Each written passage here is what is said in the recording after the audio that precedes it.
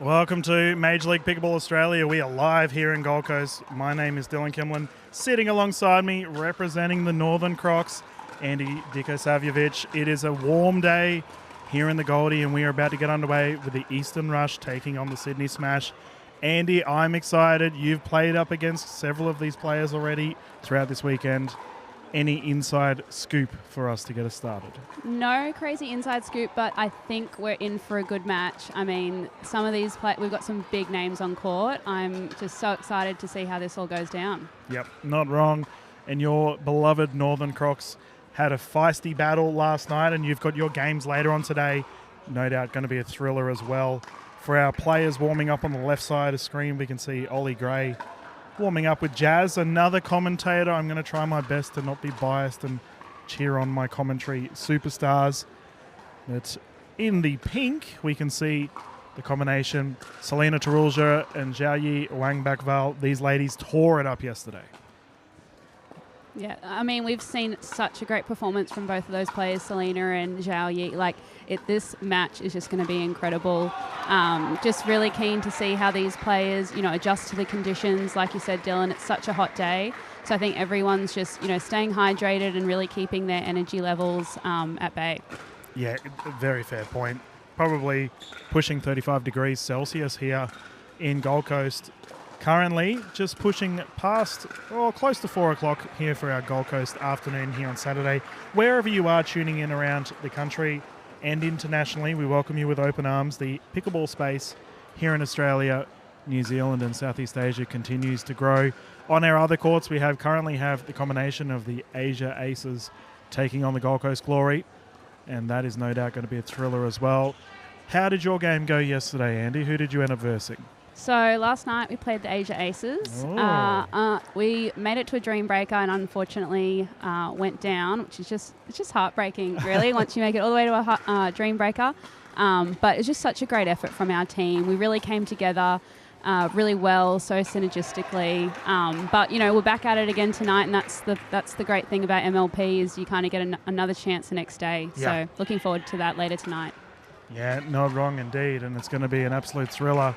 We've got the absolute superstar Arman Bhatia currently coming on court, has just won a gold medal in the gold medal for the men's. And his captain, Katie Hart, went down, got a silver medal in her women's gold medal this morning. So it's fair to say the Rush are in form, as they are no doubt going to tear it up. Did you play singles yesterday at all? Yes, I played singles and went down to the silver medalist pay in the second round. So, but yeah, the Rush are looking really good today. They've had some finals appearances from some of their players. So, they're riding that high, and hopefully we can see some great pickleball from them carry on for the rest of the day. Yeah, exactly right. And for the side of the Sydney Smash, they took on the Southern Stars yesterday and won it in the end, a 3-1 victory overall. But I will say the Stars bounced back very strongly in the fourth game, unfortunately going down. We've got the ladies on court. Wang Bakval, Tarulja played some lights-out pickleball, and they will want to continue it. So we can see official Kylie Dunn having a chat to the to the ladies rather. And Jazz and Katie will be starting. Any predicted play styles from these players on court, Andy? I think, with Katie on court, we're going to see some strong, big hitting. And I think Jazz is just such a great, solid player at the net there. And we'll see some swinging from her too. And I think the combination of Zhao Yi and Selena, they are in good form. So see what we'll have here. And one way to find out. Let's get started. 0-0. Ooh, bob and a weave. Selena getting her noggin out of the way, and that ball's gone long. First points on the board for the Smash.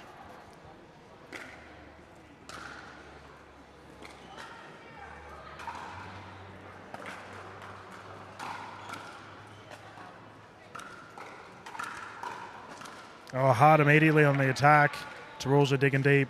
And expected play style from our ladies, Andy, pretty much what you would expect for your game as a Croc. Yeah. We'll get into that in a tick.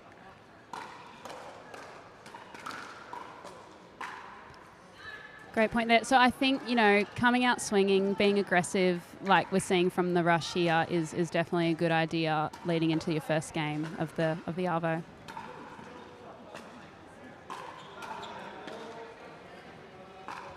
And we've got our officials just having a look at the ball. And it looks like we will be swapping it out. Coach Mike Neal for the Eastern Rush coming on over to have a watch as well. He jumped in the commentary booth with me earlier today and we had a great time. We are very lucky here in the Australian pickleball space to have such a star-studded commentary lineup, and we hope you've enjoyed it at home. I'm obviously referring to you there, Andy. You can take the compliment as we can get back underway. I'll take what I can get, Dylan. 1-2.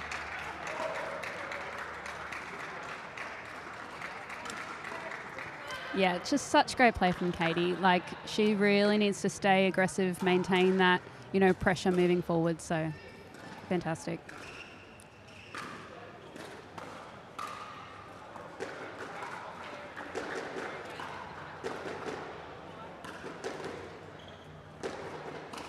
Oh, down the middle, bang. Another thing that we're going to see from the rush today, I think, from these ladies is some great resetting, some great defense. With, they'll be digging away, hoping to, transition to the kitchen line just like that.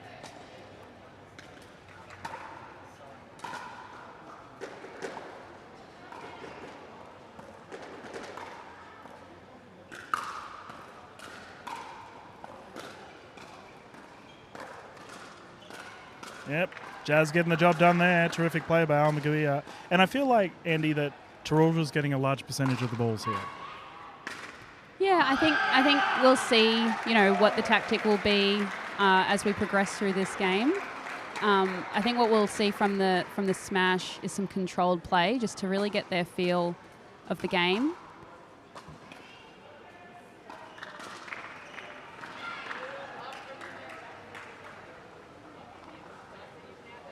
It's currently 3-3. The players looking a little bit confused, but we're all good. There we go. We're all sorted.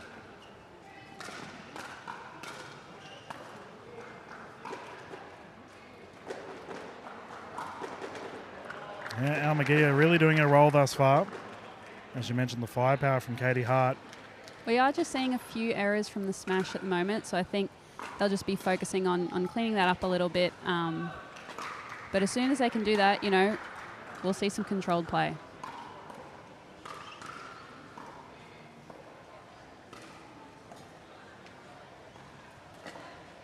Yeah, beautiful play there from Selena. She's just aiming for the feet of the rush ladies here and really controlled, nice play there.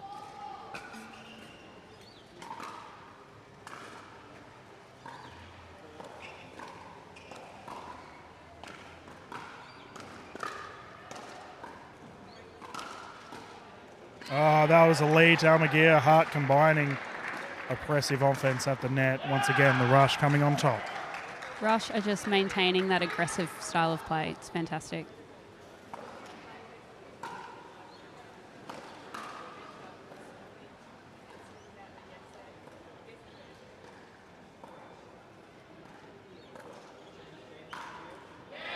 Yeah, the lob attempt.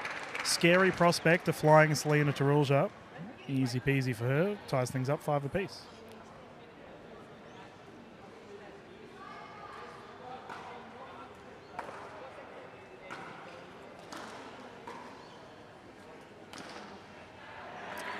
Anyone hits the ball harder than Katie Hart, Andy?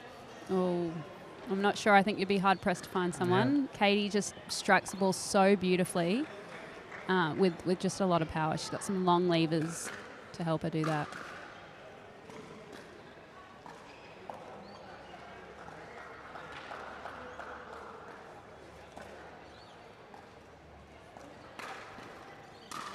Oh, that's a body. And Hart has copped it big time from Wang Backfall. My goodness, I hope that wasn't in the... Yep. That is very close to her eye there. I believe we may have a medical timeout. This is no good, Andy. Have you had a chance with your college experience with your tennis play to verse any of the players that we've seen thus far in the MLPA format? No, I haven't yet. I think there are a few players in the US that I've come up against. But I know that we've got some ex-college tennis players here. We've got Selena, who's played college tennis, on the court here for the Smash. So we're definitely around. My own teammate and captain, Summer, from the Crocs, she also played college tennis. So yeah. we're around. It's a great, and it's a great transition as well into pickleball, especially that into MLPA, because it's that team setting. When I was playing last night, I kind of had flashbacks back to my college tennis experience, but we're older now, so we're all a bit more mature and and all of that. But that same atmosphere was replicated, which is just fantastic. Great atmosphere, and I hope the viewers who are watching can sense that as well. But if you're here in person, you definitely know that the crowd is cheering, the players are getting excited. It's something definitely to get behind. Yeah, and we've got a little bit of a delay here, ladies and gentlemen, as a medical timeout is in play. If you are just tuning in, captain of the Eastern Rush, Katie Hart, copped a ball to the cheek, awfully close to her eye. Thank goodness it didn't strike her eye. I'm a big believer, Andy, of our players wearing protective eyewear, considering, just how hard everyone can hit it. As Katie looks okay, thankfully, on the left side. She's got medical treatment as we speak, so she is allowed a 15-minute breather to get things in play. It's a bummer for the Rush, though. They're playing so well. Yeah, they were really hitting their stride there, but we just need to make sure Katie's okay. She does look like she's going to be okay, but we'll just monitor that. It is, it's a bit of a shock.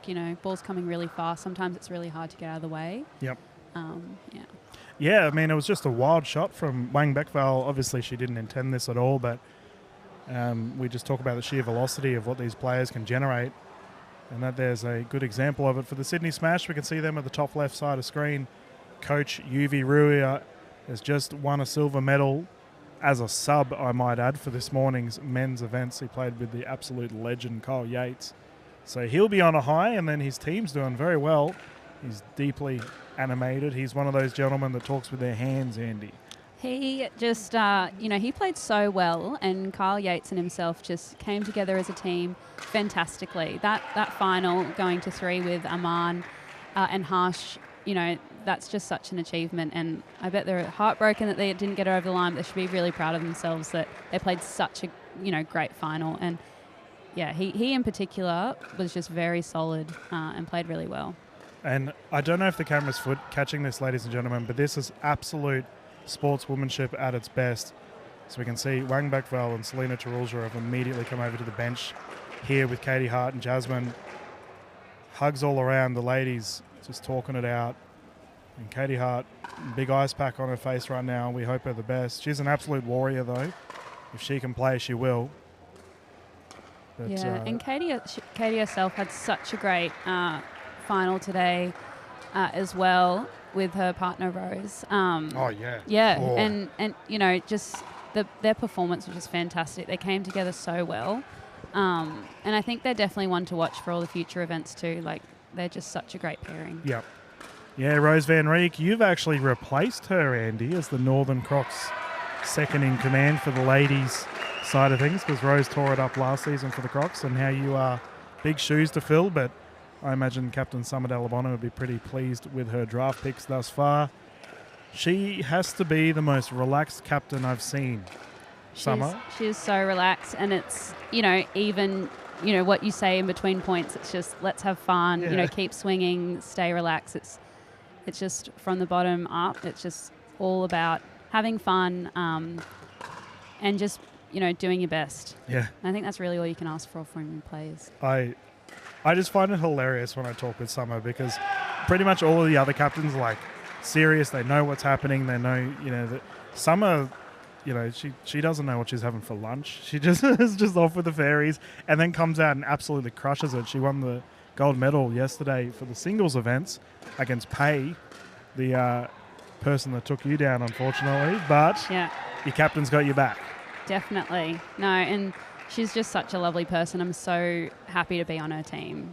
I think it's going to be a great season with her. Yeah. Oh, exciting times, and the Crocs will be coming up ahead. We can see our ladies starting to warm up, so I'm assuming Captain Hart is ready to go. Here she is, tough as nails. The Rush are back on the court. Crowd appreciative, and we can get back into it once more. I believe it's currently 6-6 as a tied game from that Wang Beckvale shot. And it's funny, when I coach new players here in Australia, Andy, I explain to them, if you get hit with the ball, you lose the point. And everyone's like, what? Like, how does that work out? But that is the case here. We can get back underway. Langbach-Val to serve, 6-6. And the question has to be asked now, can Katie get back into shape? Yeah, I think she'll find her way back. It'll just, work her way back into it. Yep, there she is. We saw some Katie swings there. It's just beautiful play from Katie. Yeah, stop doubting Dylan. She's captain for a reason.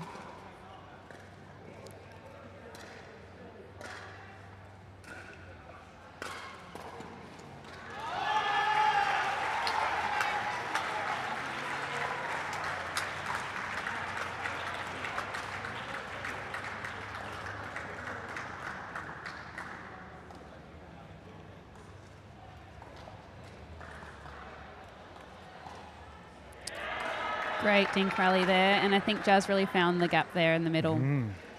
It was like a double-handed forehand. Like, it threw me off. I thought she was going down the line. Clearly not. Yeah, it can be hard to read as well. It's a great shot, though.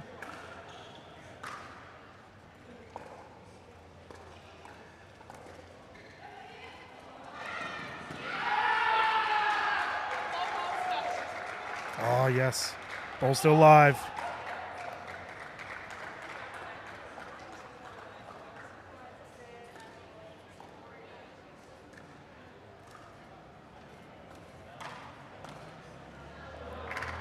That has just gone wide. Yeah, it's a great rally there. All players being really patient and really working to get the ball to see if they can speed it up at their opponent. But great rally there.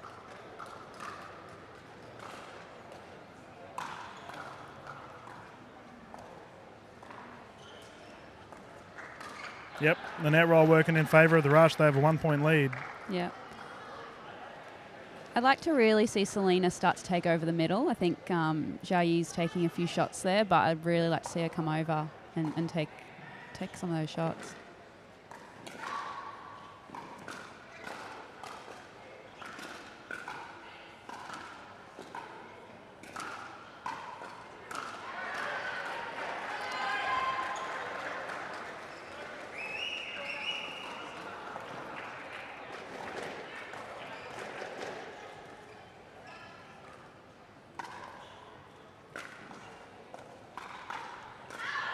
Absolute mayhem on the court. That had everything.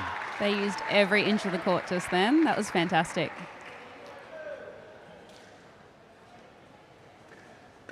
(10-8). This is a close game to get us started here this afternoon.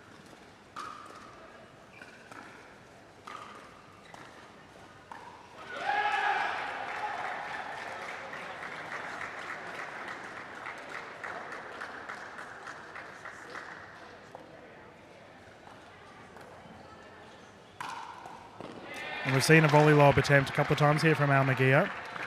Yeah, I can see she's trying to mix things up, which I think is a great idea when players are really hugging that kitchen line. And you want to keep them honest and not allow them to really stay on the kitchen line. But Jazz is showing some great hands, great resets there. Getting unlucky with the lob.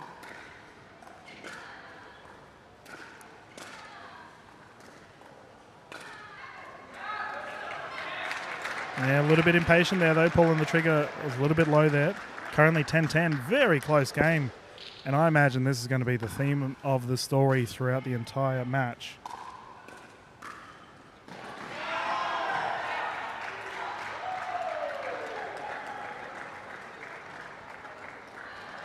Beautiful two-handed backhand there from Selena. Yep. I think she's a great player on that left-hand side. You know, she's very consistent with that two-handed dink. And I think two hands, it's giving her a bit more extra power, keeping Jazz back a little bit further there.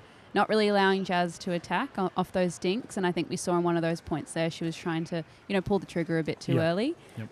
But that's going to be important in this match. All these ladies can dink so well and so aggressively. So it'll just be important to stay patient and really find that ball that you want to speed up on. I'm curious, Andy, how do you find as the ladies play first?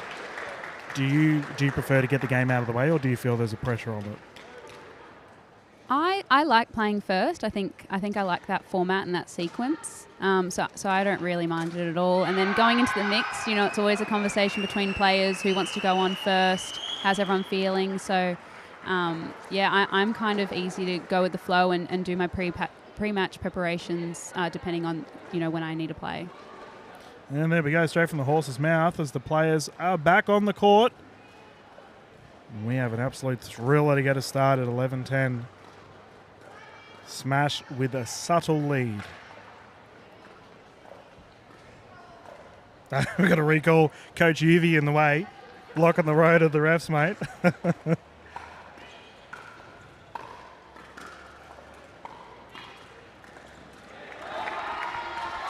Great drop there.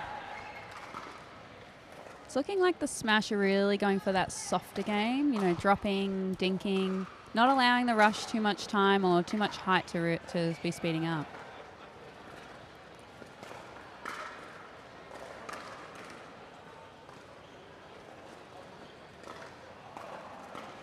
There it is. Great finish there. So Great good. finish. Yeah, Wang Bakfal has bodied Katie Hart several times this far, being a terrifying force on that right side of the court.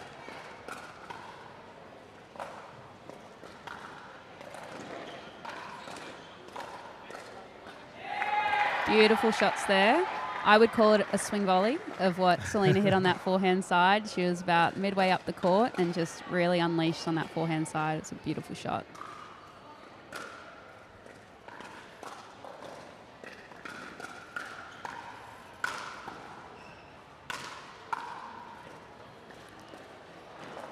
Oh, Ball still live.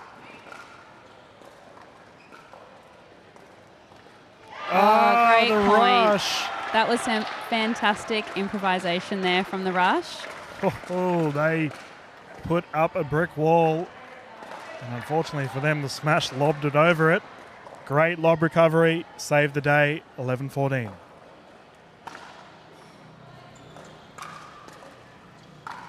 Bang. Rulja ripping that one down low.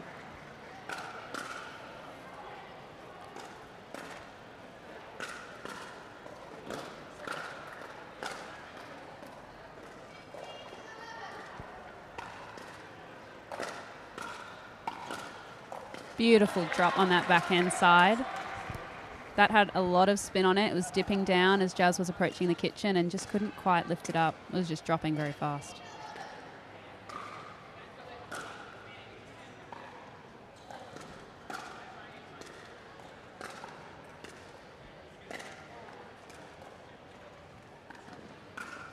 Down the middle, too good. Katie Hart jumping on that one. She's got such fantastic reach, Katie does, into the kitchen. It just makes her such a formidable opponent. Yep.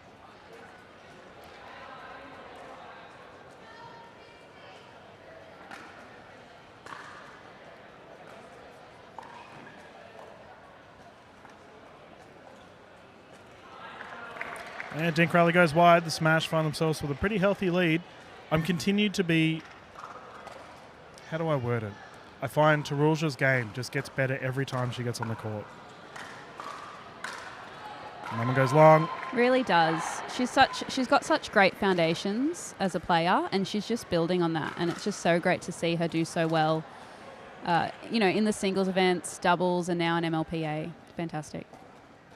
Yeah, and I believe we have a timeout here on the side of the rush as that ball has gone long, and Tarulja and Wang Bakval find themselves with a pretty healthy lead. As our players, we can just see both sides have coaches. Uvie Rui currently heavily discussing with the Sydney Smash and Eastern Rush. Mike Newell is their coach. A little bit awkward for Joey Wild. He's up against his former team. But I don't think he's going to mind at all, considering he gets to play with Mitchell Hargraves.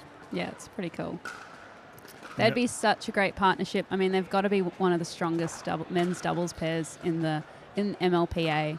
So it'd be great to see how they go against the rush today. Oh, Andy, I don't know if you've realised it, but you've sat in to call one of the most anticipated men's double battles of the MLPA season for this season. We've got Mitch Hargraves, Joey Wild up against Armian Bhatia and Ollie Gray. This is going to be lights out. So strap yourselves in. We've still got the ladies on court. Can the Smash finish this off? For Coach Newell, currently heavily involved with the Eastern Rush. The question has been asked, can they respond? think to really turn this around, the rush, what the Smash are doing are really, playing that soft game, dinks, drops. Ooh. The Rush are going to have to stay, to really stick to their game, remain aggressive, and just be patient, really wait for that shot. That was a technical fault, I believe, that Katie Hart just received. Might have been a warning. I'll have to get confirmation from official Dunn after this game. The red card was raised, though. Did you know we had card colours here in the Australian pickleball scene, Andy? I'm yet to see one, so there you go. That was interesting. Yeah. No, whatever the reason may be, Kylie Dunn, one of the most respected referees here in the Australian pickleball space.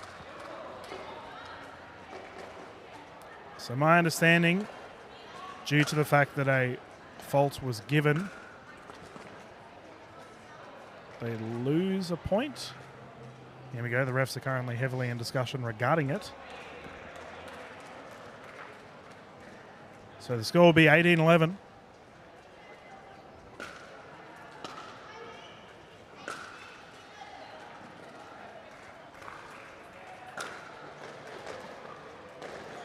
Oh, that clipped the net as it came down. Yep. But I think the Smash were glad to take that one. Yeah, that stings for the Rush. They have to bounce back here. Look a little bit rattled. They've had a interesting start to their game one, the Eastern Rush.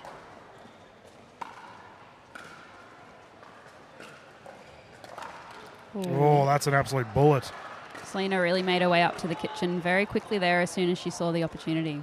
Yeah, Katie Hart still, I think, recovering from that shot to the face earlier, and Selena Tarulja knowing that full well. We have a game point situation here for the Sydney Smash.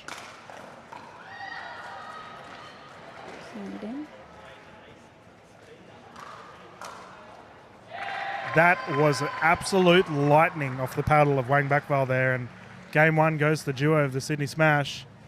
They have come out firing, Andy. They really have. As we have our players currently discussing and changing, we are going to have the gentleman hopping on court. Now, I am excited, Andy. I'm going to get you to give a bit of an analysis here of the players on court, and I'm going to find out from official Dunn regarding the technical fault that we just witnessed. Yeah, so perfect. So for the Rush here, we have Aman and Ollie. I think, they're a great pair. We've got Aman, who made the finals of he got the gold medal in the men's doubles earlier. And we have Ollie, who is, I believe he's 18 years old and just such a fantastic junior. I think he's such a great person to have in our sport and really be an inspiration for some of our juniors who are coming through. So he's just doing great to have, gotten himself drafted in both seasons of the MLPA this year. On the Smash, we have Joey Wild, who's obviously a very big name in pickleball. He received the bronze medal, I believe, today in the men's doubles, partnering with George Wall, captain of the Fast Fours. And we also have Mitch Hargraves, who again is just such a fantastic player, big name in pickleball as well. So they'll just be a great partnership leading into this second game of the MLPA match with the Eastern Rush versus the Sydney Smash.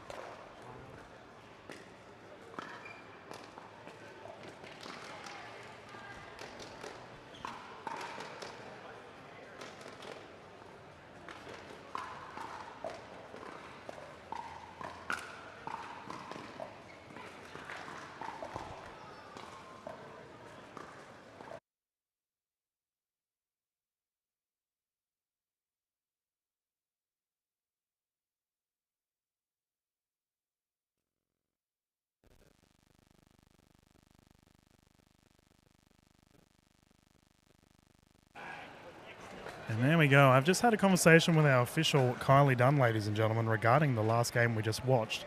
And I can confirm there was a technical fault given. So as a result, the team loses a point. That's why there's a little bit of confusion. Doesn't happen often, but game has recommenced here. And Andy has given her in-depth analysis of the gentleman on court. This is going to be an absolute screamer to get us started. Hot hands are expected from these gentlemen.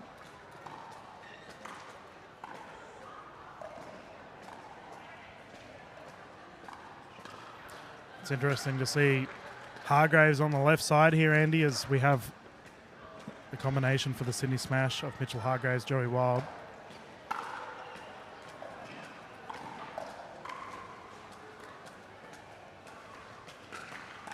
Oh, great shot there. We're going to see some interesting play today. I think, you know, this is going to be a very competitive match. The players are going to throw everything they have at it. Yeah, Ollie Gray, the young superstar, tearing it up at the moment. It's great to see. And what an exciting prospect it is for him to be able to play with the Indian superstar, Bhatia.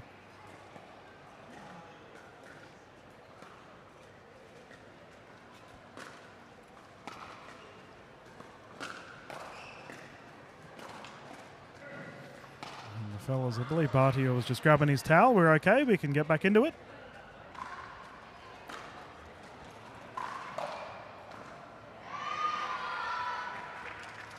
That's so good. Joey just testing him on there. Yeah.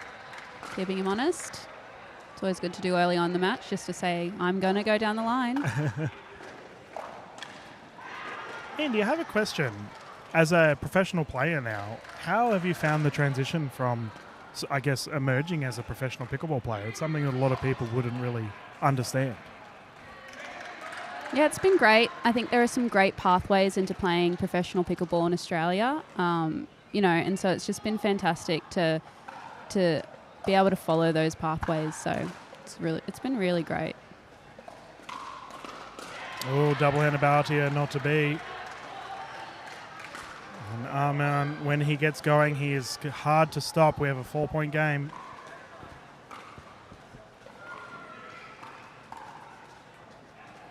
Every time I see Ollie Gray, he gets taller. He's just reaching into that kitchen more and more, isn't he?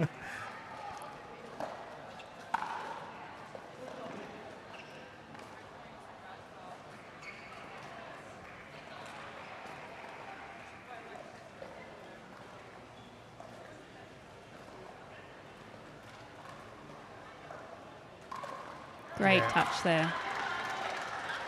Joey Wild, another male on the court who has some great reach into the kitchen as well. Oh, all these fellas are tall. Yeah.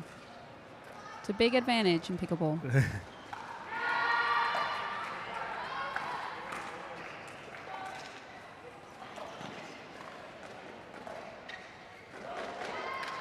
Yeah, Bhatia probably has the wingspan of an albatross as he can easily reach balls that a lot of people couldn't.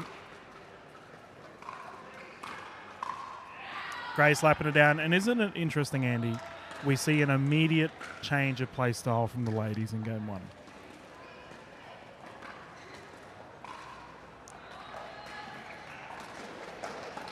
Oh, such a fantastic shot there from Aman. I think we're going to see a bit of that from all the players on the court. Yeah, choo-choo. Here comes the Arman Express. Charging down the lane. Great shot. Oh, good serve too. Ollie Gray on the left side, or rather utilising his partner on the right.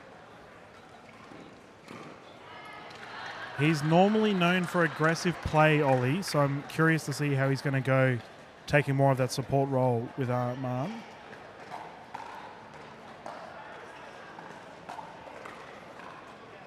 Oh. Exactly there. The fellas both love that aggressive play style, but they figured it out and they enjoy a 2-point lead currently.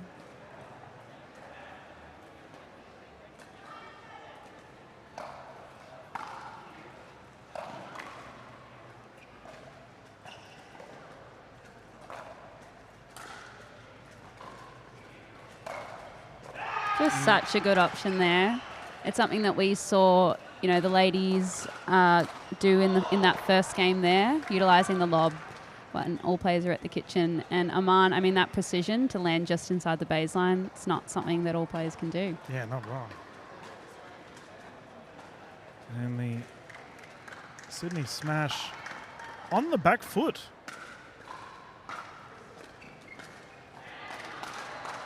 We haven't seen too many errors from the rush. They're definitely keeping their errors very low and really controlling their aggression, I think, is what we're seeing particularly from Ollie.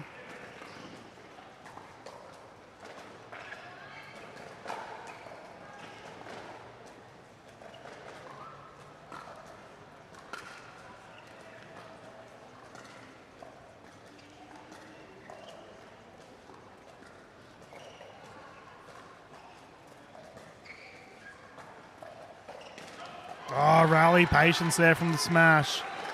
What was really interesting in that point was we're not seeing too many dinks land in the same spot twice. They're just moving that ball all around the kitchen, keeping all players honest.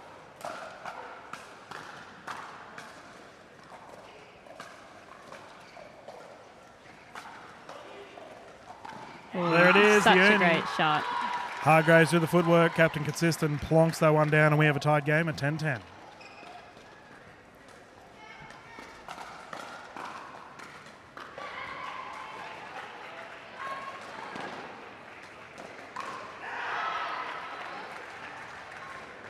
Well, there we go, Andy. The rush.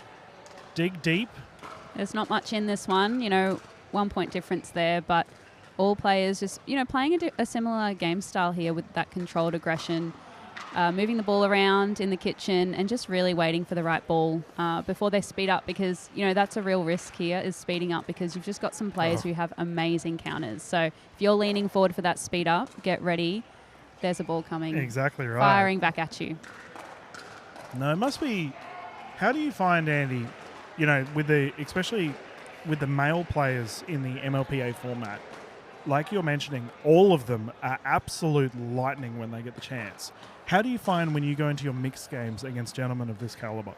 Yeah, I mean, you know that you're going to get some shots blasted at you. You've got to be ready. You've got to have a really good split step right before every shot, and just assuming that it's going to come fast at you. And some of these guys, the shots that they hit, they're not only going really fast at you, they're dipping with spin at your waist. Yep. So they can be really hard to get back. So it's definitely something that I think a lot of the ladies are training now, is to block that back with a bit of vengeance. Yep. Well, let's get back underway. Oh, the rush. They have come out swinging immediately after the rotation. Currently have a 12-10 lead.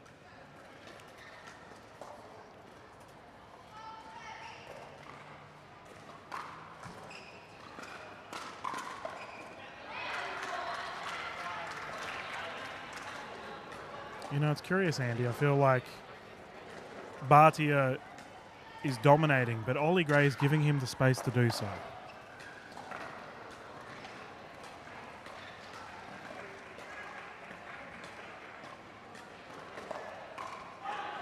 I totally agree, Dylan. I mean, you've got Aman on the left side of the court. You know that, he's going to take care of his side of the court with a lot of aggression. So, if you can set him up, which Ollie is doing very well at the moment, then you'll be in good stead.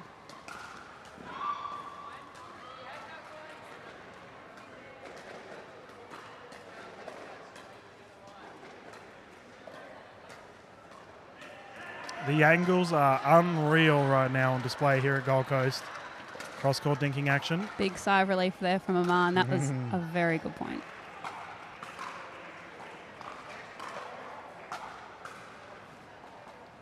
Great reach into the kitchen there. Oh, boy. I'm loving the Russia's energy as well. Like, even when they're losing a point, they're bouncing around. They've got a bit of a smile on their face. The team chemistry between Aman and Ollie is unparalleled. It's just great to see them play together. It's interesting because Gray and Hart are frequently referred to as feast or famine players. When they're up, they are dominant. But obviously the mind games kick in. Fortunately, we did see Captain Hart cop that ball to the cheek, and, she was a bit rattled. But you are right in that Bhatia, he looks calm as a cucumber right now, not even remotely phased, and as a result, the team is boppy. They're excited. They're in the zone, and, even when they're winning points, they're not celebrating too hard either. Yes. They're staying calm. They're sticking with, their strategy. So, they're looking great going into this after this timeout. Yep. Yeah, they are awfully relaxed. I don't think our camera catches it, but just on the left side there, Jasmine's tucking into a packet of chips at the moment. Aman's got an icy pole, I think. Quintessential Australian pickleball. So players are hopping back on the court. It is very warm. I could go an icy pole, to be honest. Zooper duper, as we call them here in Australia, as our players are returning to court. Currently 14-12. Bhatia will be bringing it in. Oh, 15-11. My apologies.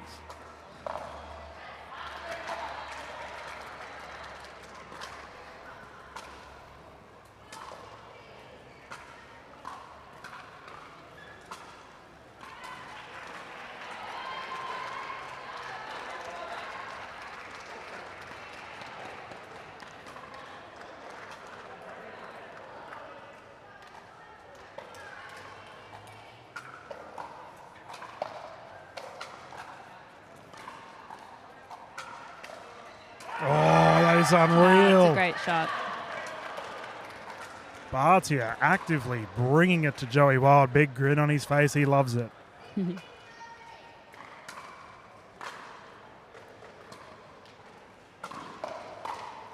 Great shot from Mitch there. He was ready for that one. I think he read that really well. Yeah, that cross-court speed up. Mitch Hargraves, big forehand down the middle, puts it away with ease.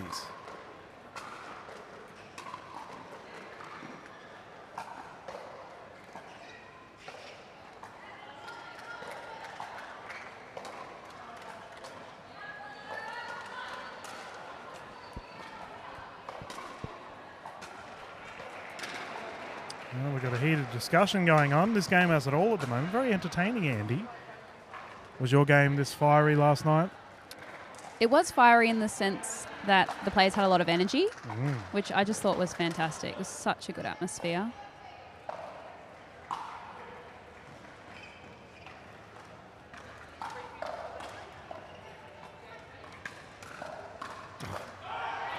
So good. And did you find that playing in your first Dream Breaker, was that a intimidating prospect or you loved it? Both. Can both things be true? Okay. I mean, that is a tense situation, but... Oh, great shot there from Ollie. But, you know, I've just got such a great team to be in that situation with. But, yeah, it's a lot of pressure in a Dream Breaker, as I'm sure a lot of people understand.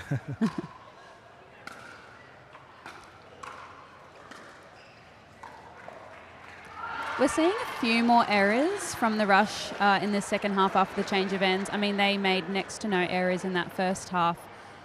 So it's only natural that, you know, we see a couple of errors. So I think the Smash will be capitalising on that. Great put away there from Oman. I mean, that's the style of play that we will see from the rush going into the remainder of this game. Controlled aggression and just being really patient, waiting for that ball to finish it off.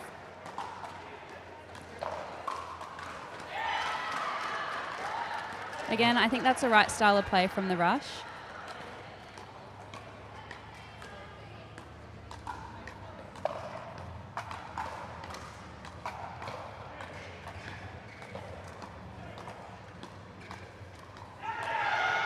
Great dinking there. I mean, we've seen a few more balls come Ollie's direction, but he's just handling it so well. He's playing so well.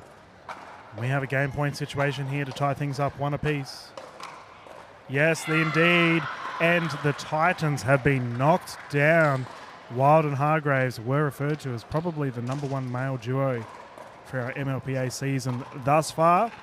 Clearly, the pundits have no idea what they're talking about, Andy, because Gray and Barty have done that with ease. Yeah, I mean, they just played so well just now. They looked so focused. I'm not sure if the people at home could see that, but, you know, being here in person, you could just see that they were so in the zone again, like we mentioned. They weren't celebrating, you know, too high, or they weren't getting too upset, you know, when they missed a shot. It was just staying very controlled in their style of play and in their energy. So it was just great to see, and just keen to see who our lineups are for the mixed doubles. This is getting good. Well, we can see our young superstars out there grooving at the moment for the rush. They're having fun. They're enjoying themselves, and why not? Great Beautiful to see. Evening here in the Gold Coast. We do have the sun setting on the right side. You can see the shade, but as a result, that sun beams in at this particular time of the day, and it looks like we're going to have the combination of grey and Alma gear for the rush.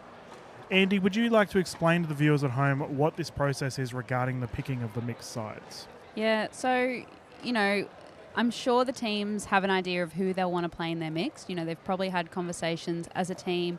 They've probably, you know, had a couple of practice games together or more of different combinations, and they'll put forward the combination, you know, potentially on who they've always wanted to put forward, but also potentially on what the matchups are. So knowing who the opponents are, they'll have a look at their style of play and have a think about who the matchups are. But I can see that we've got some players warming up on court who, you know, potentially could be our first mixed doubles here. So we have Mitch and Selena, who, I mean, they're going to be such a great combination there. Selena is such a consistent player, but she also has that great ability of speeding up if she has the ball and if she, you know, can really see that the right balls come up. And we've got Jazz and Ollie on the right-hand side there, who You know, they had a match last night that unfortunately didn't go their way, but they got so close, and I think they had a few game points and just got unlucky in the end. But they're such a great combination as well. So it's going to be an exciting first game here. Yeah, I'm curious to see how these teams go ahead. We've got Ollie Gray getting out of the way.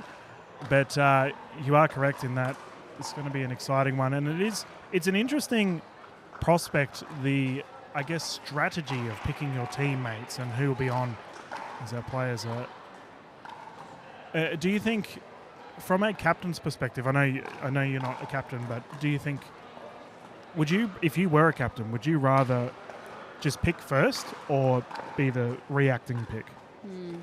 I think reacting is always good, right? Because you know who the matchups are going to be, so you can put forward your teams based on that. But also, I think as a team, you might have worked out who the combinations, your ideal combinations are before the match, but I'm sure reacting. Well, I mean, the reason I ask, because I imagine there's people at home like, oh, Dylan, obviously you'd rather react, but there is a set and forget aspect to it too, right? You just have full faith in your teammates. Now, they're going to win it anyway. It doesn't matter who they verse. Having full faith in your confidence in your teammates is the way to go. Big crowd here for our PPA Tour Australia Gold Coast event thus far. You can't really see it on the cameras, but just above the signs at the background there with the Joola banner, we have a large portion of people standing over and watching down. Such a great little venue. In your tennis days, did you ever play here, Andy? I don't think I did play here in my tennis days, although it's a well-known tennis facility as well. I have been here as a spectator, I think, at a large event as well. But, I mean, the crowds we're getting today, it's just fantastic to see. On the other court, I can see that the grandstand, I mean, I think there's 2 seats free, right? Like, it is a packed house. Yeah, got the aces and glory, and game has begun here. Game 3, currently tied 1-1. First points on the board for the Rush. Oh, bang, that's gone left side. Selena with a glare. She wasn't a fan of it. No, getting lucky there, Ollie. But, it's always good to get off to a good start in a game. And I think this 2-point lead, they'll be happy with that.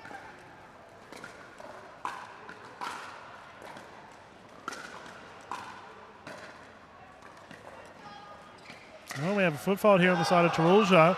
2 errors off her paddle to begin with, and that's something she'll need to figure out quick smart.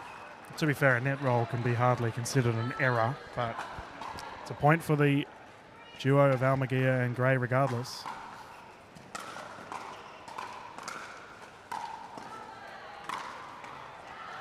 It's all right. She makes up for it.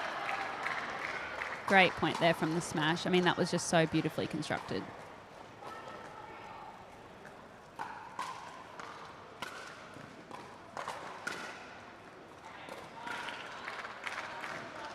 I've had the pleasure of calling Mitchell Hargrave's career for most of the time here in Australia. Absolute gentleman off the court and a dominating force on it.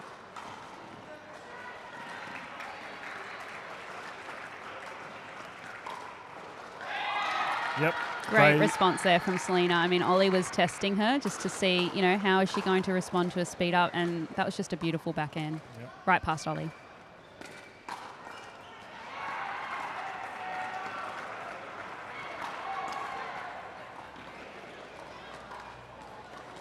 Great reach there from Ollie. He looked as graceful as a baby giraffe leaning in there, Ollie Gray did, but he got the job done, so we can't pick at him too much.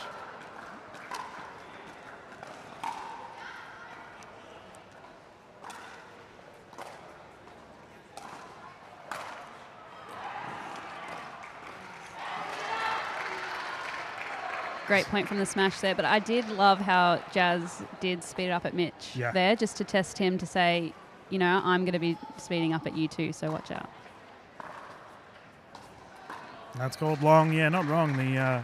Fair to say the ladies in our MLPA format are quite renowned for their hitting prowess.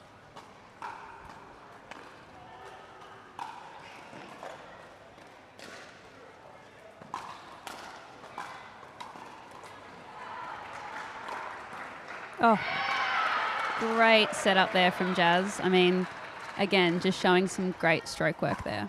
Yep, Ollie Gray coming in to finish it down the middle. And for the captain, Mitch Hargraves, he's just lost a game with Joey Wild. It would sting if he lost another game for his mixed portion. The mental gymnastics that goes on in these MLPA formats, a lot of people don't really think about it, but you know, as a captain, you want to lead from the front.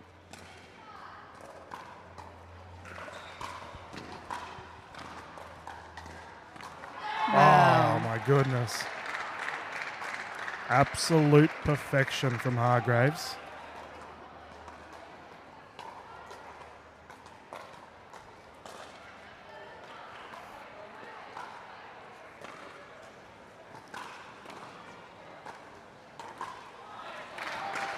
Ollie making a couple of errors around the kitchen, so he's just taking a second just for a breather, chat to Jazz.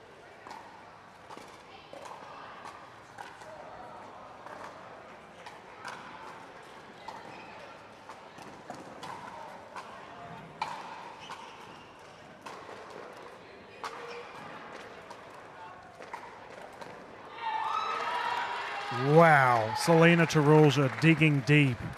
Continuous cross dinks there, getting the job done. It's also great to see the players who aren't hitting the ball are just moving their feet, faking, you know, playing this mind game with the other side. So they're never standing still. You know, they are moving around the court as well.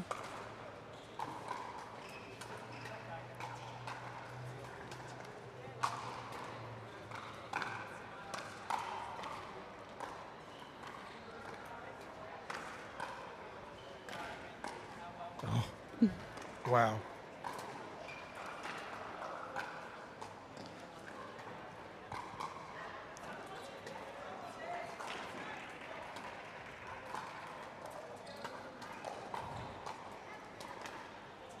Great Oh, point there from the goodness. smash. I mean, Selena just digging that ball up and up and up, just staying consistent. Wow, what resilience from Selena. It was fantastic. That was incredible.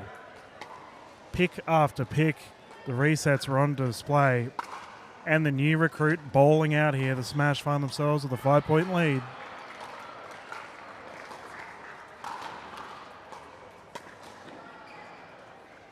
And that's called long. That's what we're going to see from a really good mixed doubles partnership is a component of it is when the lady can really hold her own and just not, you know, let anyone mess her around the court. So it's just so great to see that Selena's really playing well and holding her own against the rush here. Oh, I mean, how good is it for Mitchell Hargraves?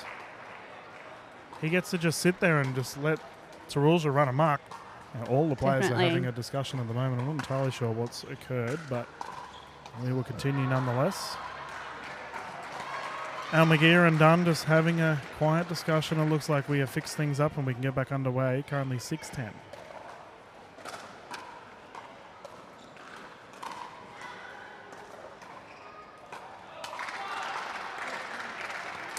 If I'm being honest with you, Andy, I know you went through the absolute nightmarish stress of dealing with a dream breaker, but all of these players can play singles very well.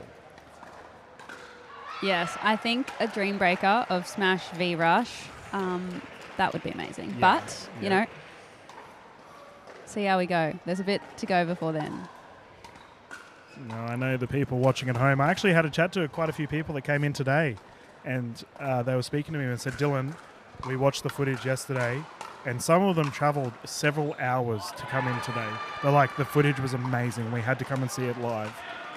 So I know those people would enjoy a dream breaker situation. Give the people what they want, right?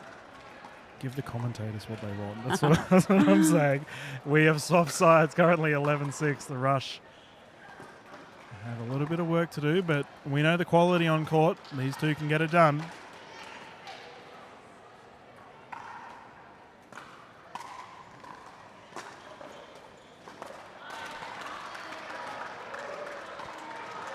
Hoping that the Rush can clean up a couple of the errors that they're making. But again, the Smash are just putting so much pressure on them. I mean, they're playing great. Oh, Ollie Gray with the speed up. Probably not the shot to make.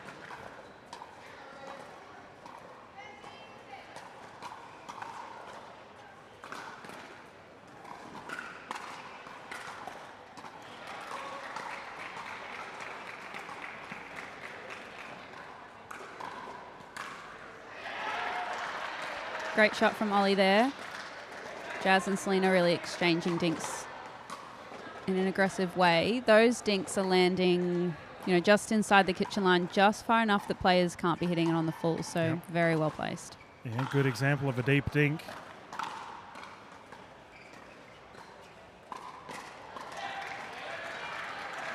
Tarulja again. She just continues to shine. And kudos to Mitch. It's just such a great response after that men's doubles. He's really locked in. He's really focused. He's got a great attitude. Yeah.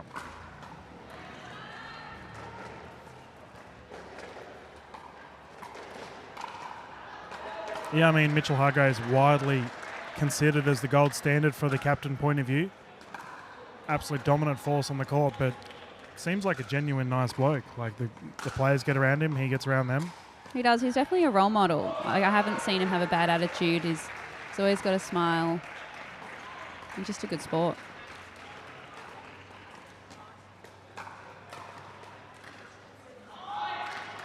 Oh, Ollie Gray's shot. I believe that went long. Yep, that's the case. Currently 15-8.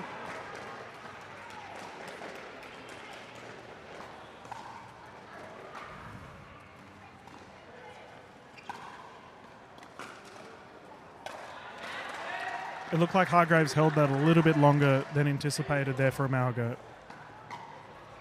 Yeah, I think what we saw there was a great drop from Selena, backhand drop in the middle from Selena, which just really set up the point there. Oh, there he is, flying through Great the air. move there. Captain's point. And I had a grin there because I absolutely butchered Jasmine's last name. So I went up and had a chat to Jazz just before this game began. And I was like, Jazz, this is going to happen. Like, I'm going to wreck your last. She's like, it's all right. We'll get through it. As someone that's called many of your games in the past, Andy, you unfortunately are a victim of that as well. You do pronounce people's names quite well, though, Dylan. I do have to give you credit for that. It's hard. I appreciate you making the effort, though. I think that's great that you kind of sit with us and understand how it's pronounced. It's an absolute pleasure teaching all of the commentators in the Australian pickleball scene. I had a couple of our new young recruits getting on board this weekend, and they had to learn the hard way as well about last name pronunciation. But it's all fun and games. Your captain's got one of the funnest names to pronounce, though. Summer Delabona just rolls off the tongue so well. It really does. Ollie Gray, there we go. That's the response. Can they continue to build?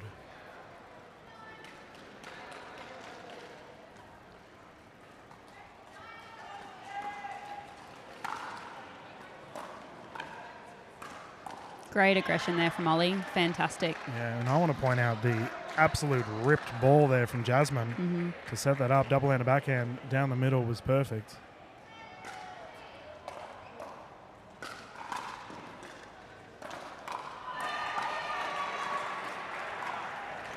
Wow. Okay. Great response there from the rush. I wonder if at that timeout the captain or, our coach here said, you have nothing to lose. Just Fire go out up. and swing, right? Yep. Like, just play and swing. Sometimes that's all you need.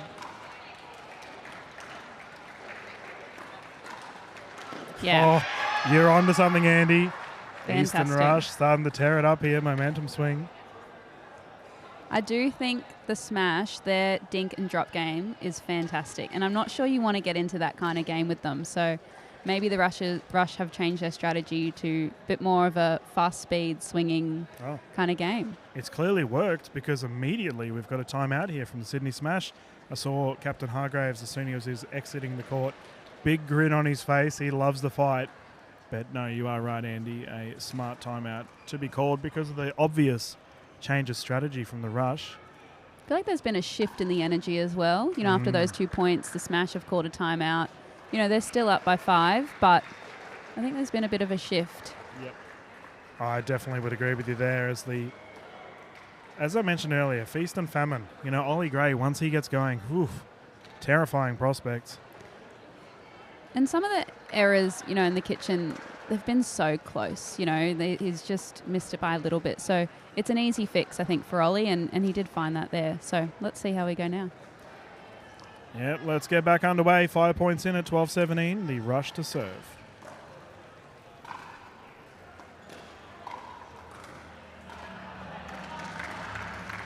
And there's that double-handed backhand by Jazz once more, setting Ollie Gray up. Unfortunately, that one just a little bit long.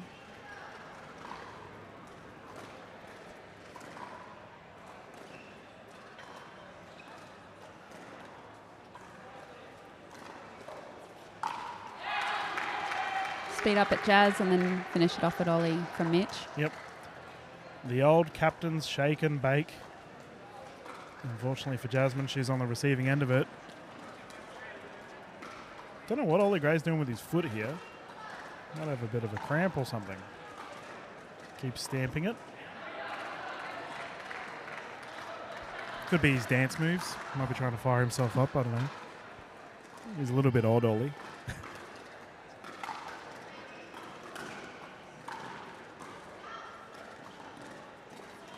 The Ernie setting that up. Ollie Gray trying his best to defend it, but we have a game point situation here.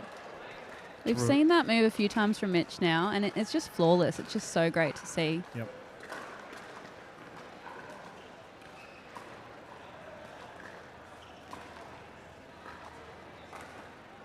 Oh, the ATP goes wide, and the smash will take game 3. We currently have a 2-1 lead. And this is getting exciting. We're at the pointy end of the stick. Great play from the smash. I mean, Mitch just came out firing after that doubles, and Selena just played another great game. I mean, I can probably count on one hand how many errors she made. She's just so solid. And I think it's, she makes it look really easy, but it is hard to be consistently hitting drops and also dinks. She was just really consistent and played each ball the way it needed to be played. She didn't overdo it. But she's also just got that really great speed up and fast game. So great demonstration of some really great mixed doubles from the Sydney Smash. Yeah, exactly right. And I mean, they'll be very pleased. Their combination on the left side of screen, we have Joey Wild and Zhao Yi Wang Bekval hopping on. Coming in, they have that little bit of a buffer, and that's a little bit of breathing room, but they have the dominant Katie Hart Bhatia combination to deal with. This is a good combination. Yep. Yeah. They cannot rest at all because paddles will be swinging. Now the question is, Andy, do we think who's going to be the support player from Bhatia and Hart? I hope there isn't a support player. I hope they both come out swinging and we see an aggressive style of play. But we'll have to see. But I'm really keen to see this matchup with Wild and Zhao Yi as well, because Zhao Yi herself is just such a fantastic doubles player. We've seen some great results from her in the PPAs this year and also MLPA. And of course, Joey's just such a big name in men's doubles as well. He did really well today. I think they got bronze, himself and George Wall, captain of the Fast Fours. So I'm really keen to see this mixed doubles matchup. I think it really could go either way. So yeah, I was lucky enough to call that game.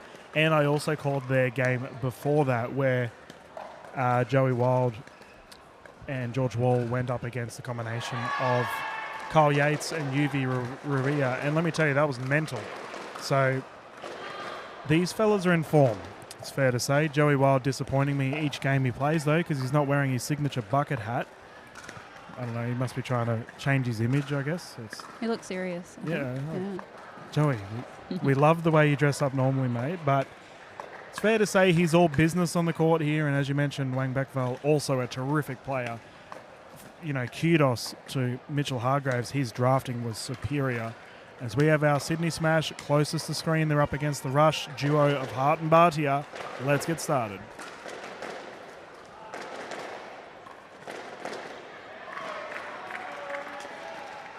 First points on the board for Team Pink. Joey Wild to serve.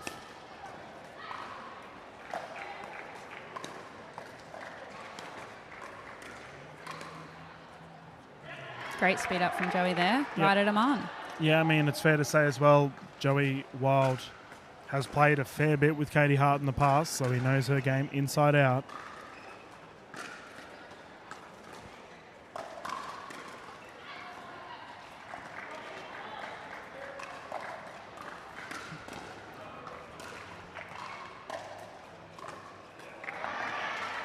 Fantastic point there. Rush winning that exchange. Geez, he can rip those balls. I'm curious to see what Bhatia we're going to get for this game. I thought that Ollie Gray played his role perfectly in their matchup. I think we're going to see Aman throw shot drive a lot, is what I noticed in his men's doubles final. Return was long. We've had a challenge here. Official J has confirmed it is out. And the Sydney smash. Look at them go. Game 4, 4-1 lead. Drive called long. Ooh, Joey nearly got it. Have you had the chance to drill with Joey yet? I have, and he's just such a great player and just such a great person as well. Yep. Yeah, good egg behaviour is what I think of when I see Joey Wild. Always super chill around the court, has a wicked sense of humour.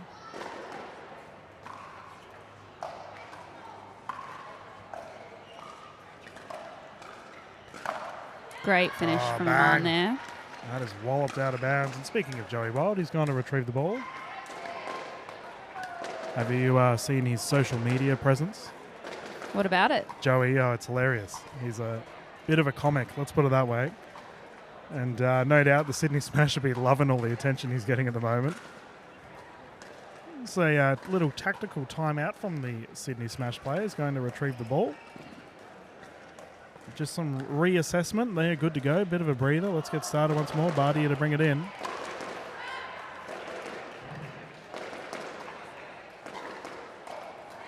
Great finish there. Yep. And I think we have such a great angle here of that serve from Bhatia. Not only is it fast and deep, it is curling. It is spinning. Yep.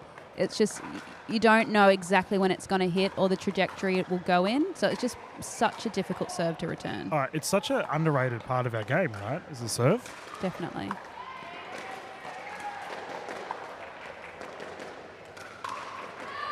But realistically, the serve and return, I mean, you're doing one or the other in every single point. So it's just something that, I think players are really starting to emphasize is that serve, return, and even that third shot, and just really honing in on that.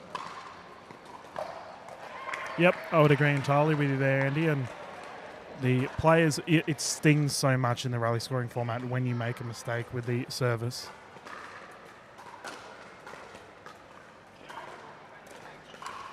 Ooh. Well read by Joey there. You can see that he's got his eye on each of the points and he's reading the play really, really well. That's an easy fix, though. I think Joey he'll make that. Oh, he was ready to tee off. Lucky Katie. She'll take it.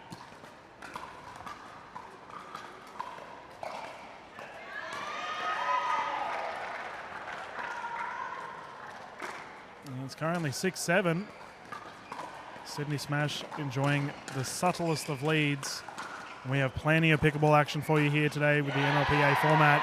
Currently have the Aces and the Glory going head-to-head on the other stream.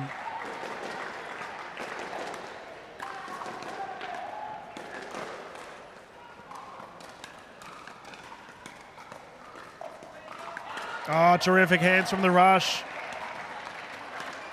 Dig deep and survive. Bhatia Hart letting that one go long. Tied game once again.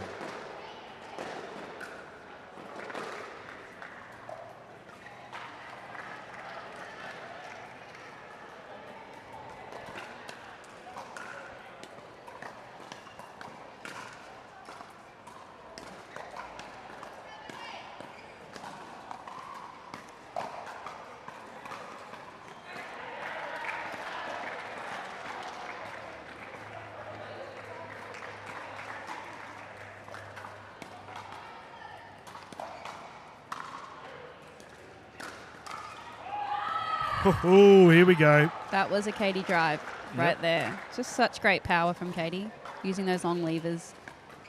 I just love how passionate she is. Yeah, it's just great energy. Love to see it. Her last name is fitting. Like, that is literally her. She is just so fired up, so passionate So about true. the game of pickleball.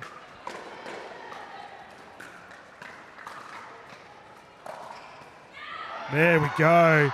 Eastern Rush coming out swinging. They have the lead as we go through to the rotation of sides. Andy, what can we expect for the end of this game 4? I mean, we're seeing Aman just driving down the middle a lot. Hart is staying aggressive as well, which is just so great to see. I think we'll see the Sydney Smash lift their game. Like, they've made a couple of errors, but we can only see them get better. So I think we'll see it get a bit closer in the second set. So let's just see how Katie and Aman are going to respond to that. Yep. It's such an interesting prospect with the MLPA and the different teams that we get. Different personalities as well. Like Bharti is so quiet. He is known to fire, however, but Katie Hart always loud. You know where she is every time. And whereas, it's fair to say the combination of Wild and Wang Bakval, both pretty chill. Yeah. Even with the difference in demeanours with Katie and Aman, I mean, their chemistry is so great. Like, their team synergy is really on par. And they've just really come together in such a great way. Their games are complementing each other so well. Here we go. We can get underway once more. Bardia to bring it in. Oh, that's a paddle slap. Called out. Joey Wild challenging.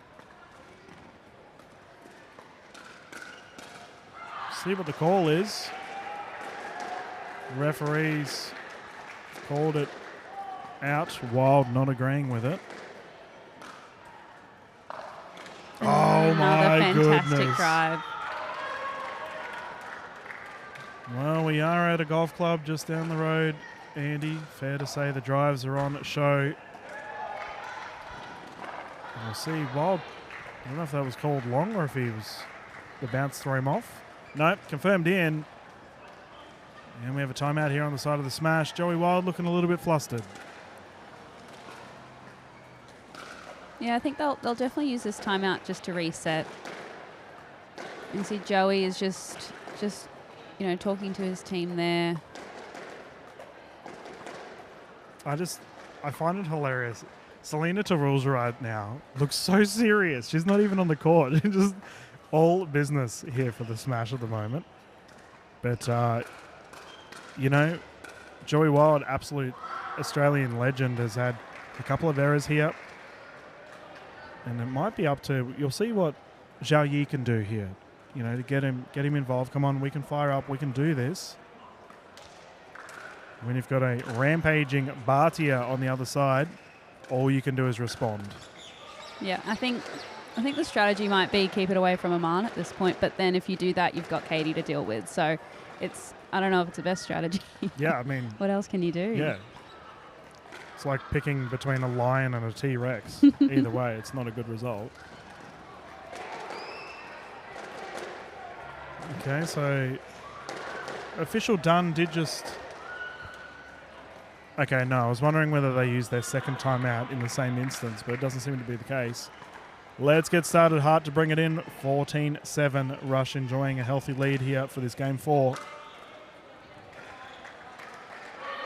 Here we go. They want to play some singles action.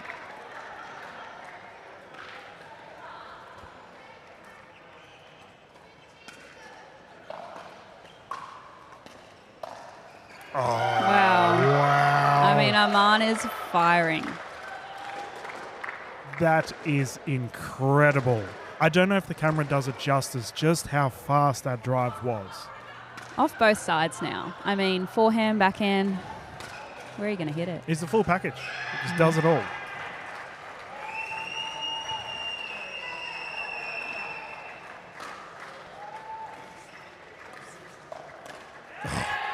He's unstoppable.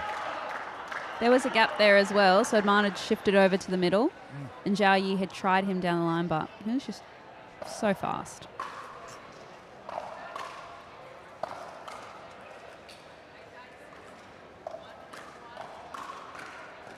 Oh, here we go. I want to point something out, Andy, in that when we watched Hargraves play with Tarulja ran amok and Captain Hargraves just let her go. We're seeing this here with Captain Hart with her partner as well. You can see Wang Bakval just trying to settle Joey Wild. Come on. We're a team. Let's dig deep.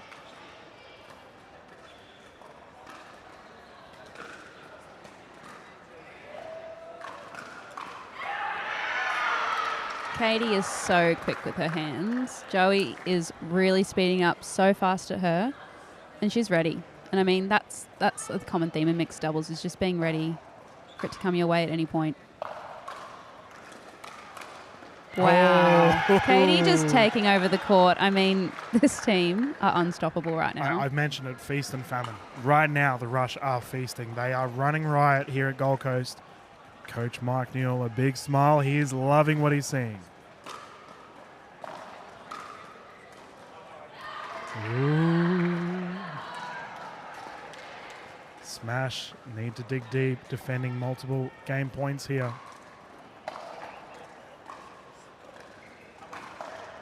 Oh, freezes in effect. Bhatia and Wild exchanging some words there. Oh, that might be from what happened earlier where Katie Hart copped it. Bhatia coming into bat for his captain.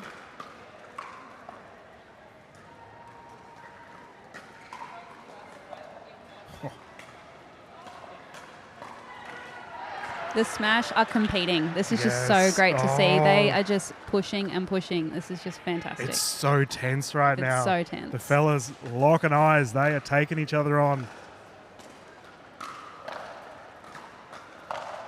Wow. Oh, what a reset. It's really And good. Oh, Langbach-Val trying her best. The freeze is in effect, so it's not over yet. The Rush must score off their own serve.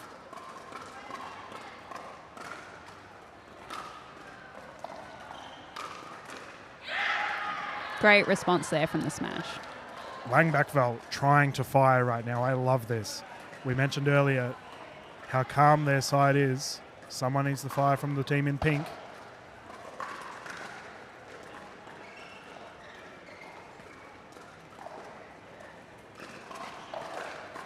Oh my goodness. Shot goes flying into our official David J's belly. Good to see he doesn't play cricket, Dave. Dropped catch on the sideline.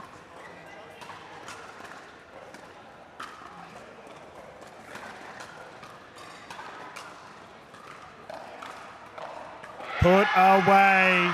Here we go. Quick high fives. You know what time it is, Andy. Is it time for a dream baker? It is. Time for some singles action. Oh, Strap good. yourselves in, ladies and gentlemen.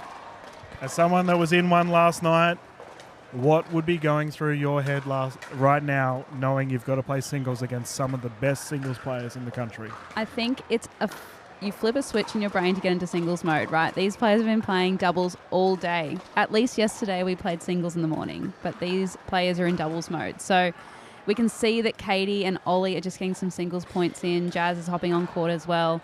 It's just a different game, right? And I think both teams have some fantastic singles players. They're about to hit the ground running. So it'll be really interesting to see the matchups as well, because there's some really creative things you can do in the lineup for the singles and the Dream Breaker. I have to say also, Andy, for your first Major League call straight into a Dream Breaker, your first Major League game straight into a Dream Breaker, we must have to call you Dream Breaker Dikasavjevic, because you seem to be getting them every time. Yeah, you'd think I'd be used to it by now, but it's still, every time you step into one, it's just a different environment, right? Oh, not wrong. And it is a terrifying prospect to get into a Dream Breaker. For our viewers at home, essentially what will be occurring is that we will play rallies in singles now. And you must play sets of 4. So each 4 points, we will have a rotation of sides.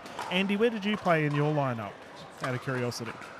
I played third. Okay. And I did come across a female opponent, but that doesn't need to be the case, No, right? You no. can play a male. It just depends what the lineup is. Yep. And it's really tricky because, yes, you get to play 4 singles points, but it almost feels like as soon as you start getting into it, you're off again. Yeah.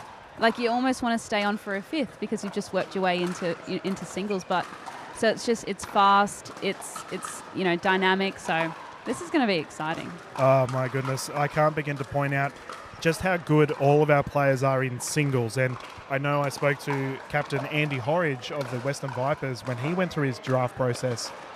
He took singles into consideration. Being a good singles player is so important. Yeah, it's something that you need to think about. But, I think fortunately in MLPA, we've got a lot of players who are great at both. So, it's just going to be interesting to see who comes to the party. Oh, here we go. as our players are currently warming up. I'm so happy that you're calling with me, Andy. You're a gun singles player, so you can talk directly from perspective of what these players are going through and their particular game styles. We talked about serving and returning earlier today. How important is that in singles? It is so important. In a dream breaker, it's stressful because do you go hard on your first serve, right? Because if you miss, that's a point. Yep. So we'll see how the players respond. It's going to be interesting to notice the game styles, the playing styles. I think what I see from the best players in a dream breaker is they just play how they would in singles. Yes. They come out firing, they're confident, and I think that's what we'll need to see from the winning team here in this dream breaker. Yeah, I am so excited, and I asked for a dream breaker. Thank you to our captains for providing it. I'm sure they would have rather have not been in this situation, but we get what we want, and here we go. Official done, bringing it in. Players are fired up. We saw the Eastern Rush. They were a bit down in the dumps of the first two games. They have responded in kind. Bhatia, Hargraves, here we go. Dream breaker action here for your Gold Coast Saturday. Let's get started.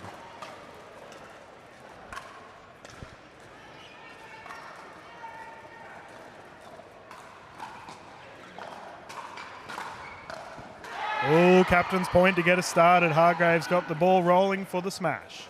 Mitch is coming out firing for sure. Oh, lead from the front. Yes, he can. He has ripped that one down the left side. And we have to say, this is a do or die game for both sides. They both had a loss yesterday. For the Rush, they had a loss yesterday. They must win this to continue. Wow. Oh, goodness. That's so powerful from Aman.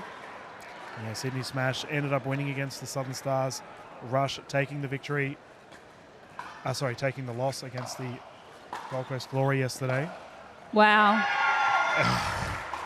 And then he's off. Just like that, I mentioned Lions and T-Rexes. That's all I'm saying. These guys are terrific. And we just continue with two more absolute A-level singles players. Ollie Gray, Joey Wild, flick of the wrist. See what the call is. Smash are happy. Confirmed in.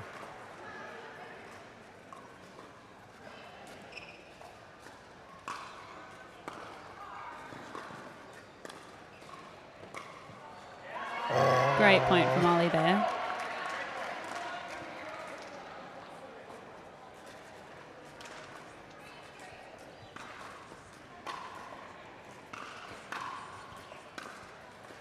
Ollie Gray, right, young player, has to come up in a dream breaker. Everything's on the line against absolute quality like Joey Wild.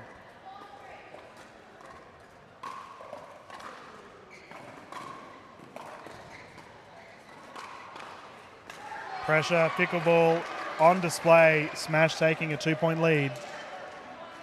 We're seeing the right attitude from the players, though. They're playing really aggressive, Yep. which is great to see, especially Joey in that last forehand there. I mean, he's just going for it.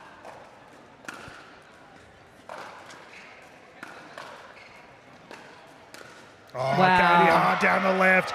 This is the matchup I wanted to see. Selena Tarulja tore it up in the singles action yesterday, and she's up against the captain.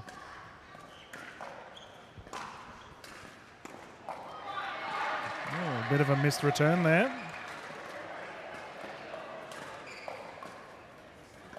Tarulja enjoying a 2-point lead.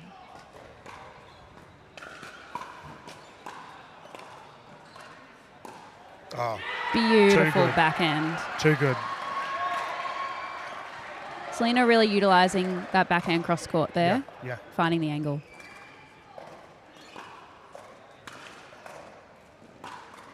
Oh. That is elite. Yep.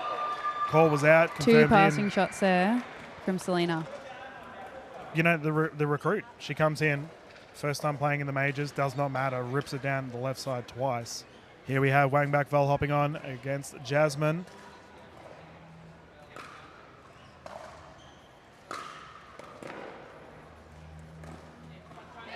Cat and mouse works favourably for the Sydney Smash. And Jazz coming out firing there, though. Yeah. Aggressive return, approaching the net. She's ready to play. Yeah, intent is on display.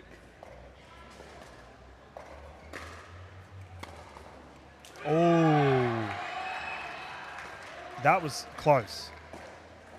Don't know if that was a Very miss hit or close. not, or if she was aiming for a shorter return. 10-4 thus far.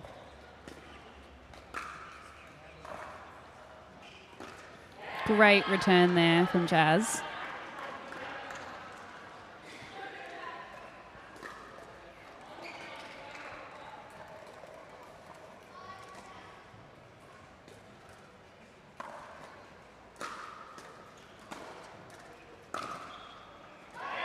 That's a Wow. great play. And they've tied things up 2 apiece. So the Smash enjoying a 4-point lead. And that's why this team format's so important, right? You just getting a 3-1 on your opposition is so big. Called out. That's an awfully close one. We had Bhatia coming out, tearing it up. Now, what's occurring here, ladies and gentlemen, as we're up to the 11-point mark, the players will rotate sides. We will still have Bhatia v. Hargraves. Just they'll be playing on the other sides of the court. The Rush, a little bit of a deficit. What can you expect for them? Hopefully maintaining their strategy here, but just cleaning up a couple of the errors. You see another one there from Aman. But it's the right attitude, right? You want to come out swinging. It's just about finding that rhythm. That's difficult to find in a dream breaker.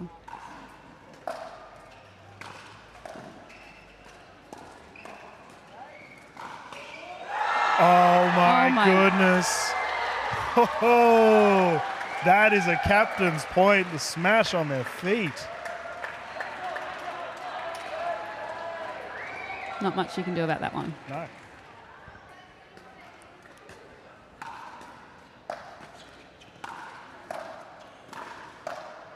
Just such a great response from Aman. Yep.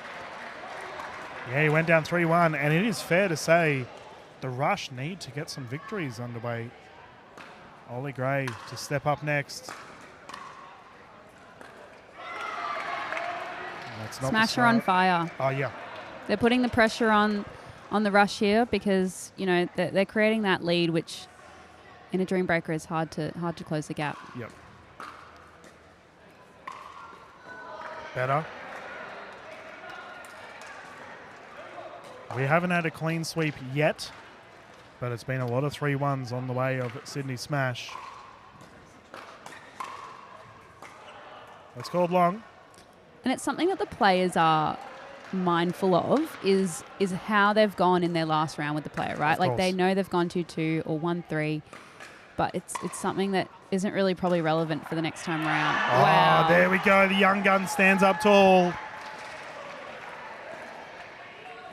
And who better to fire up than the person swapping with you, Captain Katie Hart, on the court.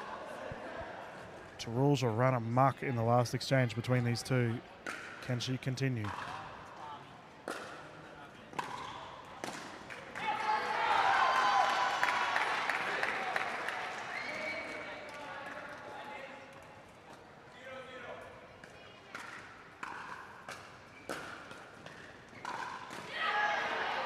Great response from Katie there. I'd like to point out that it's only a 4-point game. Anyone can take this. There's not much in it.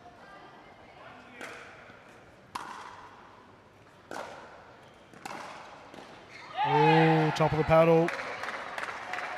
Didn't strike it as well as she would have liked, Captain Hart. Selena's hitting a lot of great backhands, passing shots, really aggressive. Katie's still targeting. Oh,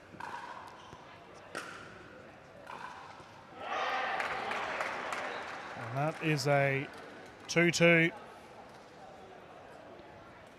And here we have the combination.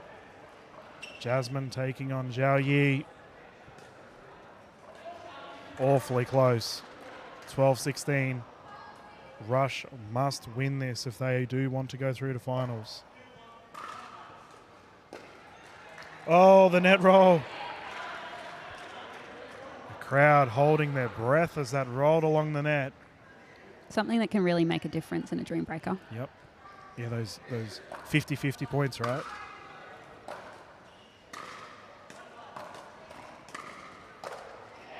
Here we go. Here come the Rush. 2 points in it. And the fourth picks for either side. Do we have an unlikely hero for the Eastern Rush on display?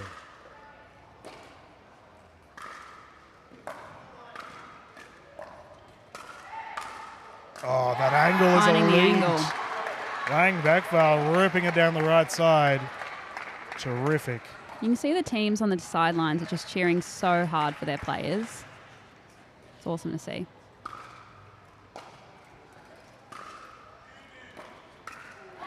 Two, and I think the Sydney Smash will take that.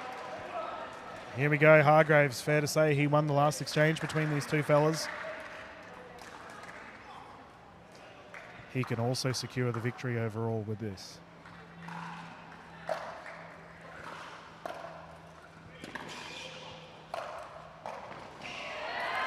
Bhatia is not done.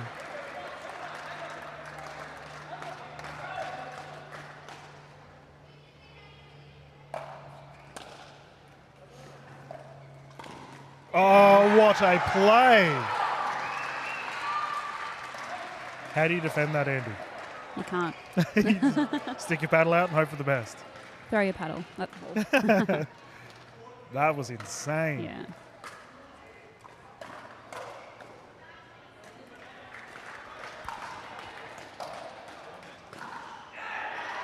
Ooh, here we go.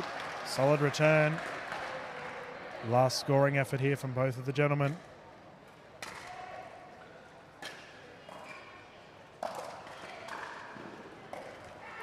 They are big, big points.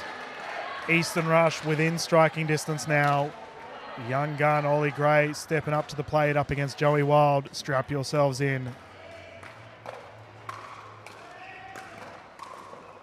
Oh, wow. Wow. Joey is looking so locked in. Even after that point, he didn't really celebrate. He's just, next point. Here we go. It's because we have the game on the line with this. And it's a foot fault called on Ollie Gray. As a result, the victory will go to the Sydney Smash. Big toe stuck on the kitchen line, and that is a rough way to end it. Sydney Smash, though, what a terrific game, Andy.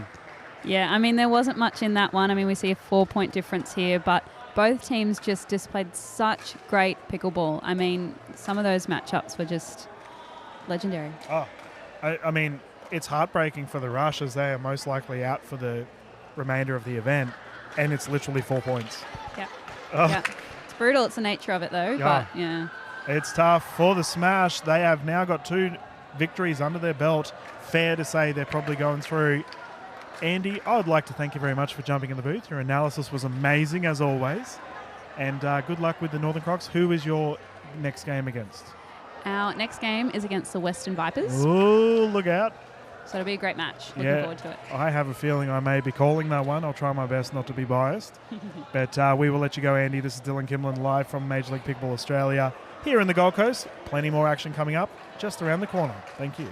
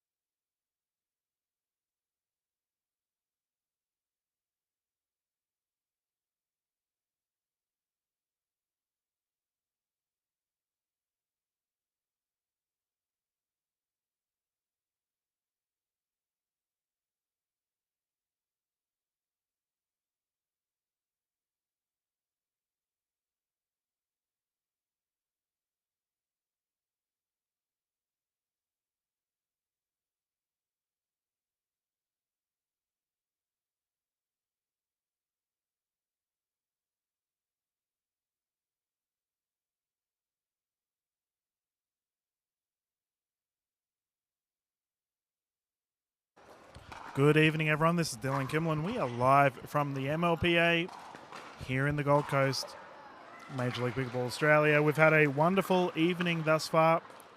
Sun setting, warm day as we currently have our Mavericks taking on the Surge. The ladies been going head-to-head. Close one to get us started as the ladies are quickly swapping sides. Closest to screen, we will have the duo of Talia Saunders and Rose Van Rieck for the Melbourne Mavericks. And they're up against the absolute superstars of Pei and Yushai. As the players are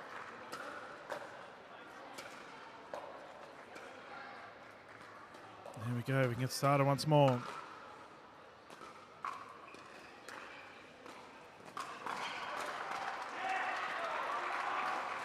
Currently 8-11 as the Surge are enjoying a slight lead.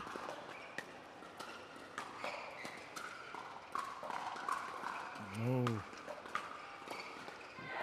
Double body attempt. Saunders firing at a Pei. Definitely a brave person to take these two on in a gunfight.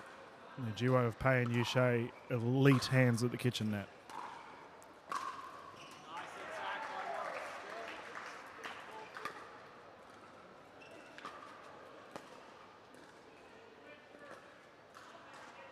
Saunders down the right side. Unfortunately goes out. We can see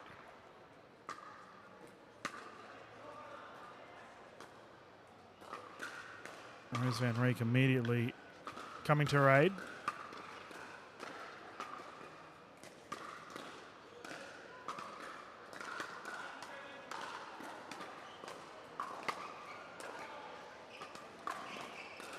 Oh my goodness.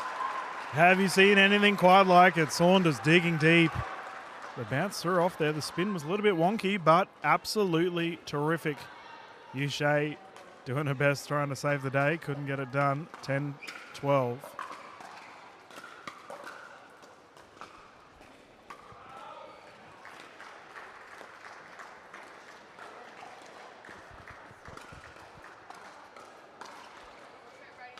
Oh, hands are flying. That's a toe cruncher. Rose Van Rieck leaping up high and absolutely walloping it down. 1 point game.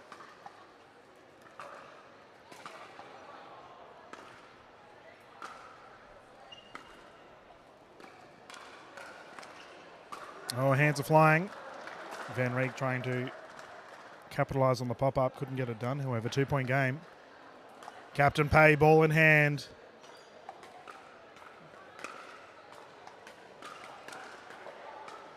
And the drive is good.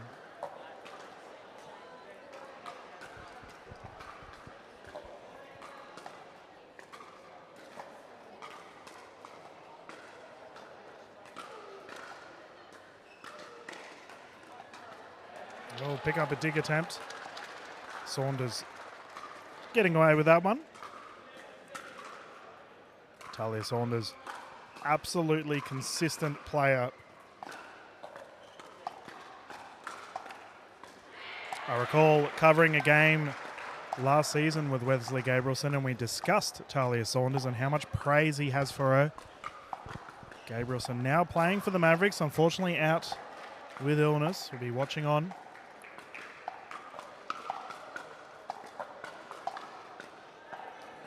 Coach Coco Lococo calling for this one for the Mavs. She's very pleased of her side.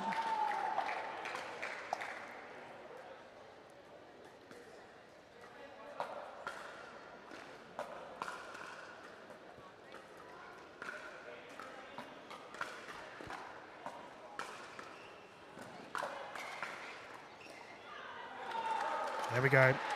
Rose getting involved. Won the MVP last season. Absolutely dominant force when she played for the Northern Crocs, continuing her fine form here for the Mavs.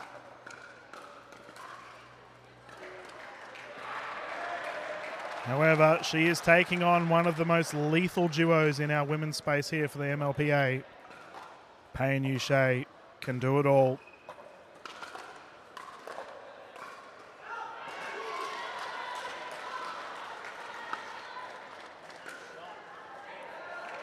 And that's a lapse of communication there from the girls. We can see Captain Coco, or Coach Coco rather, has called for a timeout. Saunders and Van Rieck just need to get their team back in sync.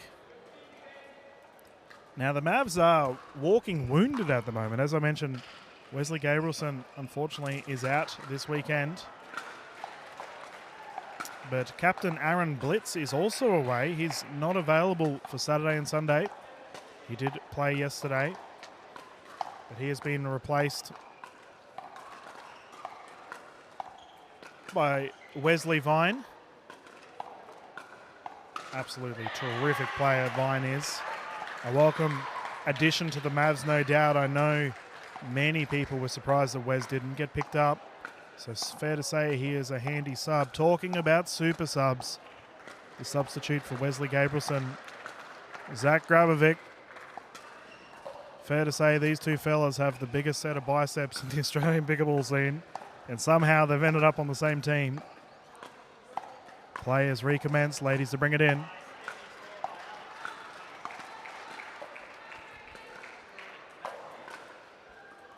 And that is just called long. Uche with intent.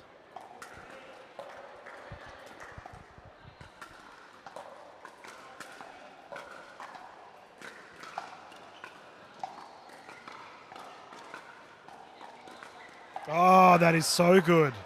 Double-hander backhand down the left side, aiming for that corner. And Van Rieck caught with the paddle down. Good play here from the surge.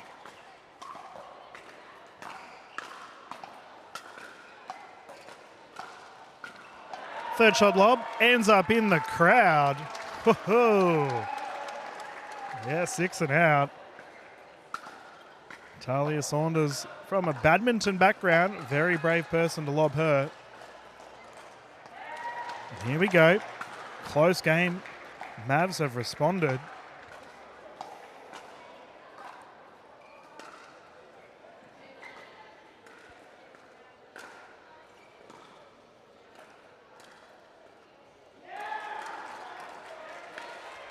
Oh, it was there. How supportive is Van Rieck? Immediately after every one of these plays, she comes over, checks in on Talia, bounces back. We have a game point situation here for the surge.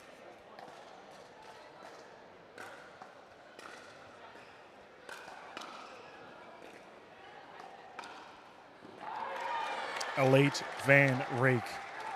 That angle was exquisite.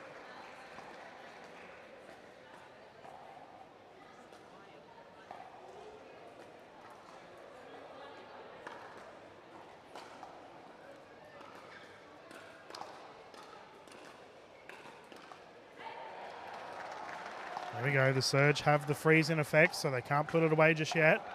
Currently 2017.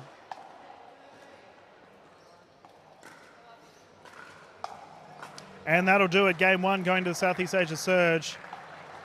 Close one in the end. Only 4 points in it.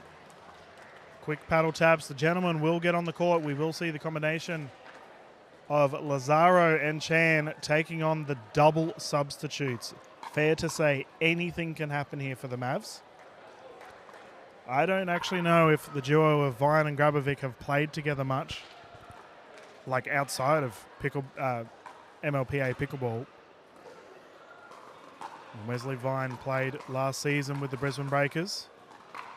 And Zach Grabovic is a terrifying force on the court. Played very well yesterday. Agility and power.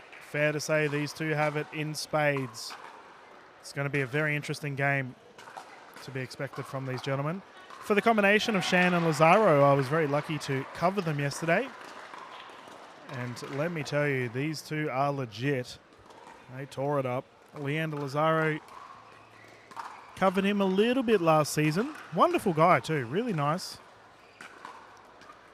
and plays good pickle too for Marcel Chan. I actually thought he was the X factor yesterday in the game that they played against the Hustle, especially in the mixed games. His strategic play style really threw the New Zealand Hustle off, and as a result secured the victory.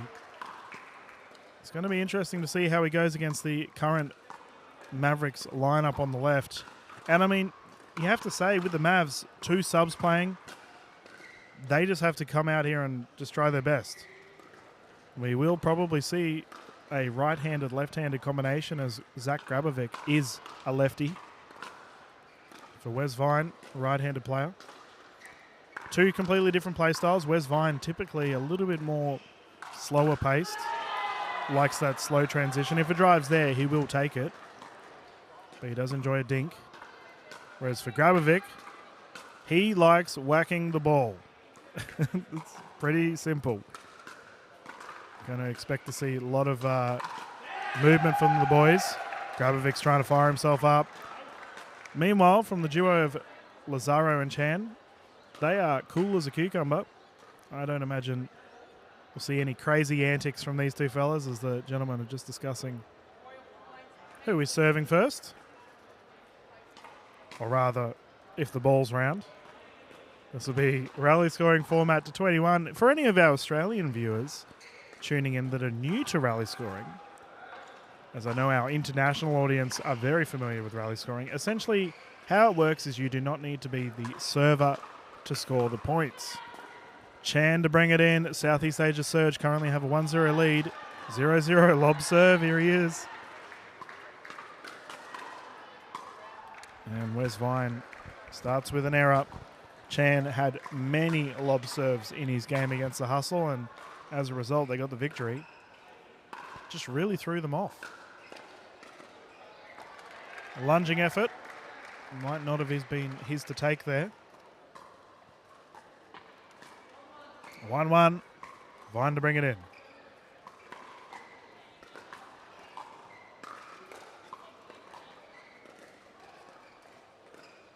Oh, footwork. Leander smacking that down the right side. Great shot.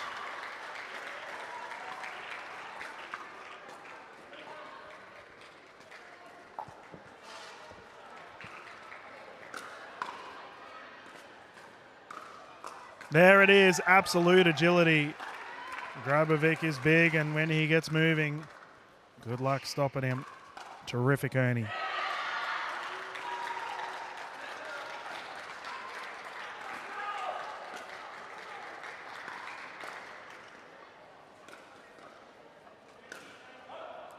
One way to respond to an Ernie is do one yourself. Lazaro trying exactly that. We currently have a 1-point lead here for the gentleman in blue. Net roll is good. Vine getting involved. For our viewers at home, I imagine if Zach Grabovic and Wesley Vine tried, they could probably pick up a car. They are all about that strength. Zach Grabovic getting involved as well. Strutting his stuff. Subs going to work.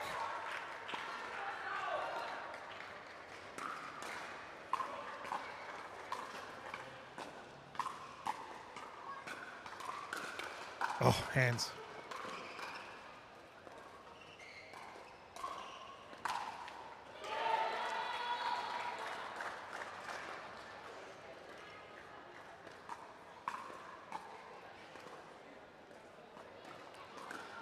Oh, it was there. We had a foot fault from Grabovic, however, so it didn't matter in the end. Hoo-hoo. The pop-up for Vine. Wanted to secure it.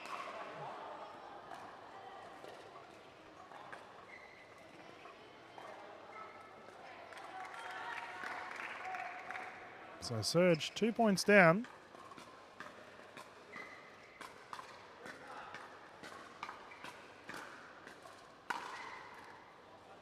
Oh, returning arrow. That gun goes out of bounds.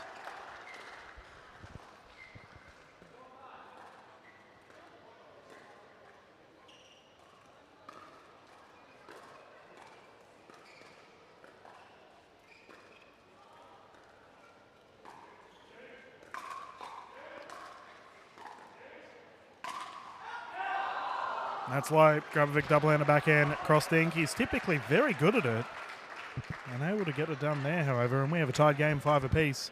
I have to point out, ladies and gentlemen, the crowd has been amazing this weekend. Really big involvement from all of our local Gold Coast residents. Pop up, Chan reaching high. Falcons himself in the process. The subs putting in work, 1 point game.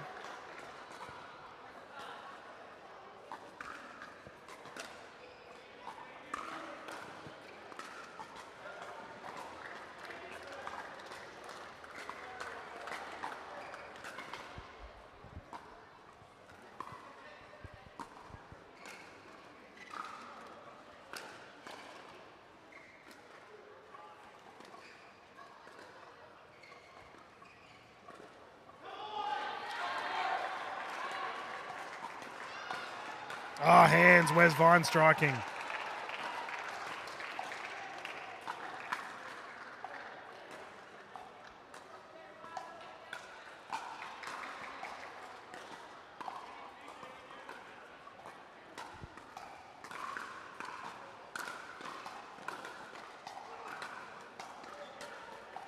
Oh, Marcel Chan. Single hand, backhand flick down the left side. He looks happy with himself after that, and why wouldn't you be? Terrific play.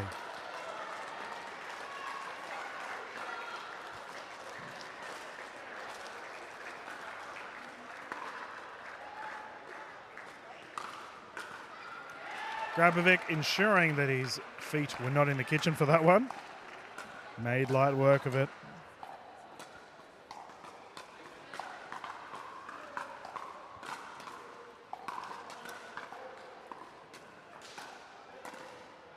There we go. Pickup is good.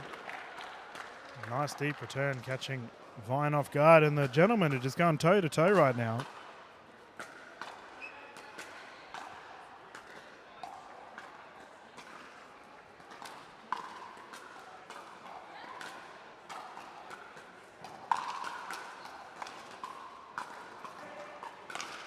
Oh, just gone long. And they survive an onslaught.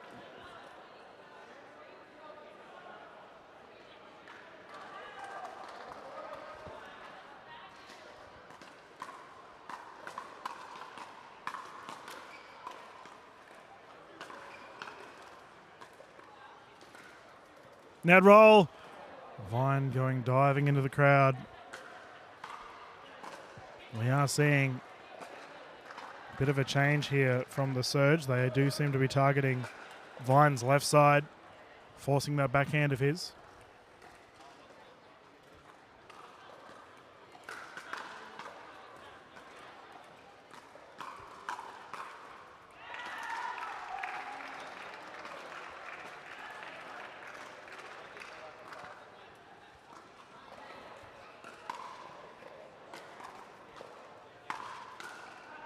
Wolves like swatting a fly down the right side. Too much oomph in it. Once again, tied game. This is an absolute thriller to get us started here for the gentlemen.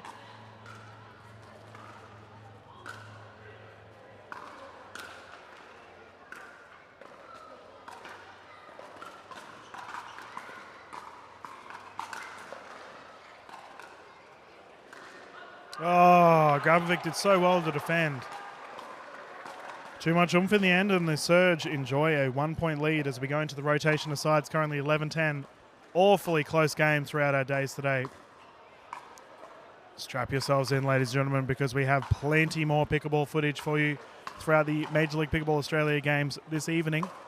So we have the Brisbane Breakers currently taking on the New Zealand Hustle on the other court. And then we have our next set of games going on straight after this. Crocs v Vipers. Oh boy. That's going to be, fair to say, a fiery affair as these players are all out for glory.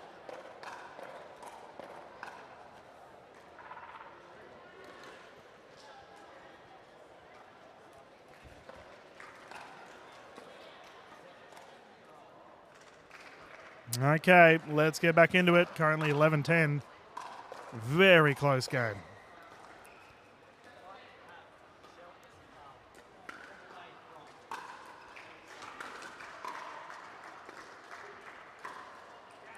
Yep, there we go. Vine aiming low. Ties things up once more, 11-11. Can't help but wonder if Captain Blitz will be watching this game with interest.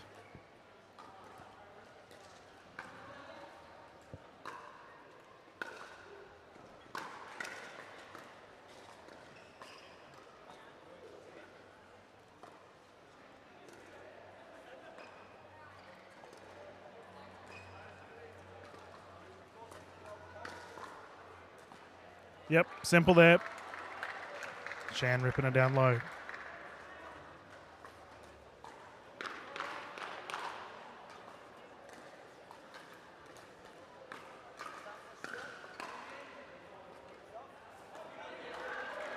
Our other game that will be on Showcourt 1 for tonight will be the combination of the Stars and the Fast Fours.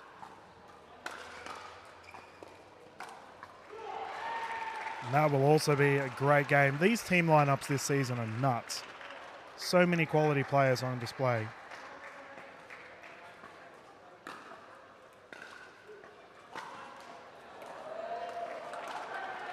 Too low. 2-point lead.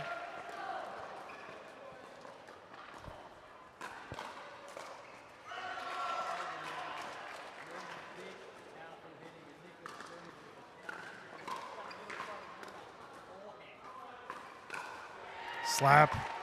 Not to be. And it seems like no one can really get into a rhythm. These are very short rallies.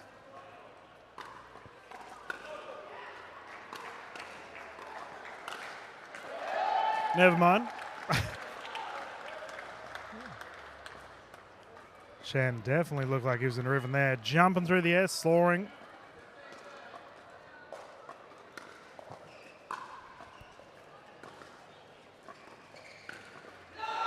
That there is so deceptive. Leander did so well. We could see it looked like he was trying to speed it up. Shan come across, poached it out of the air. Really threw the combination of Grabovic and Vine off.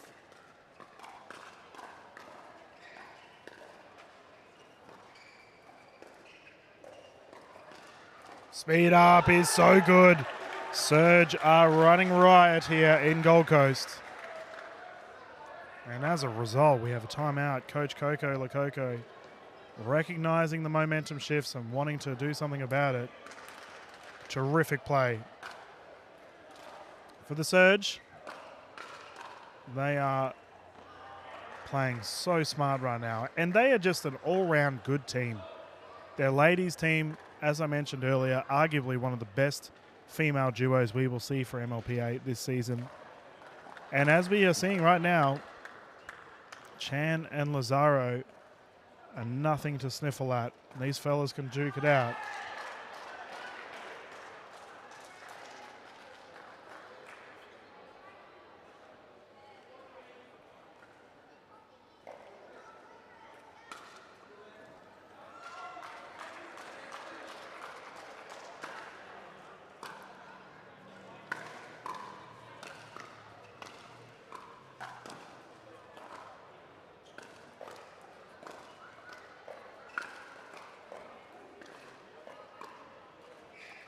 Oh, the defensive resetting from the Mavs. In the end, though, the wall crumbles.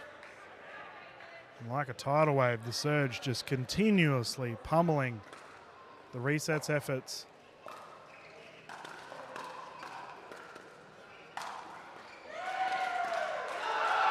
They're in form.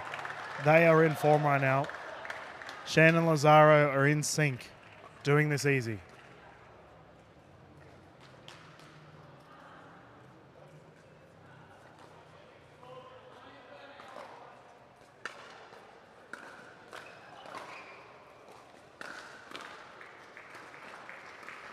Any attempt by Grabovic not to be. Makes me wonder if that drive was going long, actually.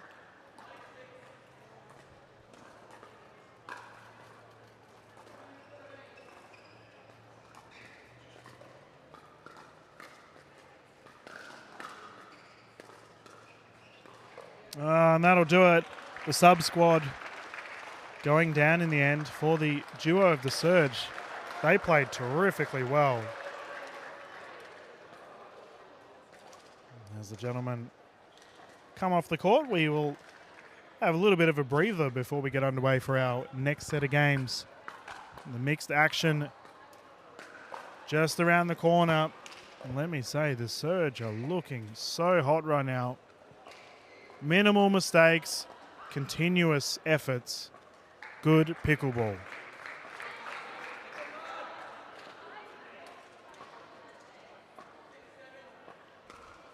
And we can see here, official David J currently speaking with Captain Pay regarding the mixed teams. We'll see who they decide. So as a result, the Melbourne Mavericks will have to react to whoever they decide.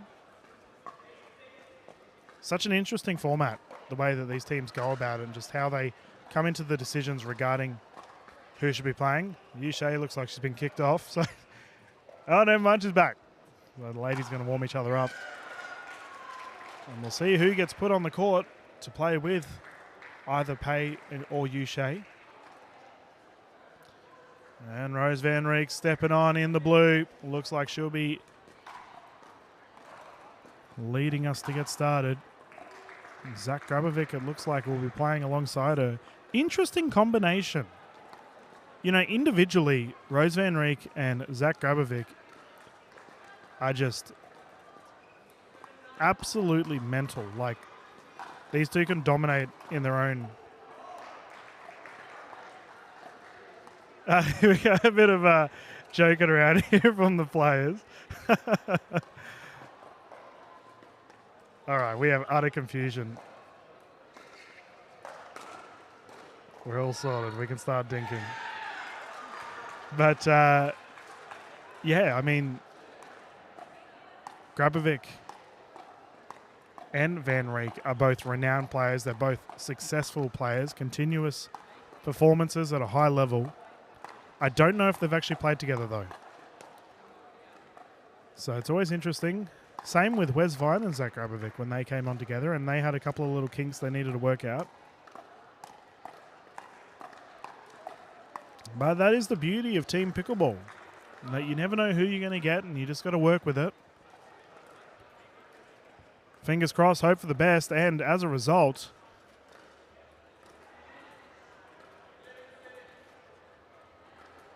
we will see how they go. I'm very curious to see who's going to be the more dominant player out of the two. We did see last season with the Northern Crocs, Rose Van Reek, she can do both, to be fair, either the right side or left side. Rose will definitely be on the left side, considering Grabovic is a lefty, but whether she plays aggressive or not will remain to be seen. Last season we saw her combine with the combination of Bhatia and Shen, who Nilsson's watching this game and cheering on the players, which is always nice. And it's fair to say Rose has, dare I say, a little bit of rivalry with the Surge. The Northern Crocs and the Surge had some absolute thrillers throughout the season. So no doubt these two know each other's game very well. The Surge still haven't put a gentleman on the court yet, so no idea what's happening here. Pay's warmed up though, so we'll see who Pay is playing with. Interesting that the captain decided to put herself first. They currently have a 2-0 lead, so as a result, it looks like Captain Pay wants to wrap this thing up as quickly as she can.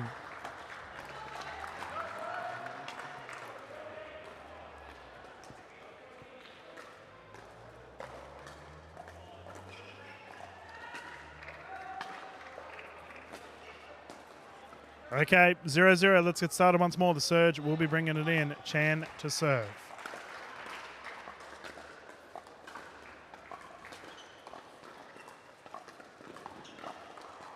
I have to apologize. I got that completely wrong. I saw a lob serve and immediately assumed it was Marcel Chan. Sorry, mate, if you're watching later on.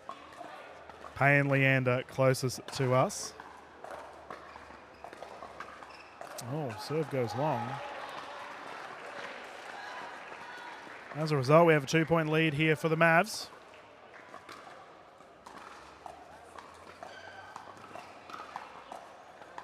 Drop lander backhand from Grabovic, not to be.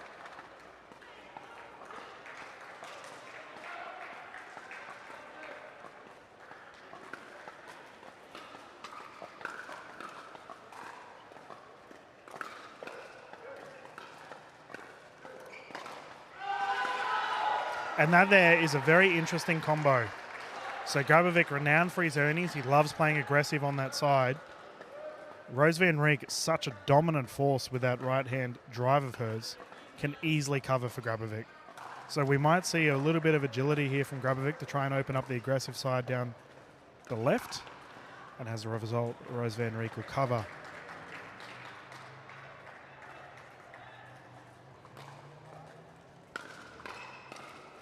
That goes long. Here we go. Mavs are firing for Lazaro and Pay. Got a little bit to do.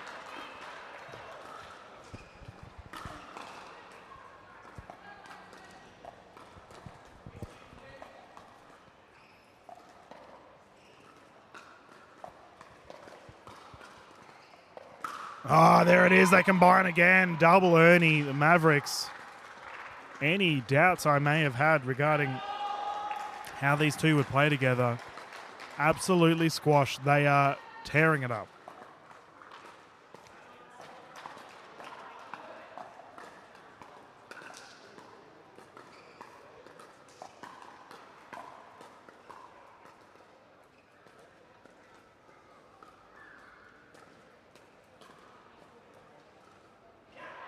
Yep. They are finding form immediately. Now the pressure's on the surge here, as we've seen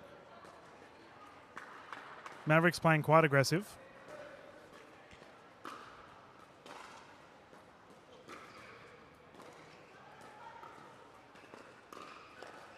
Oh, that pickup was elite.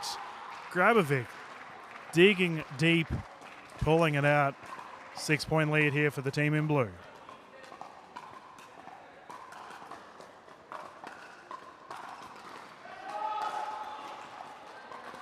Great effort there. Hit into the crowd.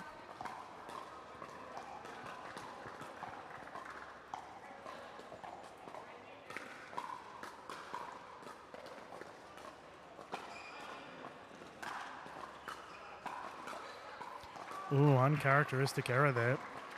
Pay, normally very reliable at the kitchen line. Drive into the net.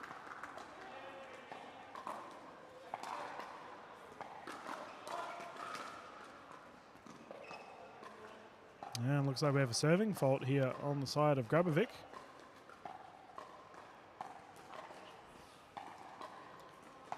So as a result, the surge... Oh no, he's been offered a warning. No points lost to begin with.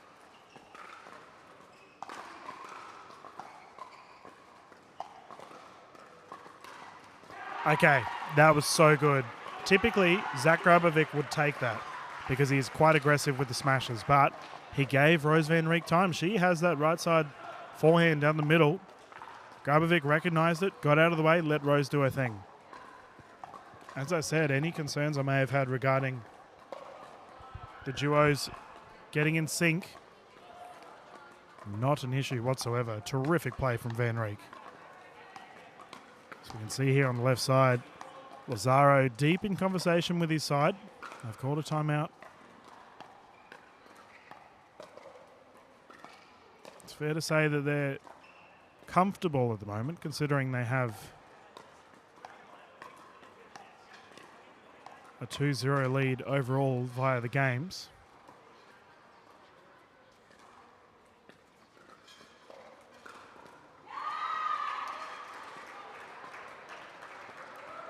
Arrow the game at the moment. The Breakers and Hustle going head to head. Can catch that on Showcourt 1. Let's get back into it. Mavericks surge.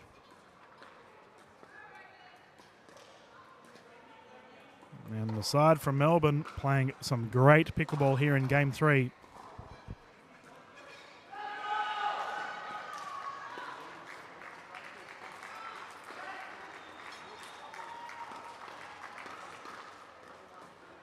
That's so good. That is so good. We've noticed a change here, I might add. That there was a switch. We'll see if... Yeah, Leanna's got the palm up. That's referring to a switch. So Lazaro will shuffle to the right side as a result. Pay will take the dominant side down the middle of the court. Bang, bang. And that is still in. Okay. You know, Pay did everything right there. Double smash attempt, but she's up against Zach Grabovic, the absolute brick wall in defense. And we have an 11-3 lead here. The Mavericks looking tremendous. Considering, you know, they're two games down overall, 2-0. They must win this game to keep the overall match alive. Their best hopes right now is to force a dream breaker. Easier said than done. We had an absolute screamer of a dream breaker earlier today. Between the Sydney Smash and the Eastern Rush. In the end, Rush went down. Awfully close. Singles play was elite, as expected. Pretty much all of our MLPA players can tear it up on the singles court. Alrighty, it looks like we're back underway once more. We can see Coach Coco Lococo just with some words of advice for her side. She's been so good in the commentary booth this weekend, Coco.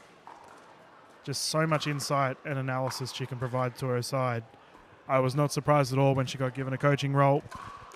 Or rather, the Mavericks approached her as a coach. She was a former Melbourne Maverick.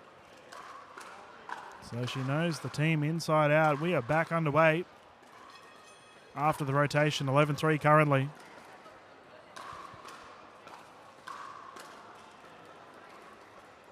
How will the Surge respond? If they win this game, they have tied it up all over. For the Mavericks, they must win it in hopes that they can take Game 4.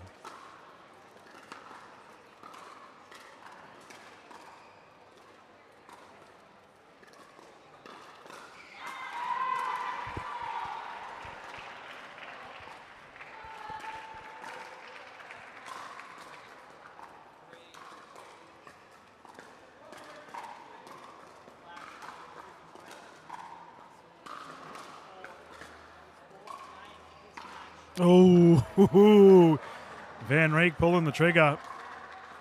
I actually think I was asking earlier who's going to play the more aggressive out of the two. Rose is definitely taking those driving opportunities when she has them.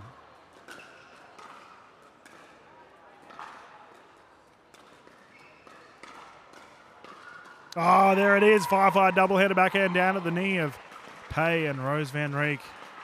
Really starting to warm here.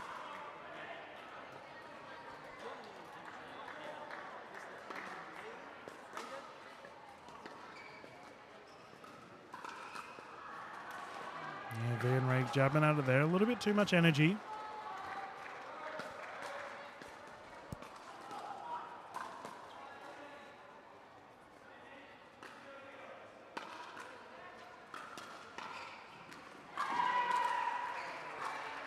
That's such a great shot. Nice and low.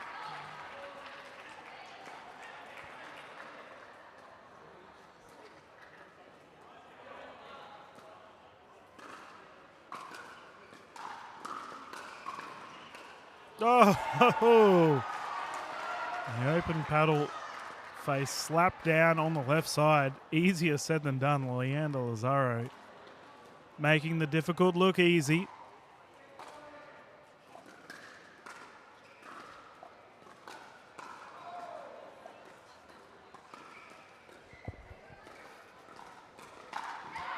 And backhand Ernie attempt from Grabovic. Difficult shot to pull off, considering the pace of the ball as well.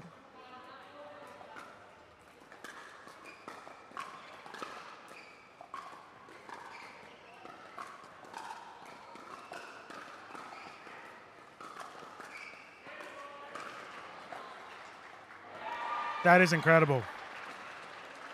Grabovic comfortably taking on Pay.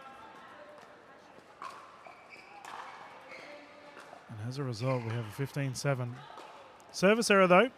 That stings. Surge are definitely within striking zone, I might add. It's not over yet.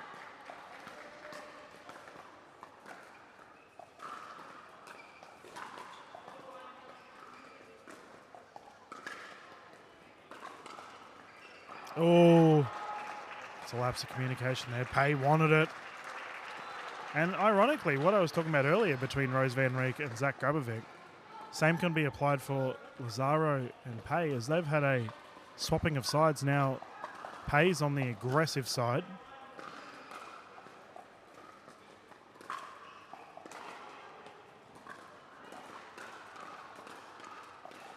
Oh, here we go. Bang down the left side.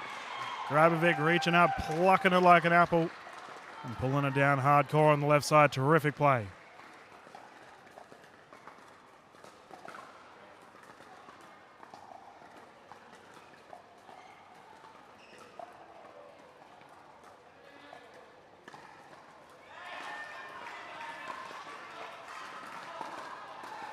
Yep, there we go. That's better from Leander.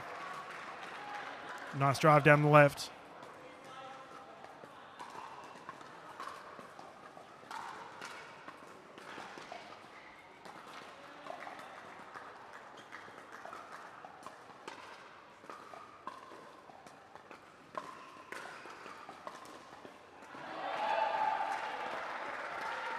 Comfortable. And they reach the 10-point mark. Better for momentum here regarding the surge. They just need to keep chipping away.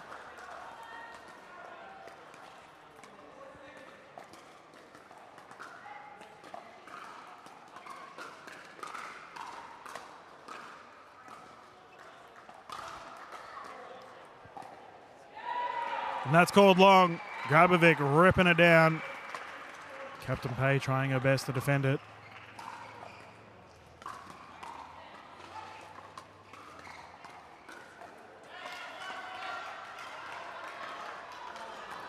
Uncharacteristic there from Rose. Sprinting in, trying to speed it up. Probably not the right shot. Typically very measured, Van Reek. Minimal errors on her behalf.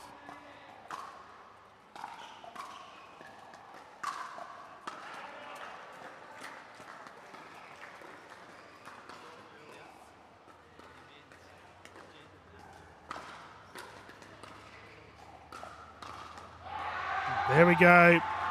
Southeast Asia surge starting to find some form here in this game 3.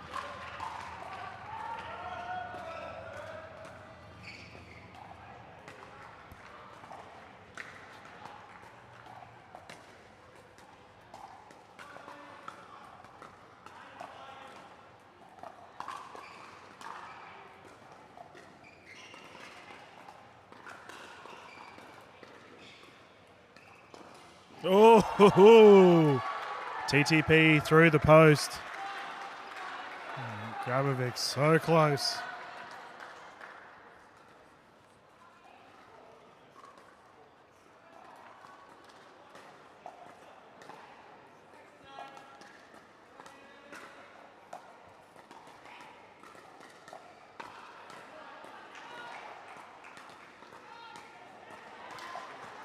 Wonder if we see a timeout here on the Mavericks. Yep, that's exactly what is occurring. Mavericks were running riot earlier, but Southeast Asia Surge have responded terrifically.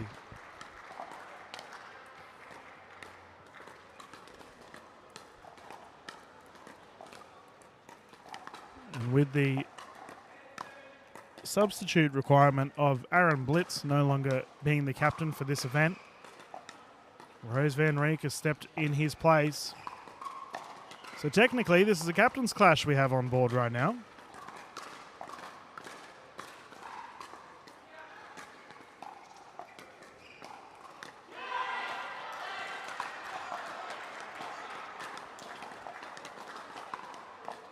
We have a doozy of games coming up right now. I've got the Fast Fours behind me warming up. Ironically, they're right next to the Northern Crocs. The team...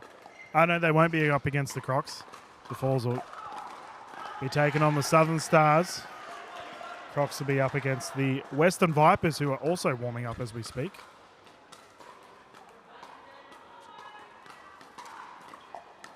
Here we go, Leander Zaro, ball in hand. He is fired up. 14-18, the comeback is on.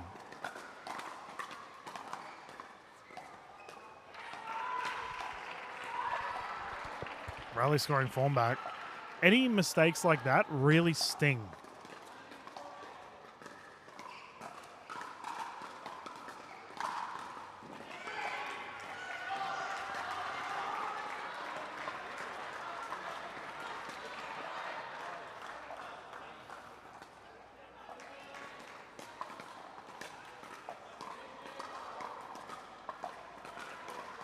Oh, talking about errors that are costly. Serving error to force the game point situation here for the Mavericks.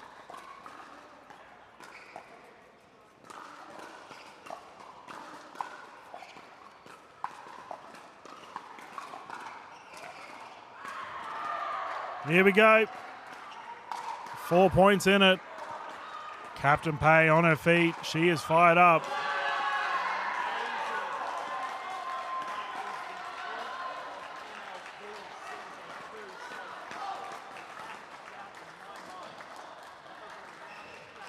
Oh, wow.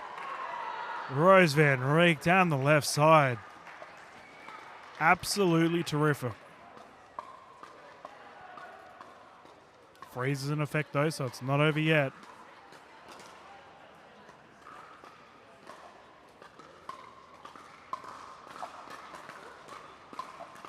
Double net roll. Leander with the dive ball. Still live. Ernie to finish it, not to be. Southeast Asia surge are coming. Here we go. 3-point game.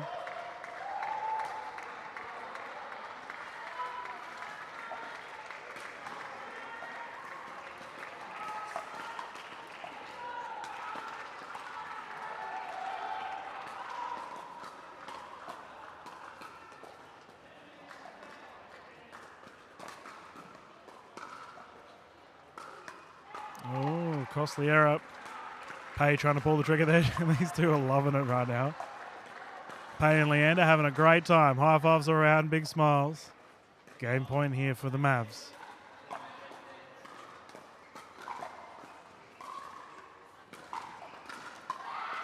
Oh boy. I need to reiterate. Should the Surge win this game, they've tied things up. We will play game 4. But this is huge for the Surge if they can defend. Oh, we had a foot fault. Here they come. Southeast Asia Surge. We're in a pickle.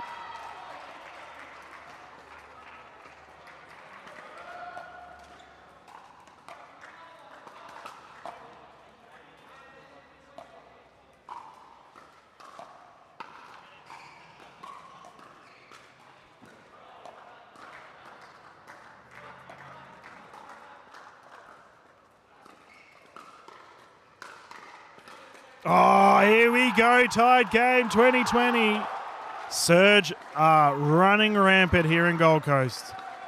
Mavs absolutely stunned. They've been on a game point situation for quite some time now. Didn't matter, irrelevant. 2-point pickleball. How high will we go?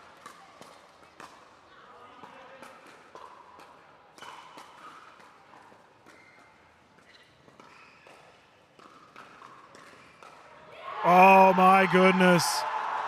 What can you do? Van Reek, not impressed. Just had her hands out. What can you do? Captain Pay running rampant. Little he can do to stop it. This is a game point situation here for the Surge.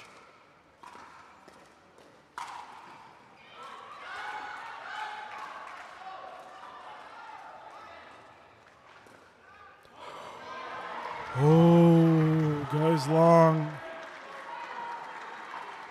Here we go. Tied game once more. Van Reek to bring it in. 21-21.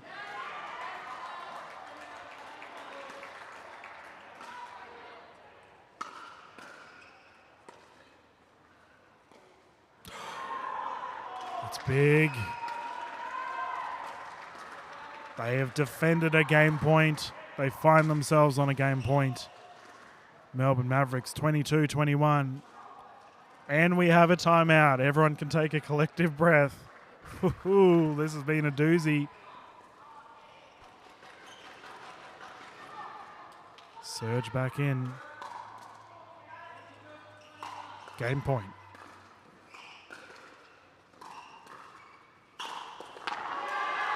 Lazaro does what he does best. Incredible play considering the pressure.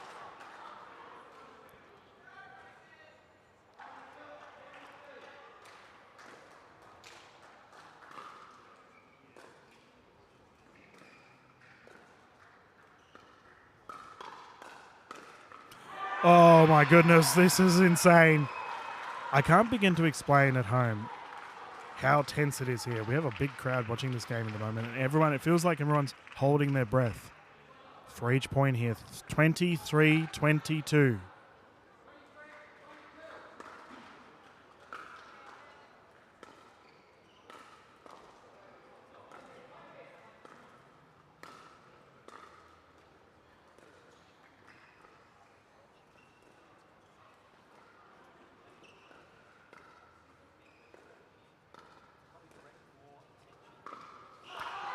Oh, so close.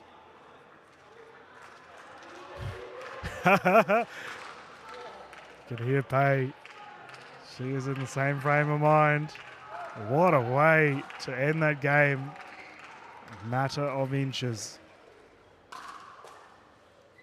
Once again, tied game, 23-23.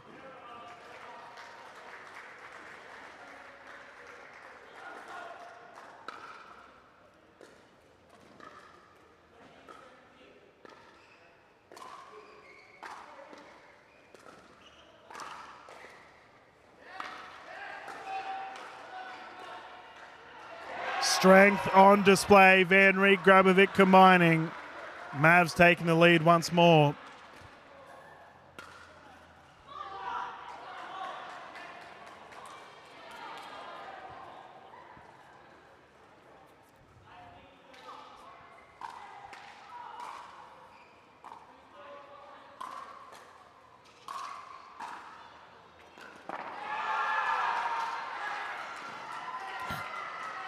Called long again. Oh, Grabovic has had 2 game-winning opportunities. Once again, just out. Serge playing it down to the wire. 24-24.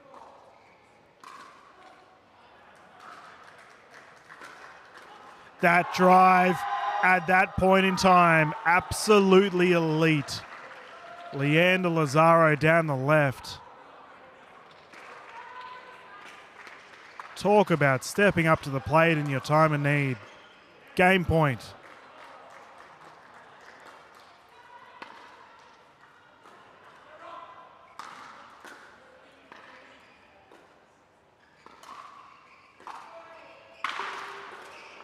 Ball still live. What is the call here? So what's occurred? This is wild. I haven't seen this happen before. So we've seen a smash from both Rose Van Riek and Zach Grabovic. The ball has gone in play, but Van Riek has lost her paddle. We will see what the call is.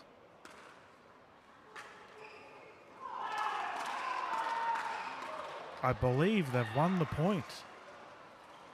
So essentially, Grabovic, playing on his own there, finished the point off to secure it.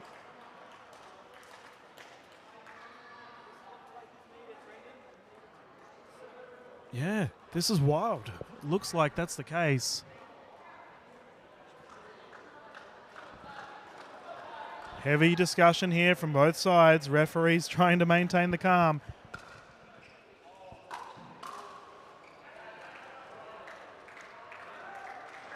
All right, call has been made. Mavericks survive in the most unorthodox of ways. 25-25. The madness continues.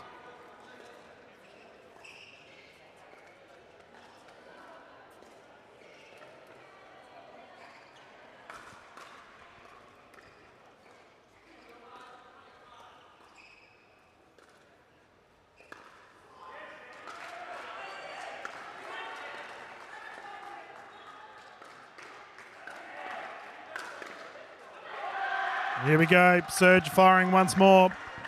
Taking the lead and the serve.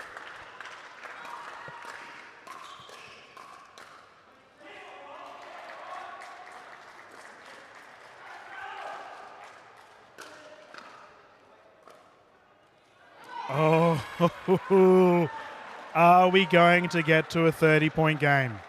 History will be made here if it happens.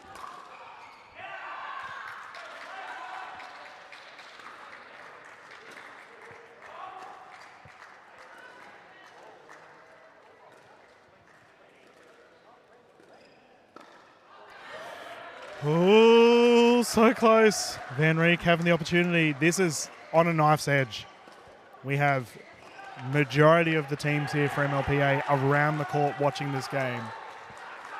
An old-fashioned shootout here in Gold Coast.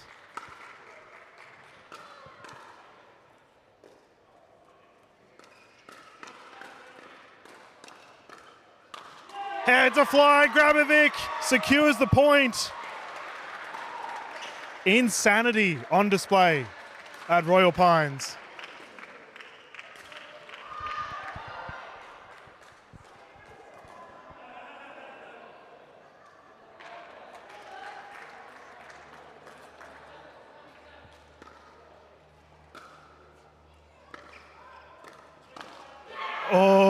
Oh, the poach attempt was there.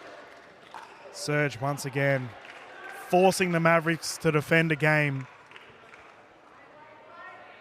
Pressure pickleball.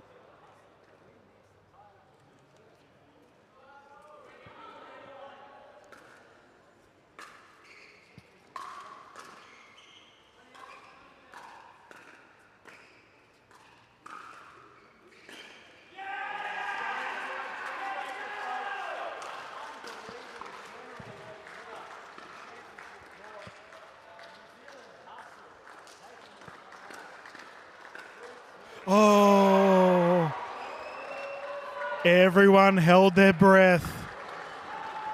The chance was there.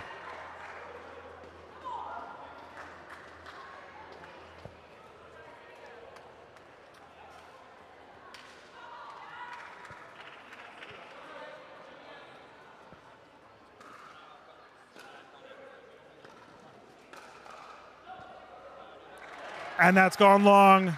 Surge have it back once more.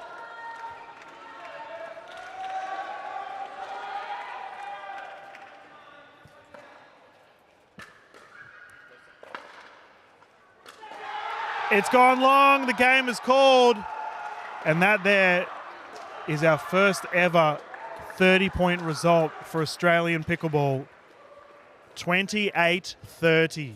Absolute craziness here in the Gold Coast. And as a result, the Surge take a 3-0 lead overall. Phew. Everyone settle down, my goodness. I've called many games here in Australia and I've never seen anything quite like that. Absolute nail-biter, point to point. Heartbreak for the Mavs. For the captain, Pay, she would be so pleased with her partner Lazaro with how he performed just then. Both of them come out swinging, got the job done.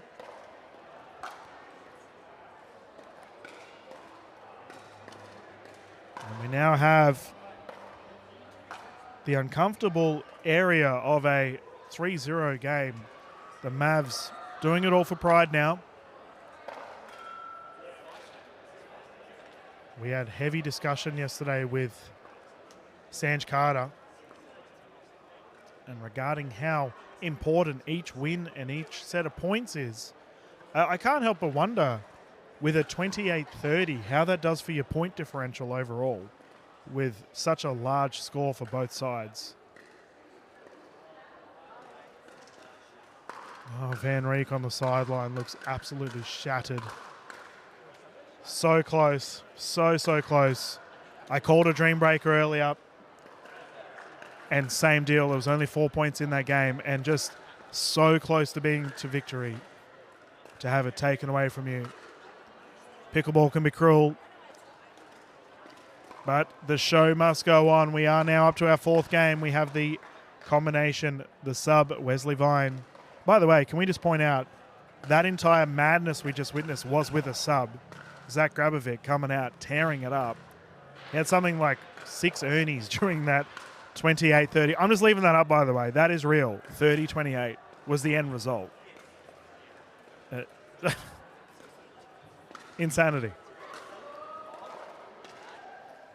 But Wes Vine is actually with someone that he's played many tournaments with. Vine and Saunders have got lots of experience as a team. So, you know, we know what they can do. Kylie Dunn showing her hands there, coming across. Now for the surge, they have the combination of Chan, who played so well yesterday in the mixed events. And Shan is playing with Yu Shea. And my goodness, this is going to be exciting. Should the surge secure a 4-0, I believe we haven't had a 4-0 yet today. Or this entire weekend, come to think about it. Should they secure that, overall, madness. Captain Pay would be loving what she sees from it. Everyone watching that game, I can't begin to explain it on your screen. So just behind the camera that you're currently watching, we had majority of the Major League Pickleball Australia teams watching that game. Everyone was on edge. There was captains from all different sides shouting support for both teams. Good pickleball here at Gold Coast at the moment. And we have our Championship Sunday coming up tomorrow. The madness will continue. Let's get underway, 0-0. First points on the board for the Mavericks.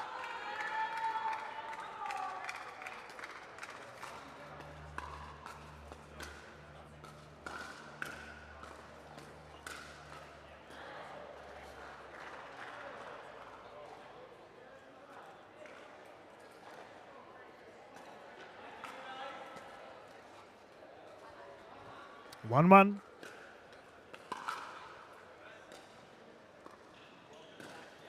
Oh, Chan taking Vine on there. Very athletic.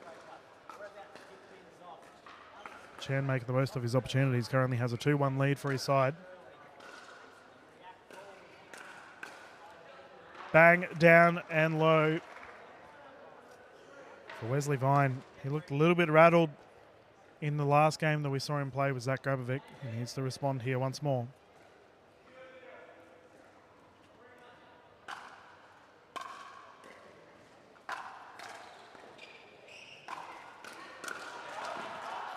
I'd also like to just point out we've just had a crazy 28-30 game.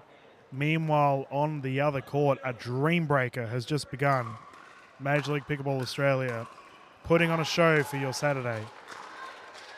Drive by Vine is good. 3-3.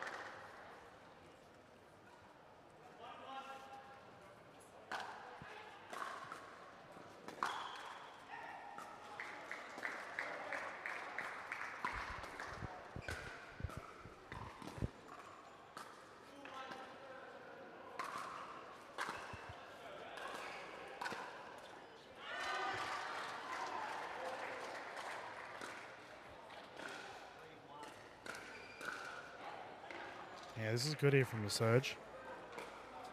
They're just chipping away, and it does look like Vine and Saunders are still getting in their mojo.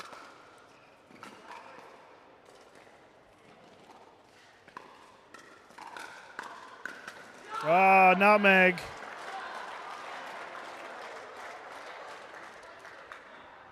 Marcel Chan, easily one of the tallest players here at the MLPA, covers the court so quickly.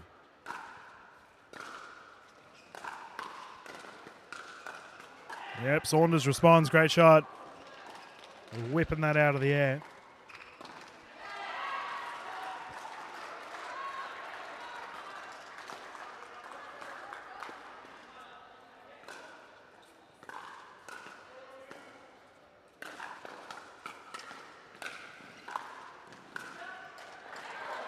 Yep, nice shot again. Surge just keep chipping away here, doing what they got to do. This is good. Game 4, 7-4.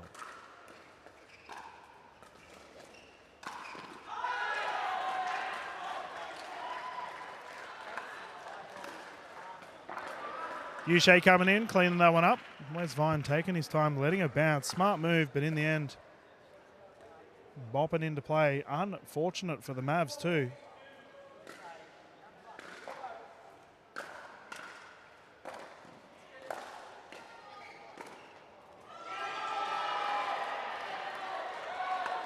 believe that may have been a foot fault called on the Mavs.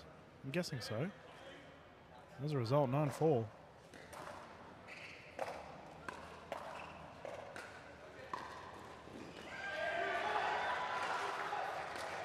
Oh, what a drive. She couldn't follow it up. Joola not impressed with herself. It was an amazing drive to begin with, and then, unfortunately, the second one went straight into the net.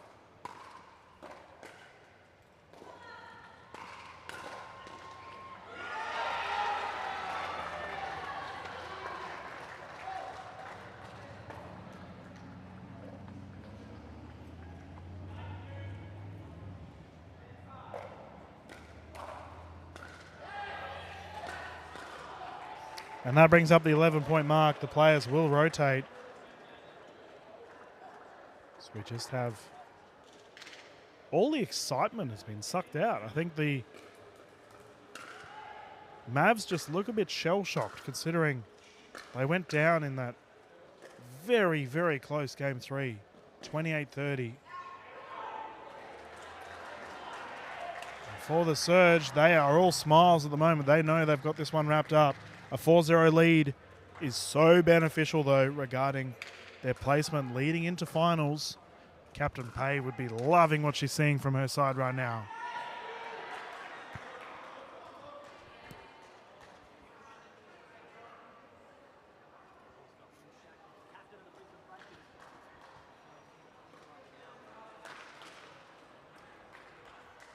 And we have the players back on court, close to the camera. We have the duo of the Surge, Yushay and Shan.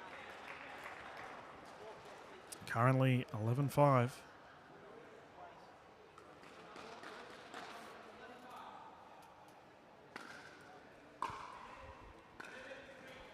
Down the middle is good, and they are just steamrolling along right now.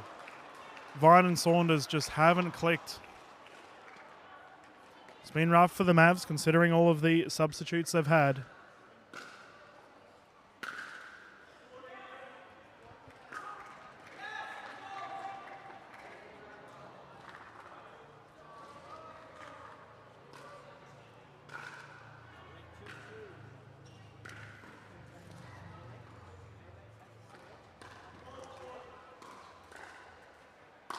Oh, pummeled.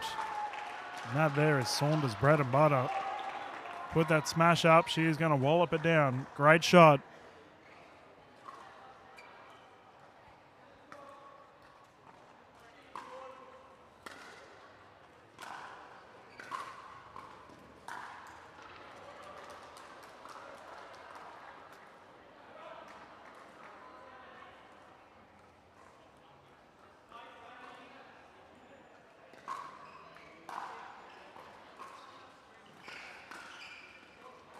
Yeah, there we go. Better from Talia. Within striking distance now, 5 points.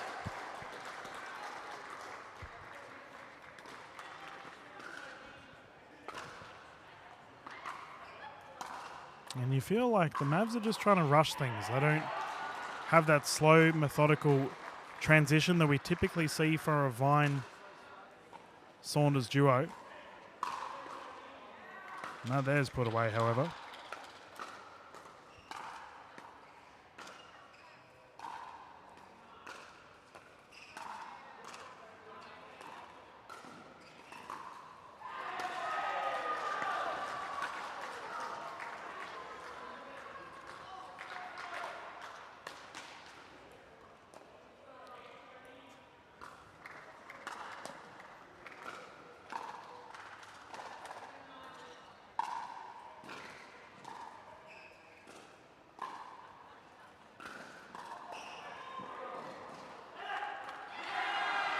And the Surge continue to build this score.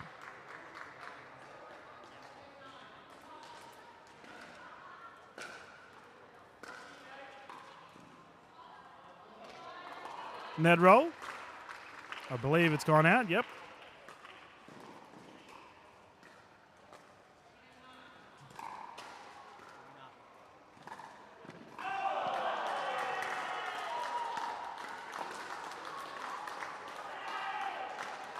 better from Vine. We've got this dream breaker going on next to us at the moment. We'll have to get a score update from our referees. 9-14. Ooh, close one over there on Showcourt 1.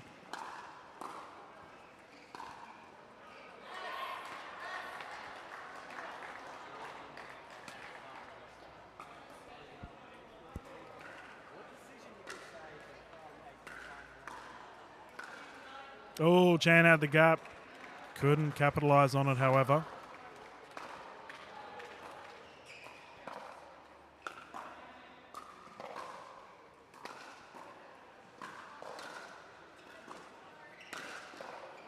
Big swing. Absolutely pummeled.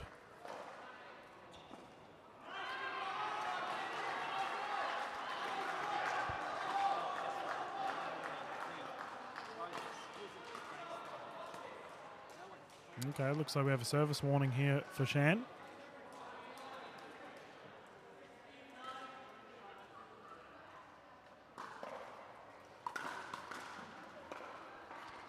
And that brings up a game and match point for the Southeast Asia Surge.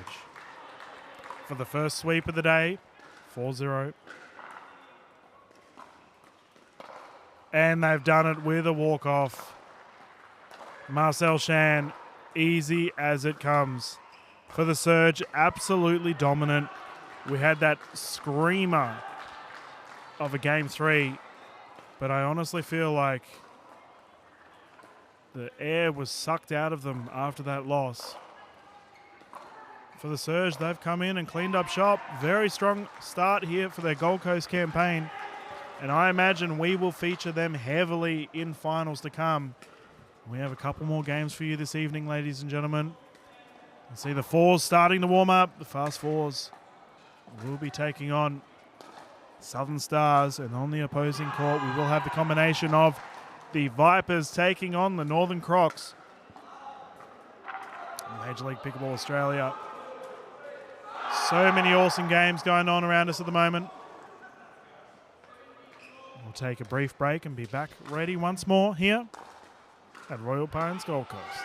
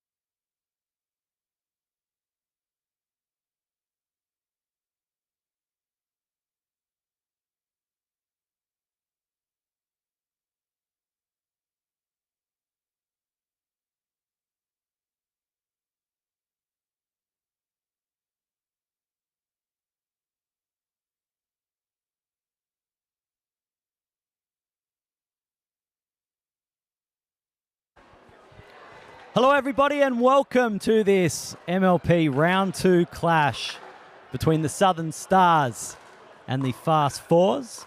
We're coming to you live from the Gold Coast. We're going to be having a gender doubles women's match to kick us off. My name's Adam Hall. I'll be joining you in this broadcast of this game ahead. And my, oh my, if you've been tuning into MLP so far, you've been witnessing some absolutely phenomenal games.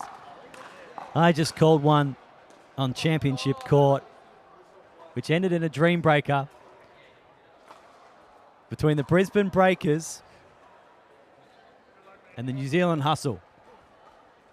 And I'm happy to say for the Brisbane Breakers fans, that one was taken out by the Brisbane Breakers. Kyle Yates stepping up to the plate. Ludovica Shaki, the captain. Nicholas Schumann, the youngster. And Alex Fairbanks. Simply incredible. And a great fight there by the New Zealand Hustle too, it must be said. Gallant in defeat. To force that one and take that one to a dream breaker was truly something to behold. But this next match between the Southern Stars and the Fast Fours, really looking forward to this one.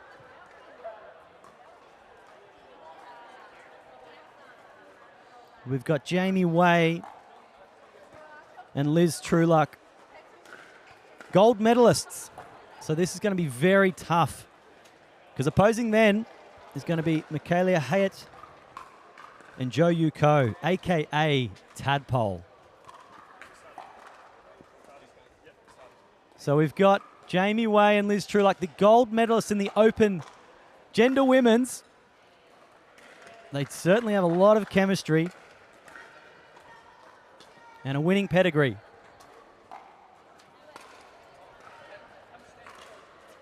And we're away.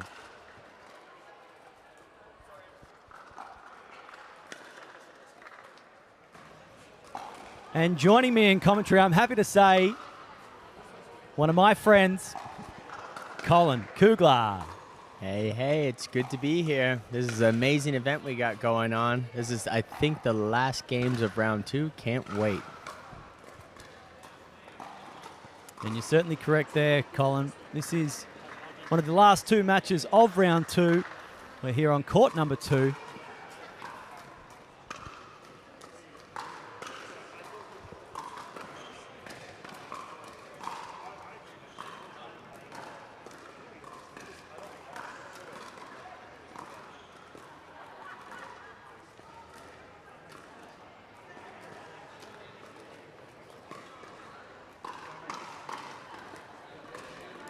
Oh, great finish there by the Tadpole at the feet of Jamie Way.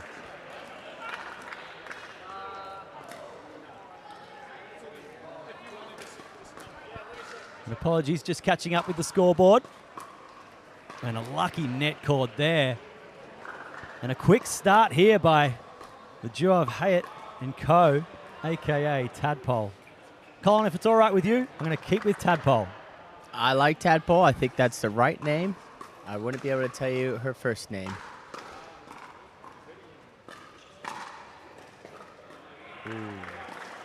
One into the net there. Now, both of these teams in round 1 took a loss. I believe Fours lost to Vipers and Stars lost to Sydney, so they need to prove something this last game. Now the referee just saying, wait for my call here, please. She might have been correcting the serving style. My apologies there.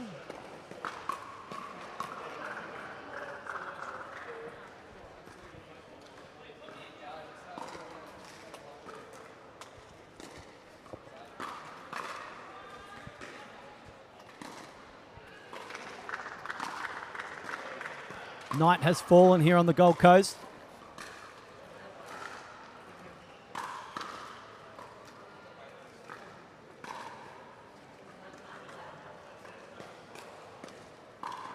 Oh, nice aggressive shot there on the backhand by Jamie Way through the middle, catching Michaela Hayat off guard, lunging, popping that ball up and going wide. She set that shot up beautifully.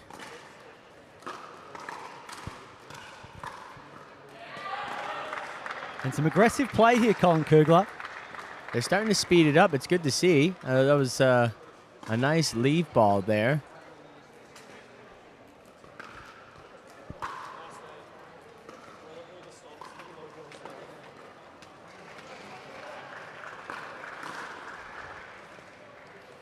We're just catching up with the scoreboard. Apologies for the few errors early on. 7-3 in the favour of the Southern Stars. Oh, what a winner. Backhand winner there by Liz Trueluck. Great put away shot there. Down the line, put away, backhanded across from her opponent. Well played.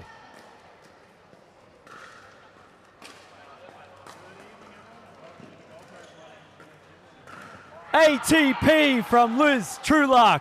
Holy dooly. See the ATP, be the ATP. That was a great put away.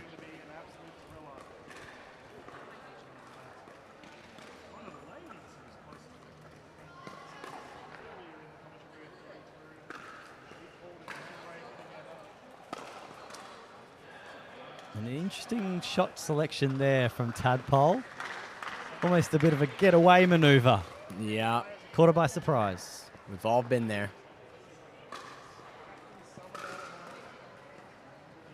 Oh, and a dangerous pop up there, but unfortunately for Michaela Hyatt, it just didn't make its way over the net. And things have just tightened up here, Colin Kugler. 7-7. There we go.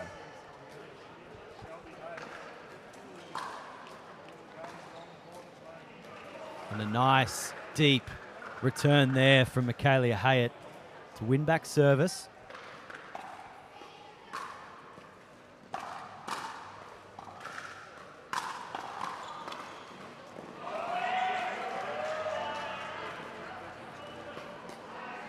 And some really nice play there again from Michaela Hyatt, just taking control of that middle.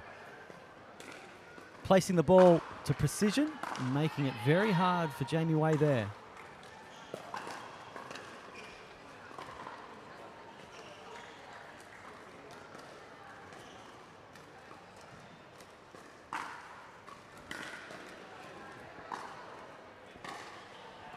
She goes head hunting there, does Tadpole, but Jamie Way says, no way, I am out of the way.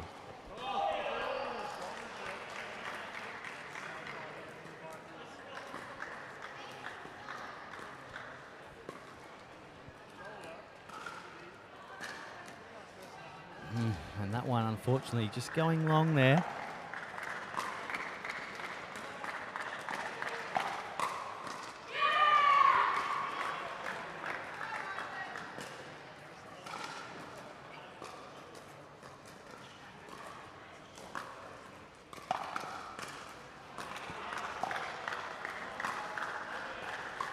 Into the net there. Great speed up by Jamie Way.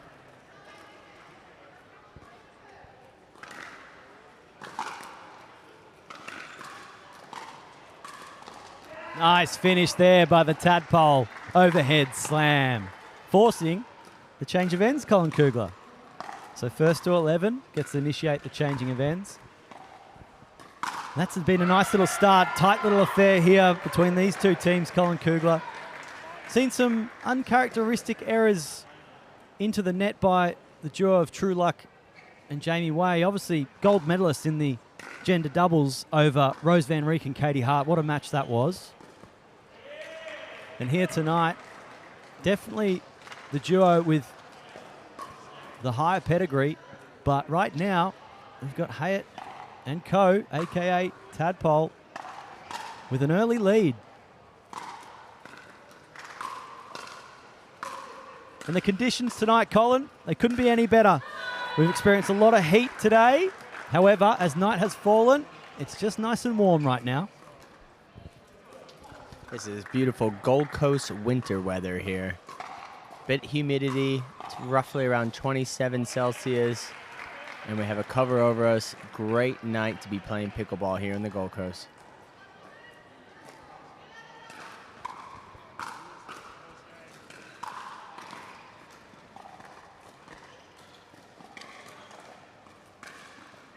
Nice work there by Tadpole to finish. Some great work there by Michaela Hyatt.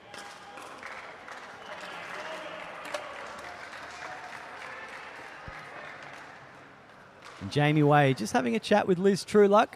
Potentially a strategy change in play here. Wanting to try something.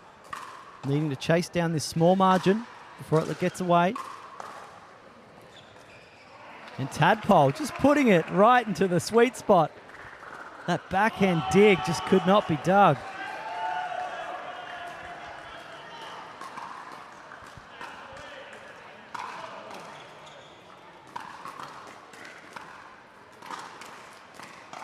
Wow, Jamie Way. Backhand winner. Straight behind Tadpole. Michaela Highlight's really focusing on driving it down, unfortunately.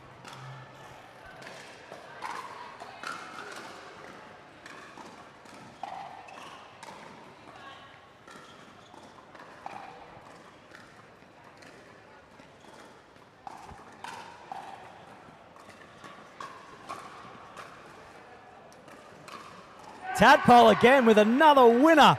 She is on fire, Colin Kugler. Too hot to handle. She is speeding things up. She's finding the middle. She is taking control of this match.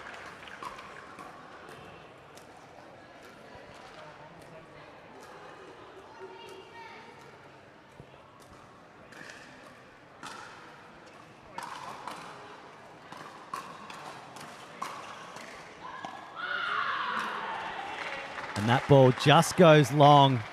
And is that a bit of a momentum shifter that the Trueluck and Way combination needed?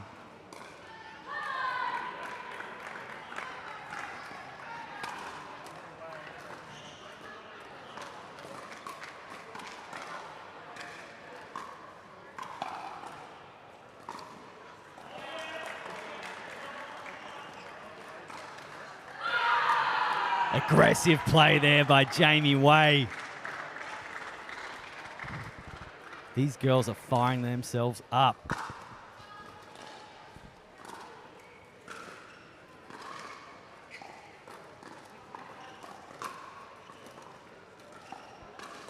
Can't put it there, Liz Trueluck. Can't put it there. Tadpole goes bang.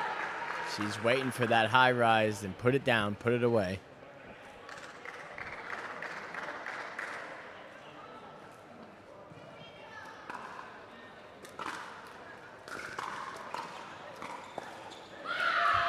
Aggressive play again by Jamie Way. She's the one. She's the one trying to take charge for the fast fours.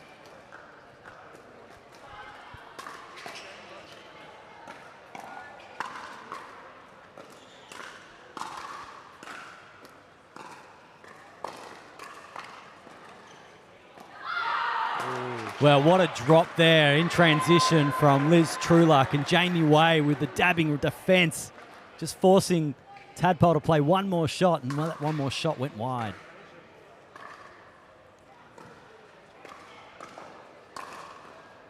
Tadpole sets the point up perfectly for herself there. Finishes with an overhand slam. She is really heating up now. She's finding her mojo and her rhythm. Waiting for those high balls, and she is putting them away.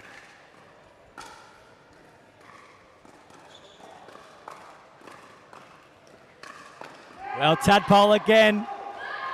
The way that they're crafting these points is simply exquisite. They are taking on the gold medal winning duo from earlier today of Trueluck and Way. And boy, oh boy, are they putting on a show for us. It's clear the momentum is on the Stars' side right now. This is truly impressive, Colin. I can't understate this any more clearly. The gold medal winning duo of Way and Trueluck are playing together in the MLP format as well for the Fast Fours, taking on Michaela Hyatt and Jo Yuko, a.k.a. the Tadpole. And we've got a 4-point margin. And the Fast Fours taking a timeout, taking a breath. But I'm not sure what they can do. They've probably got to start to keep it away from Tadpole. She's finished the points with too many overhand slams. But what do? Send it to Michaela Hyatt's way? I think you do need to switch it up. There's been a lot of pop-ups that Tadpole's really taken advantage of. I think you need to switch it out wide toward Michaela Hyatt, get her more involved.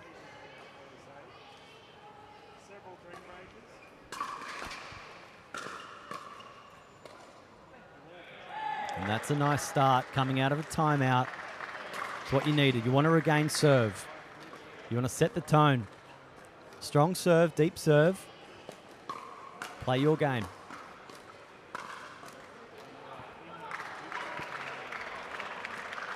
Two in a row in the net there. The momentum is changing. You can feel it.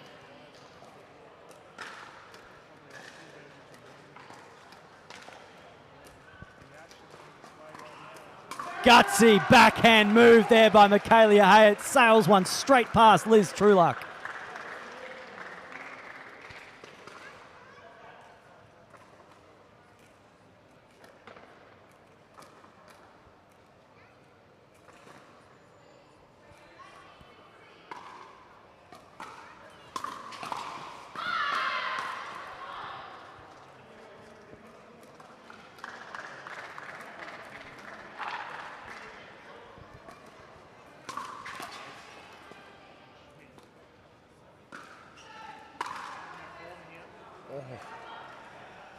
Another one. Michaela Hyatt is hitting into the net on these return serves. It's really putting the Stars into a hole here.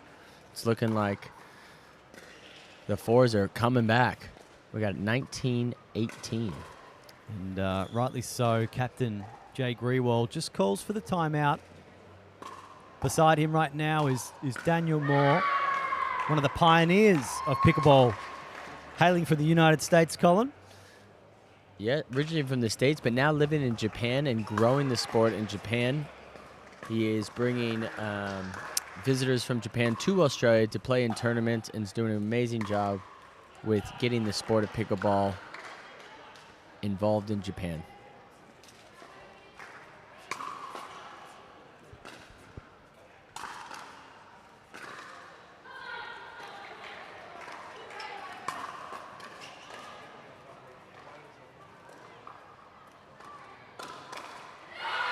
Jamie Way initiating a cross-court battle with Michaela Hayat, keeping it away from Tadpole. That's precisely what she needed to do. Never too late to try. And we've just had Jamie Way with a serving violation here. She's received a warning and an untimely moment for that to occur.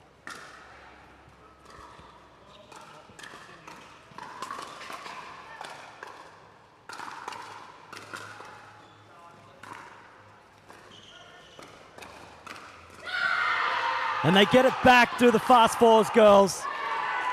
They didn't let that emotion hold for too long. And they tie it up at 20-20 apiece.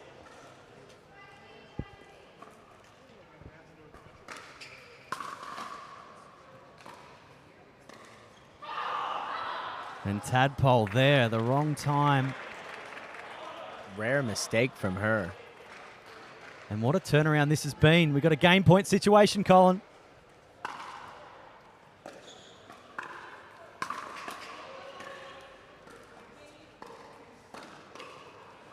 Wow, what a comeback by the fast fours of Jamie Way and Liz Trueluck, coming from an 18-14. Took a timeout, came back out, leveled. Then we saw Southern Stars, they took a timeout. And the class of Way and Trueluck rose to the top. You can see how and why they won the PPA women's doubles. Those girls have great chemistry. They know where to be on the court, and they know when to speed it up and slow it down. Amazing comeback, under control, no nerves. They are going to be a force moving forward in these MLP seasons. We're going to take this opportunity just for a short little break. We'll be back very soon.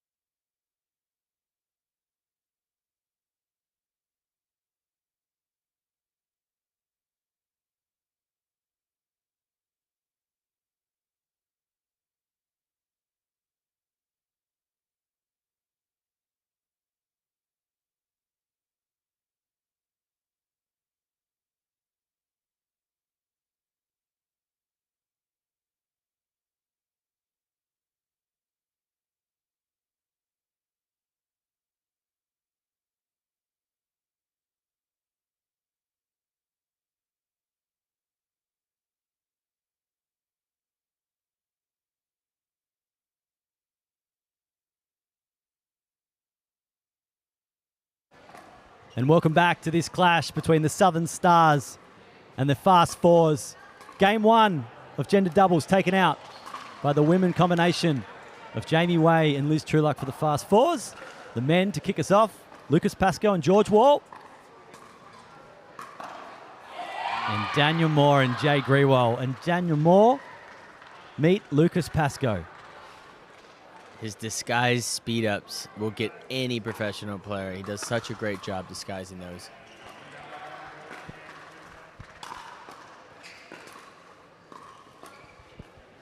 Two quick points for the Fours.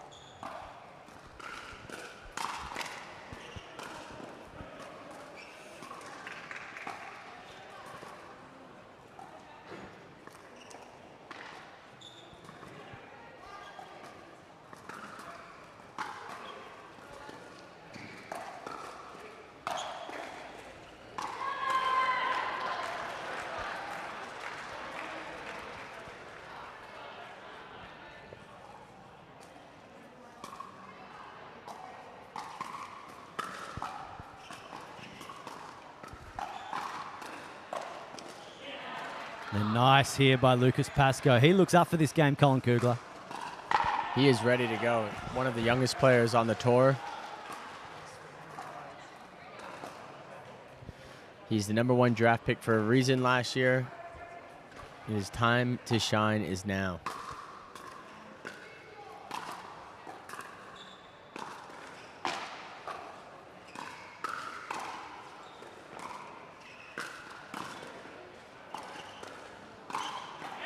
What a forehand winner there by George Wall.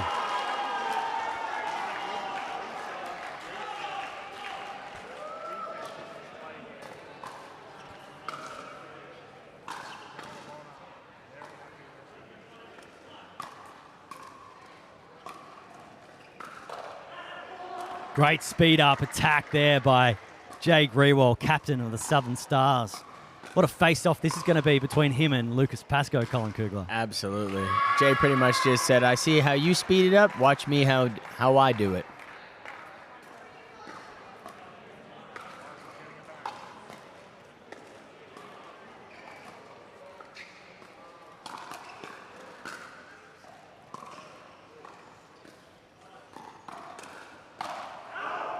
Oh, and an aggressive attack there by Lucas Pascoe. Both gentlemen from the Southern Stars lucky to escape that one.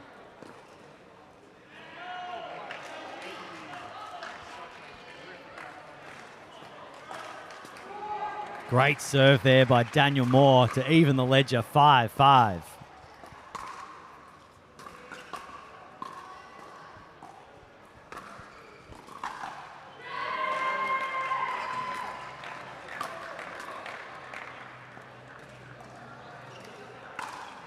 Maybe just a little bit of confusion there between the Southern Stars with their feet work. Jay Grewal moving like an ant at a picnic, but ultimately I think he just got in the line of sight of Daniel Moore there, and Daniel Moore wasn't probably able to play the shot he wanted. These boys don't play with each other often. Obviously, Daniel Moore is from Japan. Jay is in New Zealand, so they're still working on their chemistry. And George Wall there just with an uncharacteristic drop. He's normally very precise with those.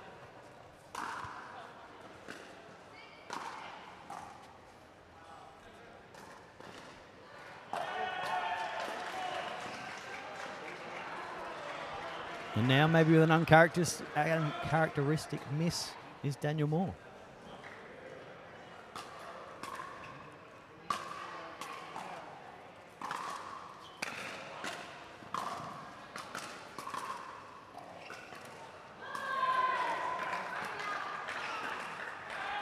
And again, just a bit of miscommunication, Colin Kugler. Yeah, they're still trying to find their chemistry between the two. The Fours are really focused on hitting in the middle. Both of them are saying, my ball, my ball. No one's actually hitting it over the net.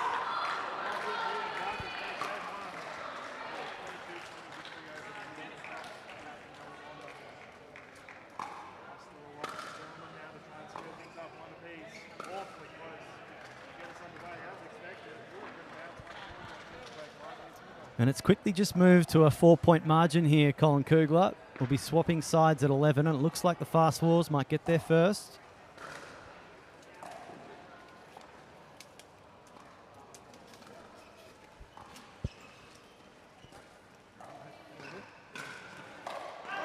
What a speed up there by Daniel Moore, Colin Kugler. Beautiful speed up there. Great dink. Just tipped the top of the net, went outside, really put Lucas off. Gave us a pop-up.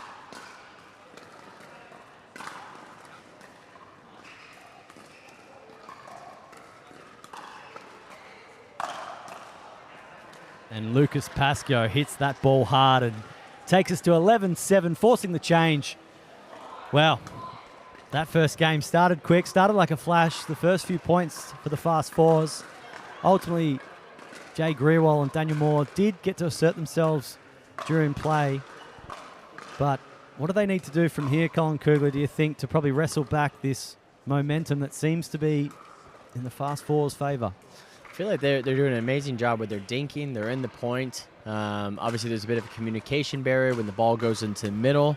I think the person with the dominant right hand needs to be a bit decisive on taking those shots. But no one's really speeding it up. And I feel like the Stars have a great opportunity to be on the back foot and go ahead with these speed ups when they have the ability to do so.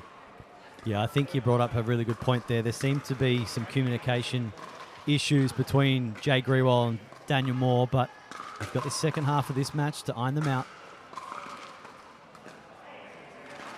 It's a nice little start, just a win-back service after the change of ends.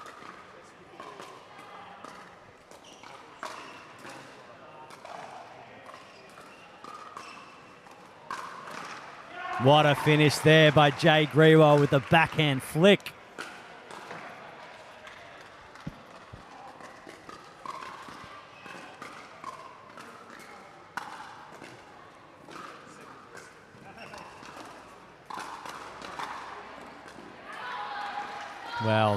Well constructed point there from George Wall. Great defensive play there from Daniel Moore, but just wasn't enough.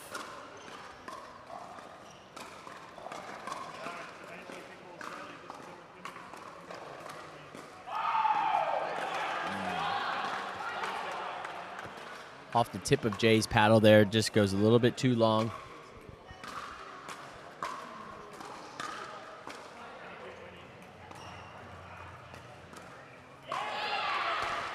And Jay Grewal just a bit over-enthusiastic there, searching for a body bag on Lucas Pascoe, but the Samurai says sayonara to that ball, lets it go long.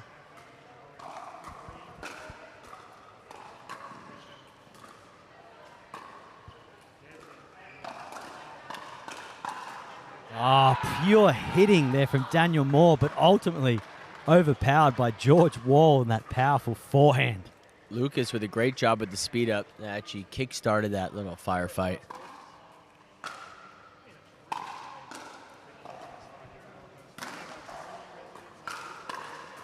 Two overhand slams from the Southern Stars. One I thought would finish, and it didn't, but Jay Grewal, he was the one to finish. Jay's been doing a bit of traveling. I think he was in Spain and the Netherlands with some tournaments, so I think he's bringing that play over here now. He's really starting to take control.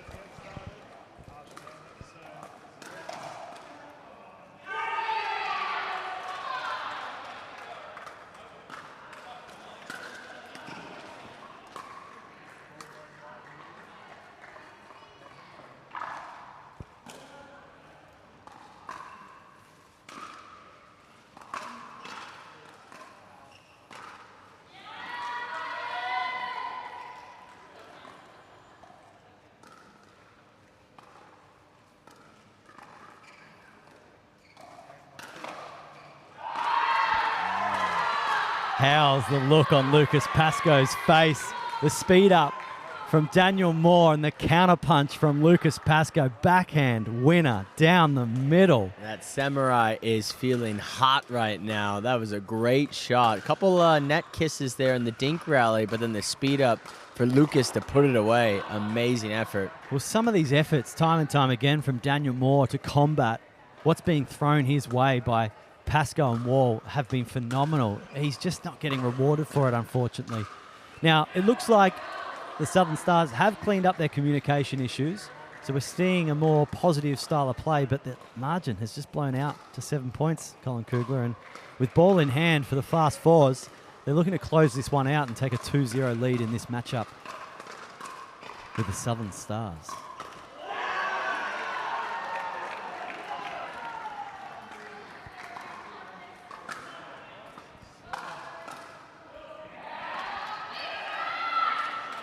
And the drive from George Wall at the baseline just forces Jay Grewal to pop that one up. Oh, look at George Wall. He's just clinical right now, Colin Kugler. He's on fire. That was a great shoe shot that he got D. Moore to put it back over, and then great put away down the middle there.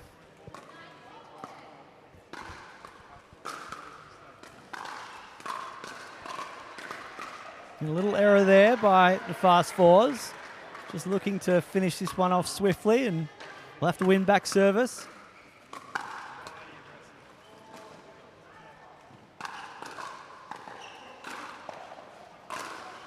That's a finish by Daniel Moore right there. The defense into attack with the overhand slam. The Stars are down, but they're not out.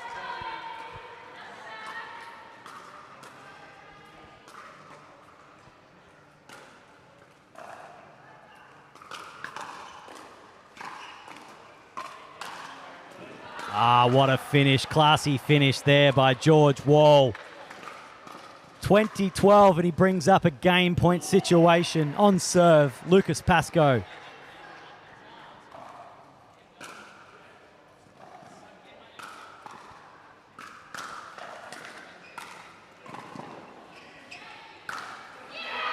And they do it. The Fast Fours taking out game 2. Miraculous play there by George Wall, just to force one more shot at a Jay Grewal, and unfortunately he strikes it into the net. Well, Colin Kugler, what a game that was. Great showing by the Fast Fours there. These boys obviously live locally near each other. Their chemistry is on, and they are firing. They're going to be a tough matchup for any men's doubles moving forward this season. And the situation is the Fast Fours taking out that second encounter. They go up 2-0. We're going to take a short break and be back with the mixed gender doubles match between the Fast Fours and the Southern Stars.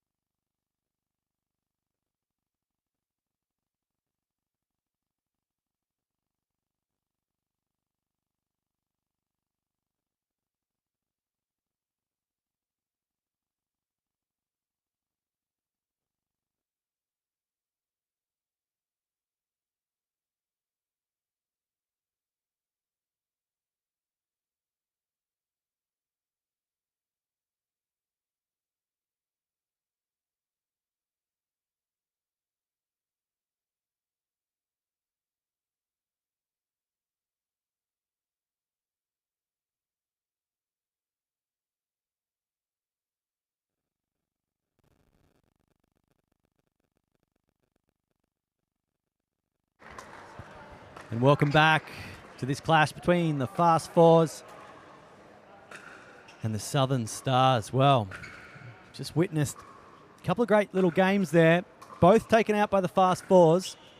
It's now or never for the Southern Stars, and they've put up the combination of Joe Yuko and Daniel Moore, and they're going to be taking on the captain of the Fast Fours in George Wall and Jamie Way. Jamie Way to get us underway.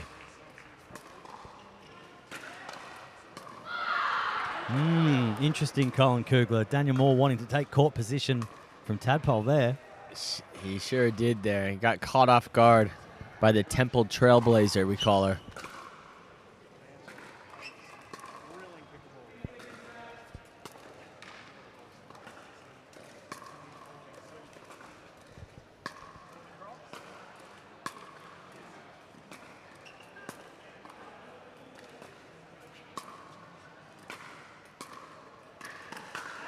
Nice little speed up there from Tadpole. Face to face with George Wall. Not many people take George Wall on and win. She's taking her exact aggressive manner that she played in women's doubles straight into this mixed doubles.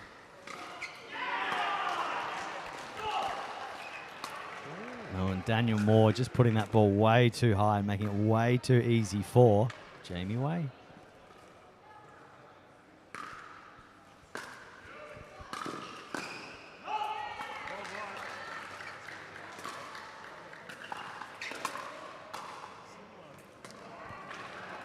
And another aggressive move there by Daniel Moore to come all the way over from Tadpole. I think Tadpole's more than equipped to handle that herself, don't you, Colin Kugler?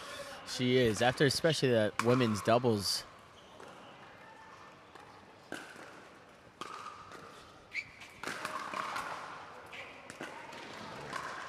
Yeah, I definitely agree with you, Colin Kugler, especially after that women's doubles where she took so many of those balls and finished so many points.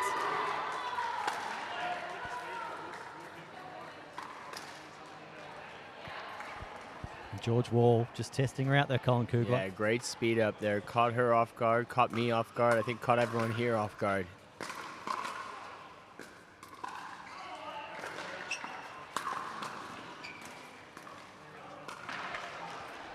And there we go. Daniel Moore taking that middle of the court again. Coming up with a point there. He's leaving himself a bit vulnerable on the line there, but no one's tested him yet.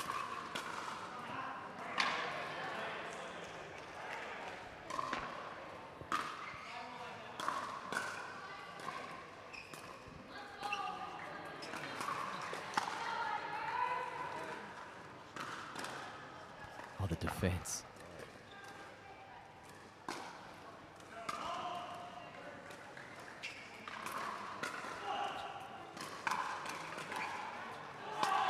George Wall, the reflexes. Down the middle, solves the riddle, Colin Kugler. Absolutely. Tadpole with great defense there to get him back into it. Just couldn't put it away.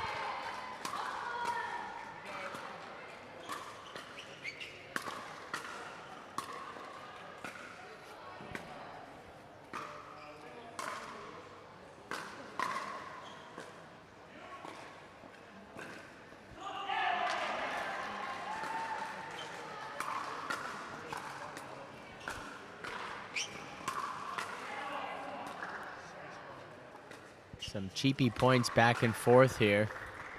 One team is slowly going to start getting in that rhythm.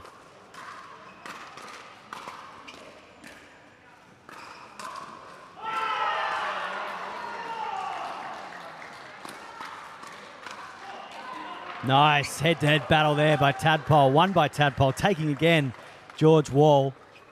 I love the courage that she's got to take him on.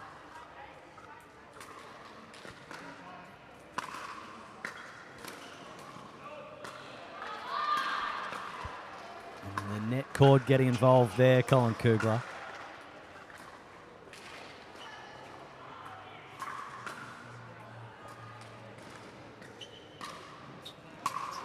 Another cheapie into the net. All those points into the net, they will add up. We got a 7-7 tie, though, right here.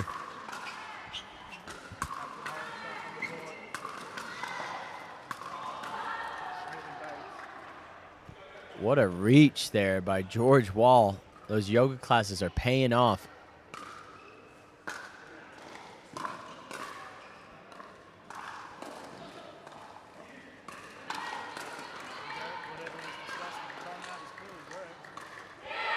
And what a point to win. The momentum swinging from back-to-back points. The tide is turning. 9-7 to the fast fours now. And just like that, cheap points being given away. I'd love to see the statistic on points won versus points given away, Colin. Be pretty even, I think. I think you're right there.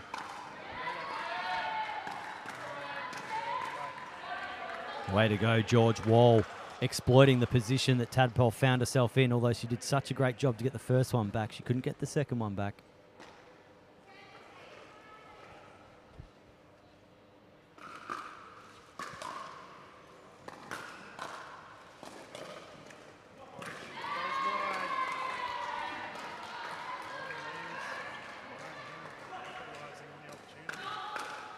Oh, and an amazing defensive effort there by Jamie Way. And the point was finished by the Fast Fours captain and George Wall. Wow. They forcing the change. Score 11-8. Well, we saw some real momentum swings in that one, Colin. At times we saw a 2-point differential either way in that real match. And yeah, it was good to see from Tadpole. She was able to defend. Daniel Moore sort of gave her a bit more space, a bit more opportunity. But George Wall, I mean, he seems to be the dominant player out of these four on the court right now. Absolutely. He is becoming the enforcer. He is taking over and taking control. It will be interesting if they can put it away here. Now, the situation, folks, just to remind everyone, especially if you just tuned in, Fast Fours have taken out Game 1 and Game 2. They hold a 2-0 lead. This is a must-win for the Southern Stars.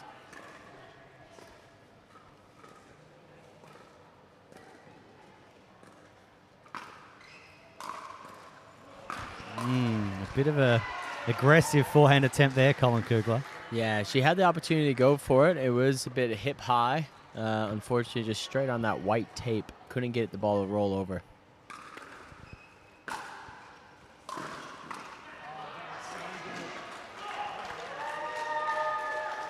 And just like that, handing a point back.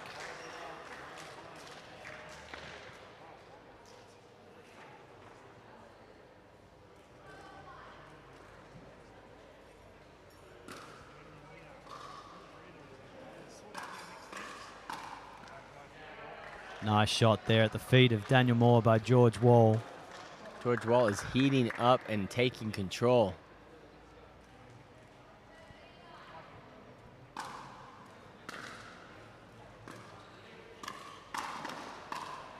Again and again and again, Colin Kugler. George Wall. Call him a car wash because he is automatic right now.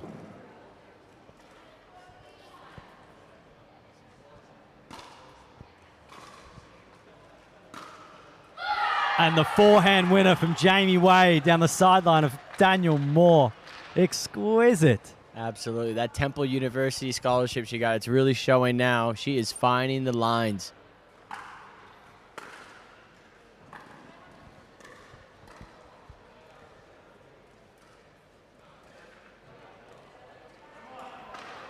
Can you believe that? George Wall missing a dink. Missing a dink. I think I just have to put a 1 in a column that had 0 in.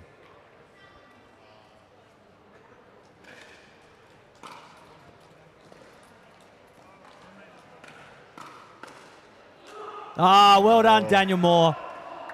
Maybe a bit of miscommunication between Way and Wall there, but his defense has been sublime, Daniel Moore. He's keeping these rallies going.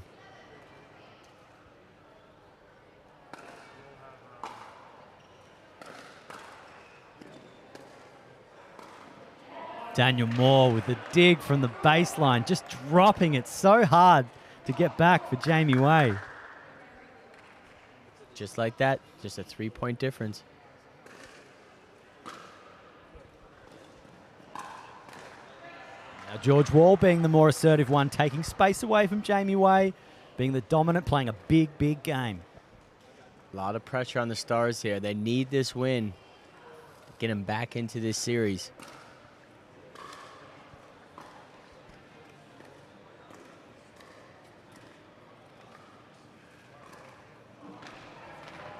And maybe another uncharacteristic move there by George Wall. Speeding up that close to the kitchen at that height.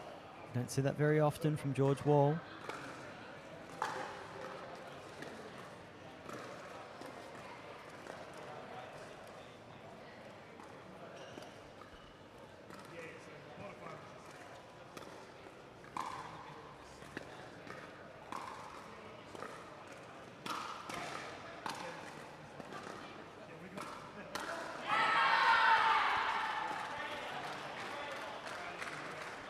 And the reward for effort just isn't there for poor Daniel Moore. That offensive lob by Jamie Way was incredible.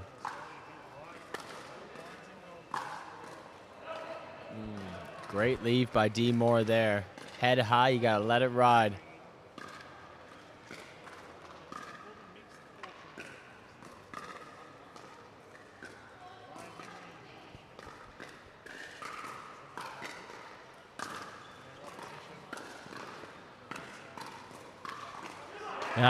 Great attack initiated there by Daniel Moore and finished by his partner in Joe Ko, a.k.a. Tadpole.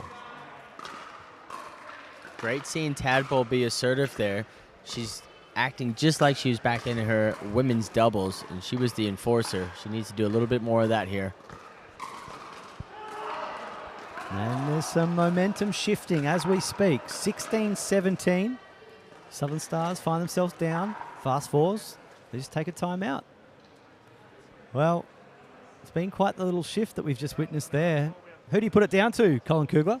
Well, we got a 1-point lead right now with the fast fours, but the momentum is definitely on the Stars' side here. I'm going to think that they are going to keep this rhythm going. All the pressure is on the Stars. The fast fours, I mean, obviously they want this win to make it 3-0, but if they lose, they're still in it. So the Stars have all the pressure on their backs. It's their time to turn it up. Yeah, the Stars here wanting to keep this one alive. Fast fours taking the first two games. And probably sent out their strongest pair, the fast fours, and Captain George Wall and Jamie Way. Eager to get the job done here. But in their way, Daniel Moore, Joe Ko. And Joe Ko to bring us back into play. Jamie Way to receive.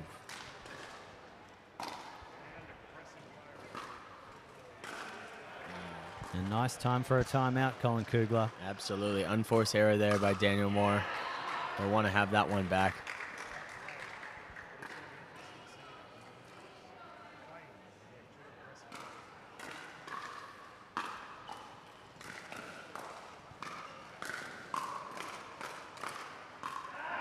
Tadpole there. Jamie Way ruining that opportunity to let that one go.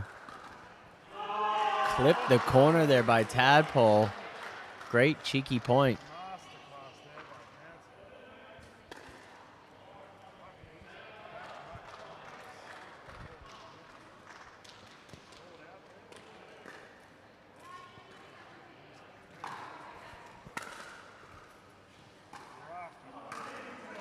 Nice deep return there from Daniel Moore after that service error.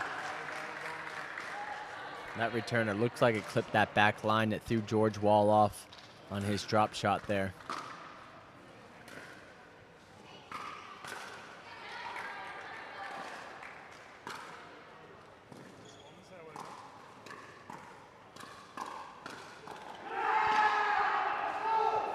Wow, great put away. Tadpole being a little bit more assertive. She's starting to speed things up. Moore is getting the stats, but I think that originally started with Tadpole.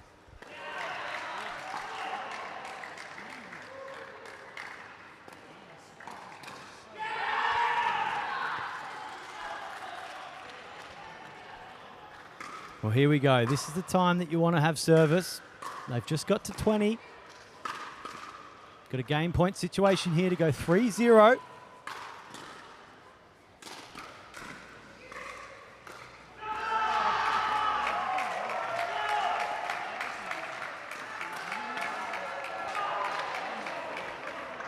And they find the winner through the middle off the paddle of Daniel Moore. And we get to 20-20. Got to win by 2 here, Colin Kugler. Both sides can score points.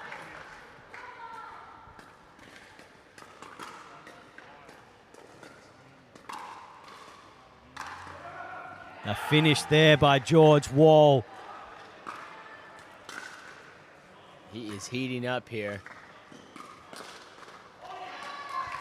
And that ball has just taken an excursion. The Joola fast 40 comes back. It's in the hands now of George Wall, looking to close this one out. Game point.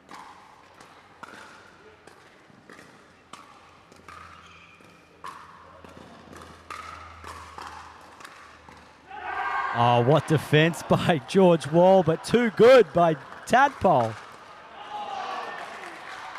Great reset there by Tadpole. Got ourselves a tie game.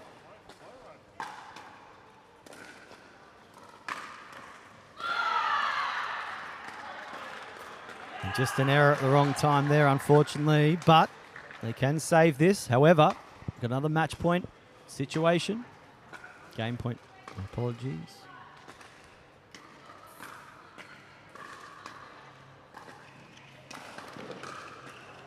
Oh. What a finish there by Jamie Way and George Wall. Daniel Moore going for glory there, but unfortunately leaving his side of the court totally exposed, and Tadpole just could not get there. Colin Kugler. Risky shot there. I mean, he put everything into it to make it a game winner, but unfortunately found the wrong person to speed up and lost that point. We're on to the next round of mixed doubles. We certainly are, Colin Kugler. Now, you might be wondering why we're going to play the 4th game. Well, we're in the round-robin phase of Major League Pickleball here. And even though the 4s have taken out the first 3 games and have an unassailable 3-0 lead, declaring them the match winner, we need to play the 4th game for all important percentage points. And on the side of the 4s, after getting defeated in round 1 by the Western Vipers, if they can go 4-0, they may be a sneaky chance of making it through to the finals. Clean sweep would bode very well for them. So we're going to take a short break, come back for the last game, the Final 4 game, with the Final Fast 4s, my apologies, and the Southern Stars.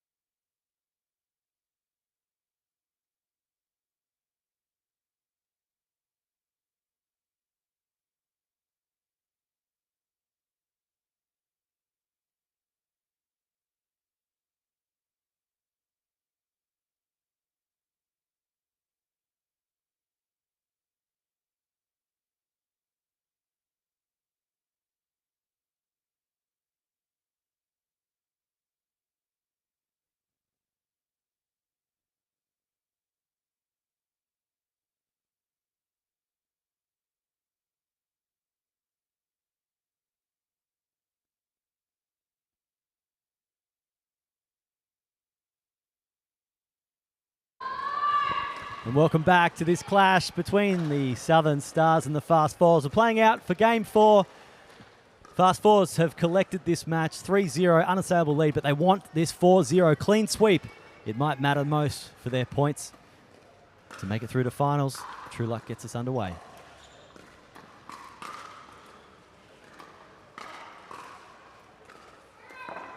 Plastic meets hard carbon fiber, and we are off here with this game.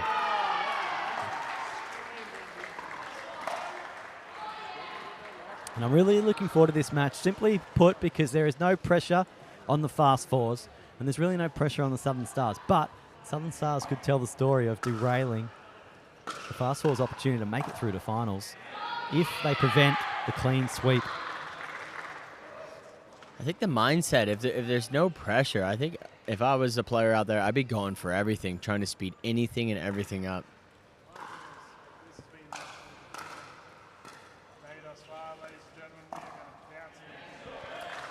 And it's a scary proposition for me. Lucas Pascoe with no pressure. He can really express himself in this match if he likes. And he's a powerful young man, 17 years of age, still in year 12 of high school. Well, there he is again with the force. We call him the pub restricted pickleball prodigy.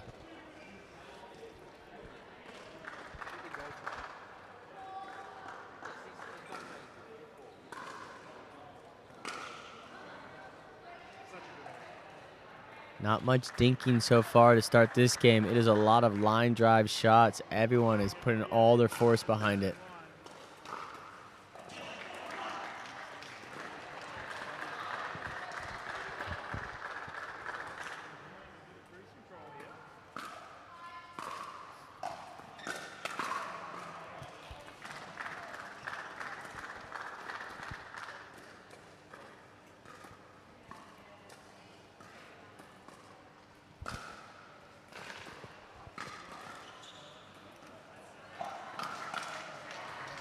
And nice feet work there by Lucas Pascoe, but changed the angle right into the sweet spot for Jay Grewal.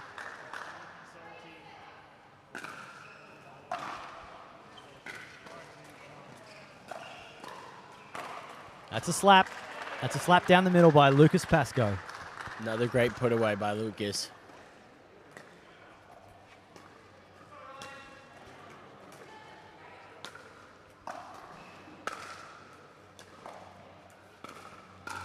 And that's another slap, but this time by Liz Trueluck.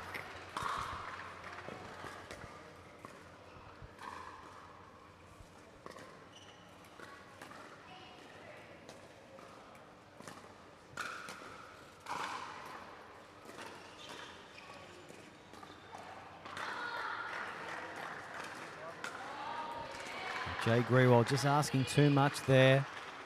Trying to collect body. Needs to get some more top spin on that. Make sure it at least goes in. This game's starting to slip away from the Stars. They need to get back into it real quick. And that will do it.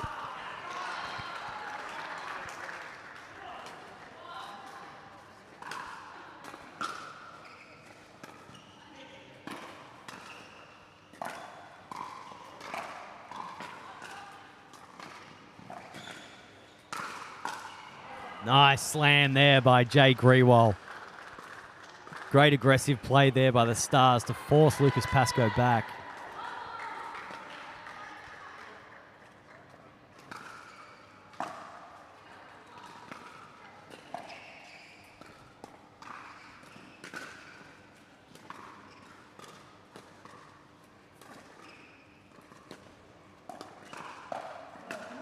Well done, Michaela Hayat. The speed up from Lucas Pascoe is dangerous, but she was wide awake for that one.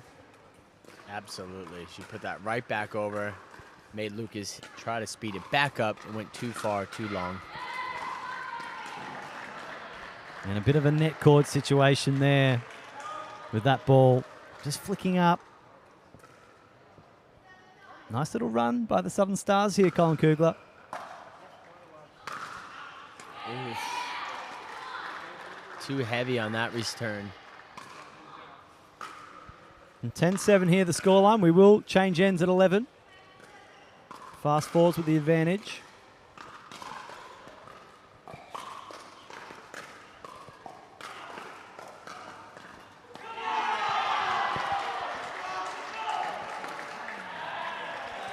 And just like that, 11-7. Fast forwards do force the changing of ends. And quite an interesting start to that match, Colin. We saw fast fours well and truly in control. Then we saw some momentum shift and the Southern Stars start to gain some points and then sort of just let it slip away there. Few too hard, too aggressive shots there by Jay Grewal, just not even finding inside the parameter of the court. Needs to tighten that up in the second half of this match. What did you like most out of that first half of this fourth mixed doubles match, Colin Kugler? Well, I'll say, like we said earlier, no one has any pressure. It looks like there's more just hard-hitting speed-ups more than there is getting into dink rallies. I did like the back and forth. It's good to see that the Stars, they're taking pride. They want to win this. I know it means nothing in regards to this round, but this win here will carry over to the next round in Vietnam.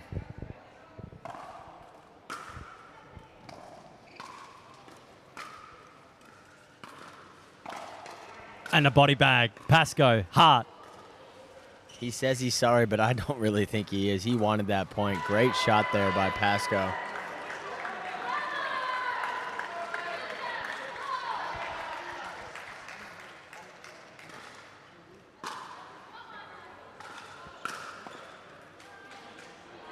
Nice play there by Jay. Placement over power, Colin. Yeah, Pascoe held that paddle like a shovel. He tried to dig it out, just couldn't get it over the net there.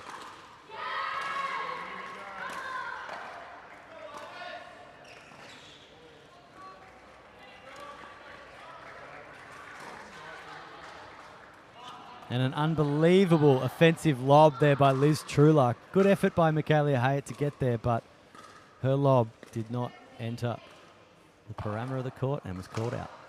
And just like that, serve was also called out.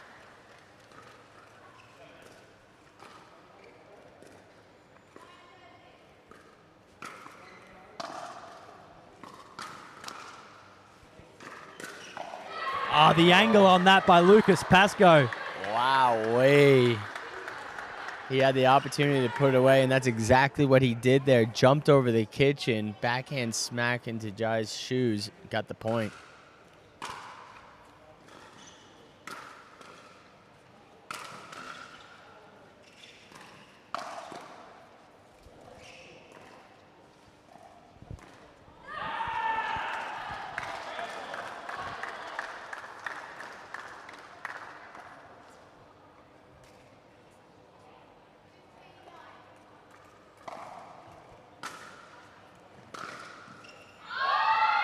Through the middle, Colin Kugler. Bit of miscommunication. No one went for that one on the Southern Stars, and they've called for a timeout. Yeah, that's one of the worst feelings. Ball goes down the middle, and no player goes for it.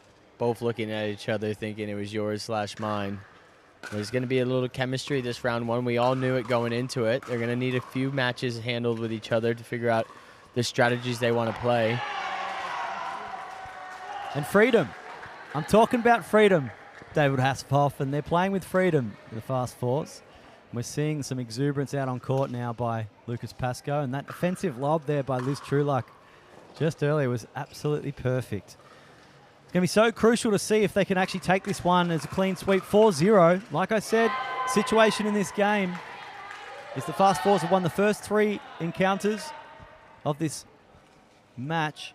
They're looking to take out the 4th. Could be all important for their sake of continuing through to finals. Results may have to go their way, however.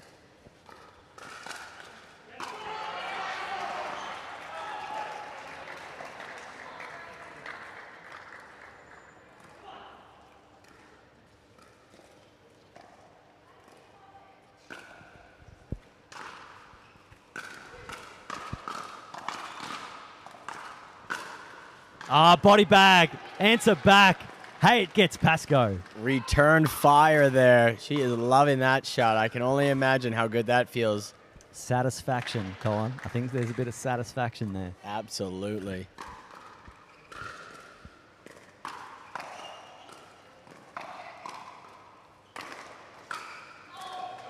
Wow-wee. Lucas is living up to his name. The underage wonder boy. He is putting it all out there for us.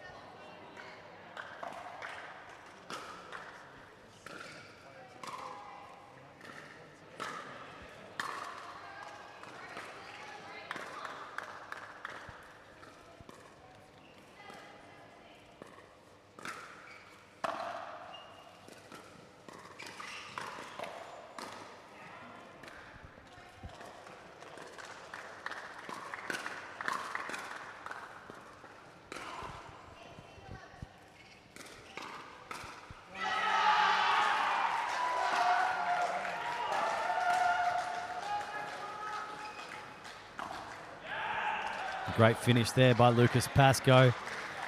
Southern Stars, they need the serve back, and they need it back ASAP. 19-11 for the fast fours, closing in on a Game 4 victory for the clean sweep.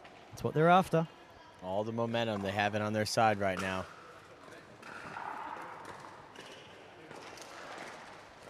And Colin, just like that, we enter a match point situation in Game 4.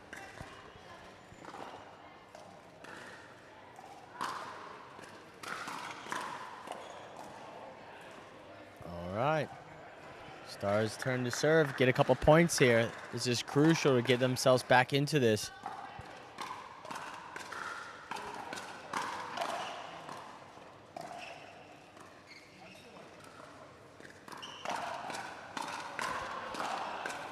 Now the freeze is in play here, Colin Kugler, and if you're first time tuning in to MLP, the freeze means when you get to 20, you need to be back on serve to get to 21.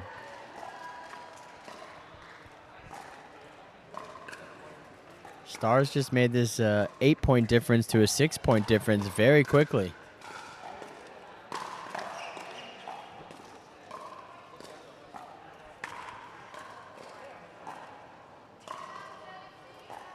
And very interesting call here. They just regained service, did the fast fours.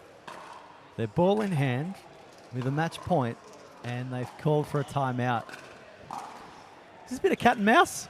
A little bit. It looked like the coach, Ben Costin, he took advantage of that timeout, called it for the boys, or for the mix, I should say. I think they just want to regroup, resettle. To be honest, it might just put the Stars off. I think that's what the strategy is moving forward here. They got one serve to put this game away. What do you reckon was the thought process around that, Holly? Well, I think it's use it or lose it, Colin Kugler. I mean, you don't get to keep them. They don't add up. Carry over, yep. You don't get to use that one tomorrow because I didn't use my one in the Fast Fours Southern Stars encounter. Match point situation. Liz Trueluck with the serve. Hayat to receive.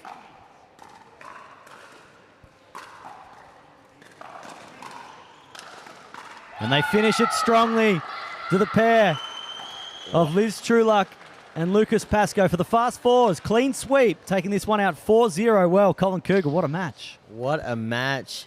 Trueluck, the North Carolina chili pepper, just slices and dices, puts that one away. The Fast Fours have a chance to advance. And we've had an absolute fabulous day here, but we're going to wrap this one up. Congratulations to the victors, the Fast Fours over the Southern Stars. We'll see you back tomorrow for more action, MLP Australia.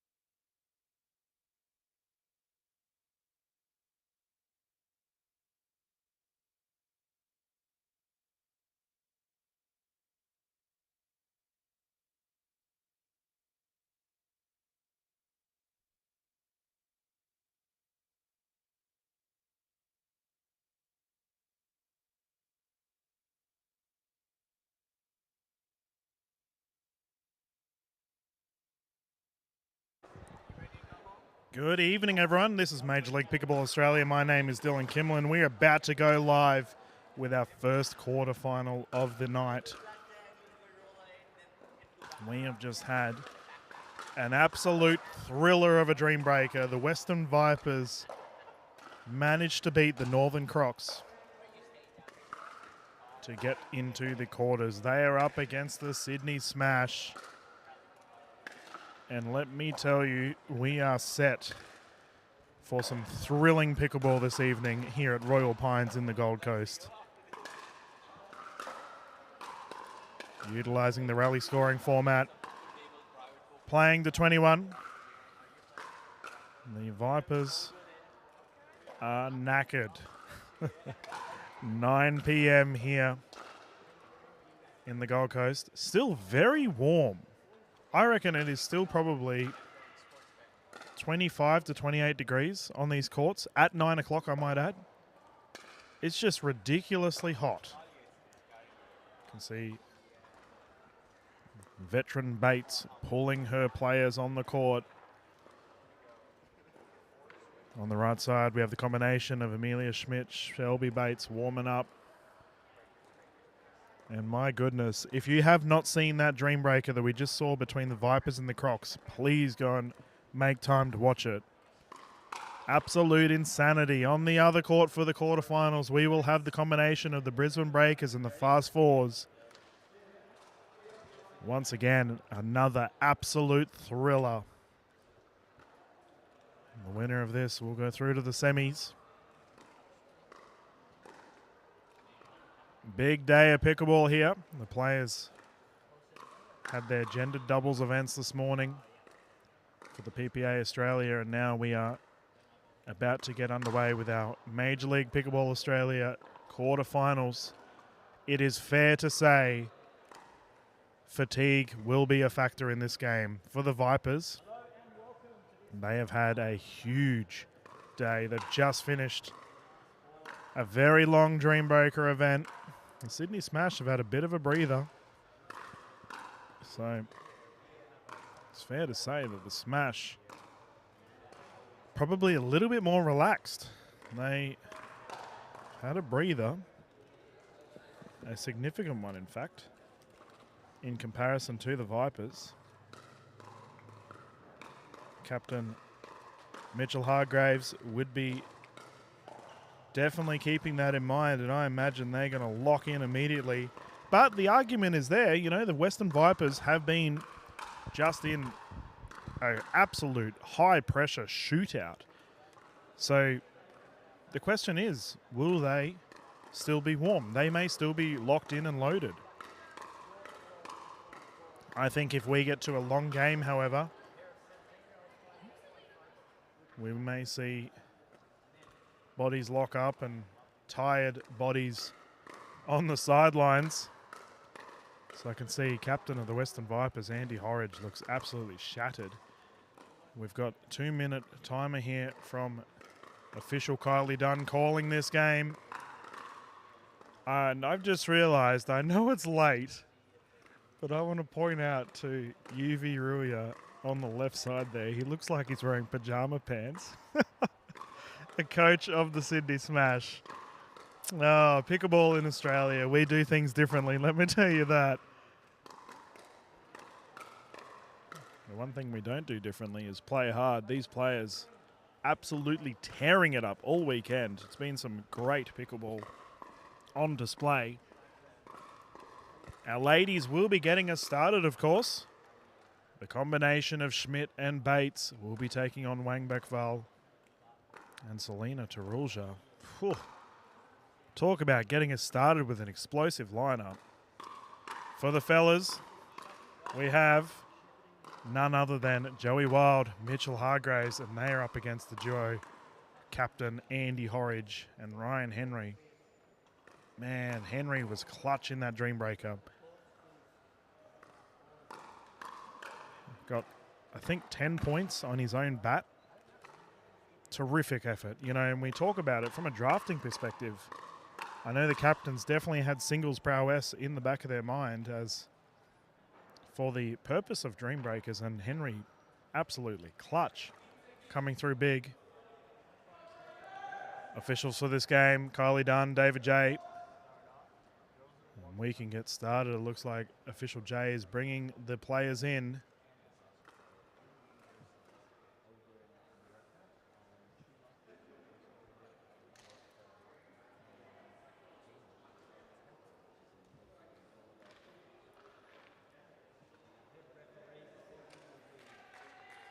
I'm going to be interested to see playstyles here, as I literally just called the Vipers. I don't think they're going to change things too much. For the Sydney Smash, I've been fortunate enough to call them this weekend. Terrific team. Like, they all get along really well. They got a good vibe. They tear it up on the court. Here we go, quarter-final action for your Major League Pickleball Australia. Gold Coast 2024. Let's get started. Wang back Val to serve.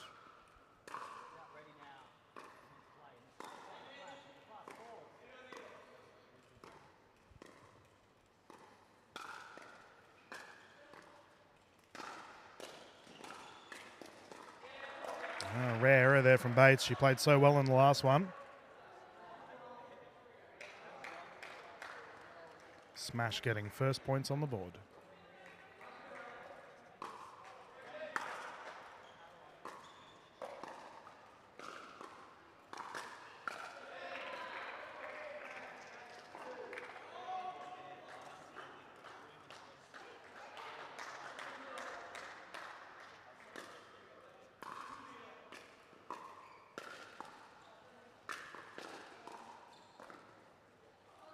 Oh, the net roll. We're asking here. Yep. Schmidt has claimed that it's hit the middle bar of the net. So the rule is that if that is the case, it is a replay.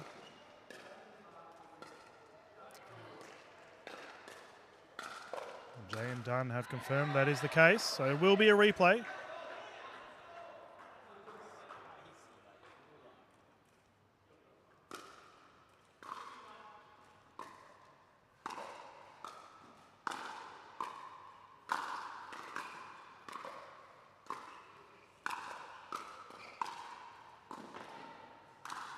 Oh, walloped wide. We have a fiery game to get us started here already. 3-0 lead to Rulja to serve.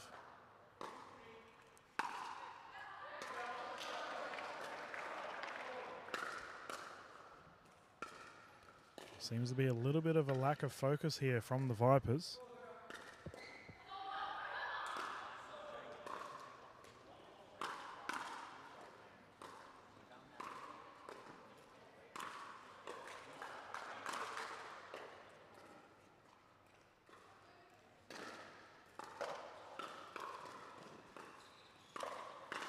Oh, pop-up was there. The Vipers dig deep. Get their first points on the board. Bates to bring it in.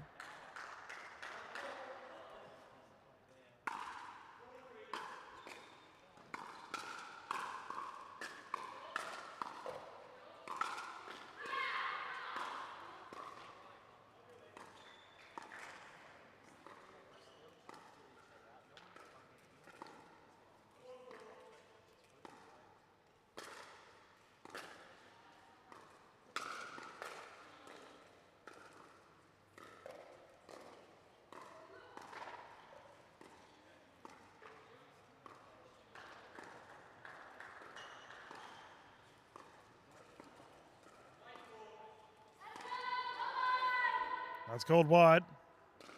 We've had the challenge here. Official J has confirmed it is wide.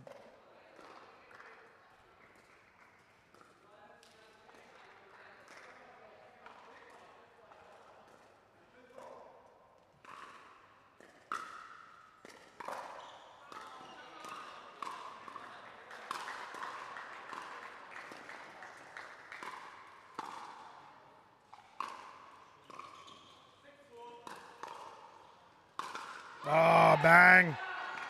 Tarulja, so strong. Oh, it's a kitchen fault. And the Smash have had 3 calls go against them early in this game. Like I can see on the sidelines, Joey Wild's not impressed. This might be the chance the Vipers need to get some momentum under them.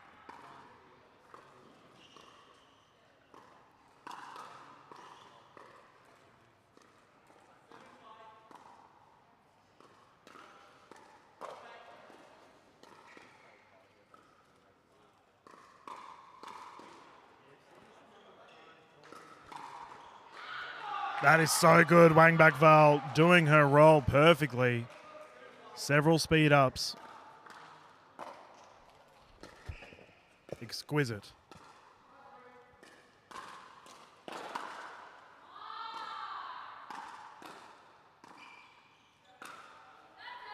That's called wide.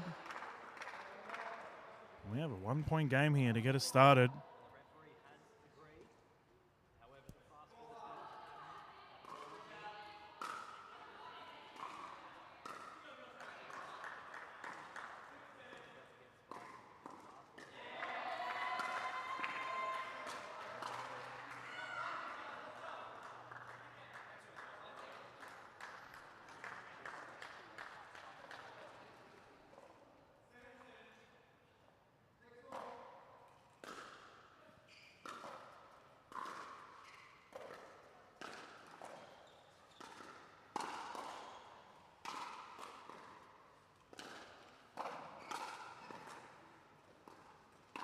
Oh, Shelby Bates collecting Zhao Yi there. She seems okay, bodied. And the Vipers have responded here. They're a little bit rattled at the beginning.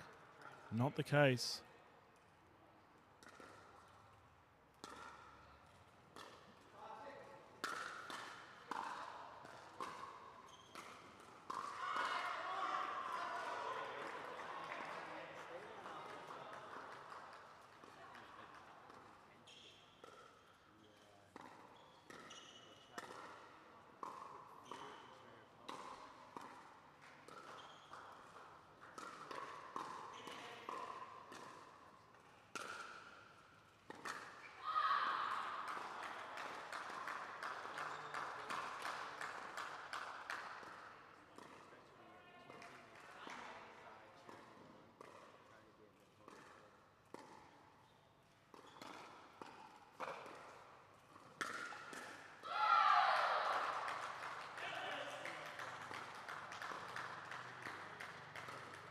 Oh, rally of the day.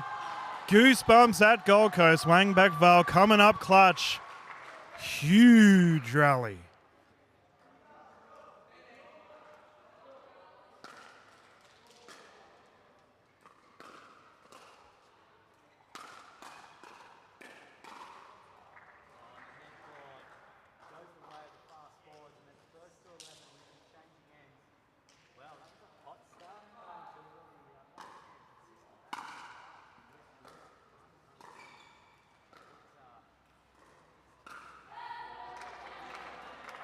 Vipers immediately respond.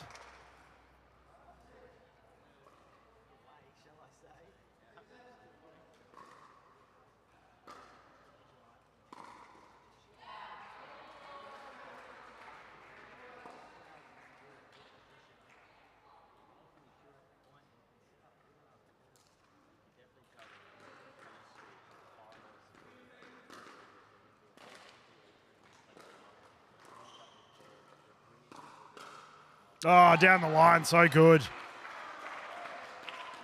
Threaded the needle too. Down the left side, Sydney Smash find themselves with a 3-point lead.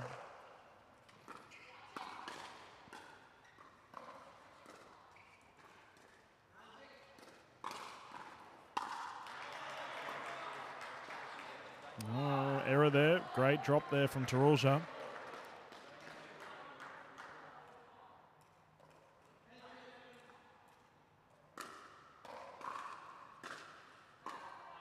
Called long, and the Sydney Smash now find themselves with a slight lead in the rotation of side. You can see both sides on the left having a discussion.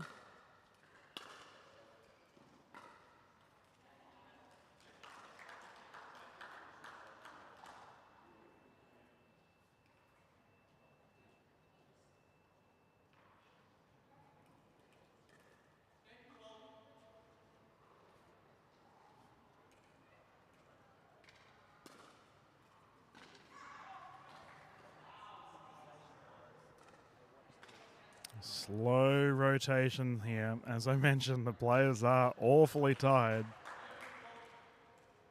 It just comes down to absolute heart. Who will dig deep?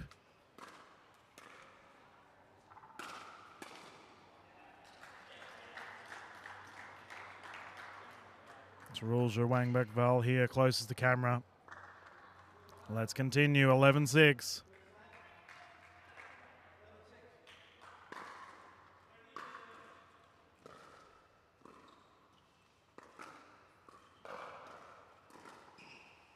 ATP is good.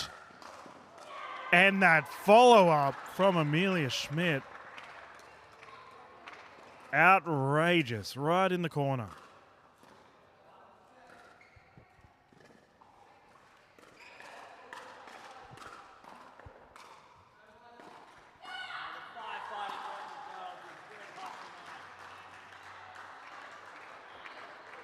Ball's got in.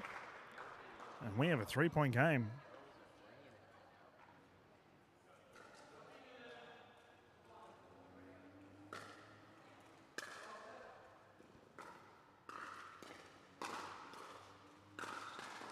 Oh, what a drive.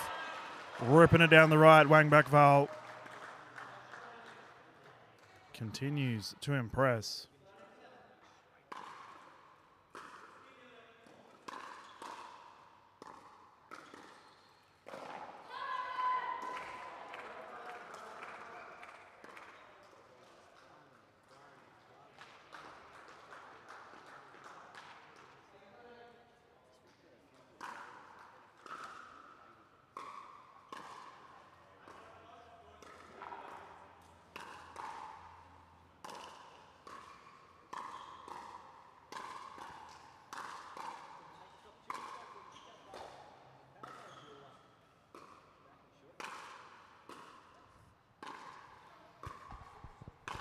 Absolute insanity on display here at Gold Coast.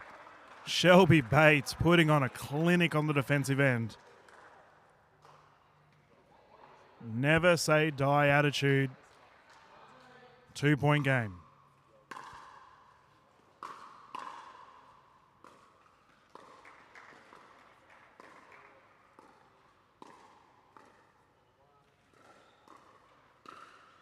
Yes. Forehand roll is good down the middle. Wangback Val secures it once more.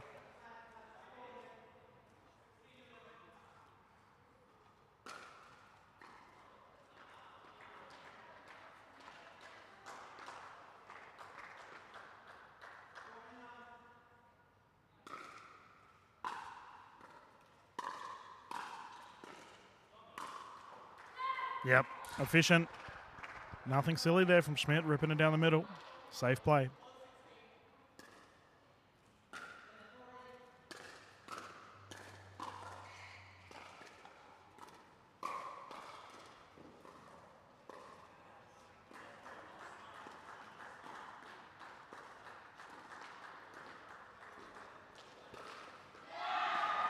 Another good rally. The smash continue to perform.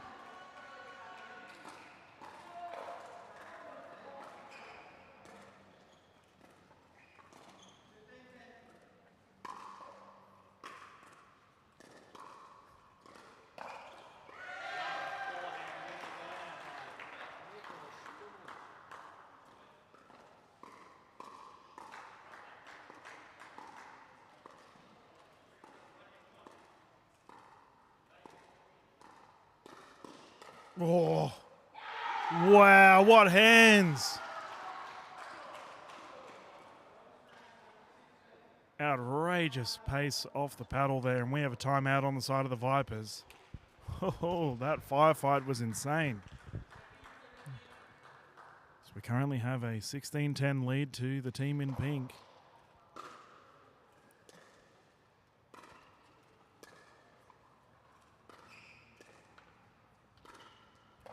On our other court right now, the Breakers and the Fours currently going head-to-head.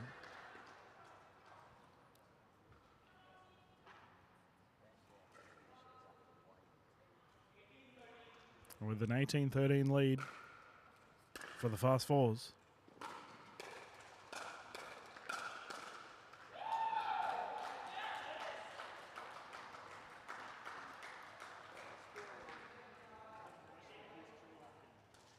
Officials have called the players back in. We can get started once more.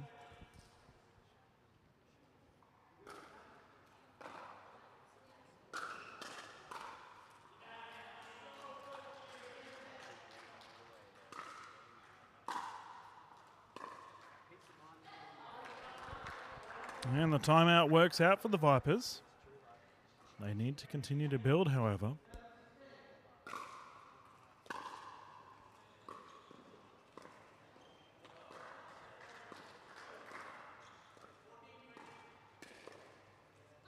I will point out that we have a tactics change here from the Vipers. As a result, Amelia Schmidt now taking the left side of the court.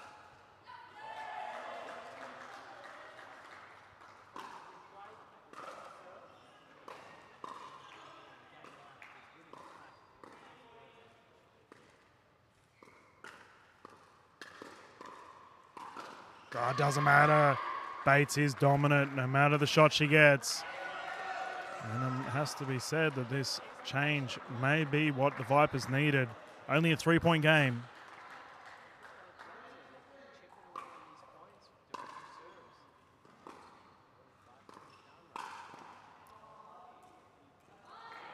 Too short.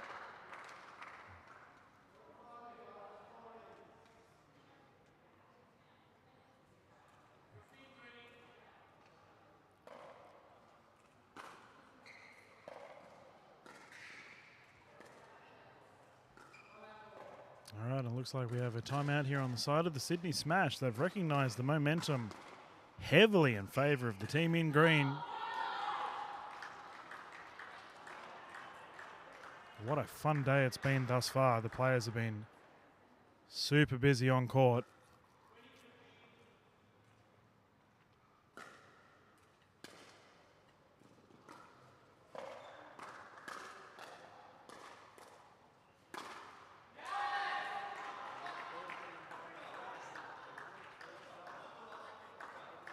And they are really taking their time with these timeouts. As I mentioned, fatigue. It's a late night here for your Saturday. Currently 9:30 for your Gold Coast evening.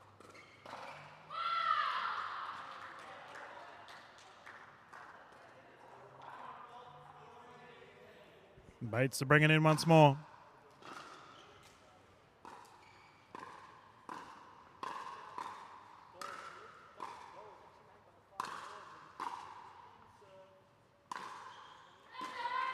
It's a loopy smash there for Tarulja. Just carried it a bit too long.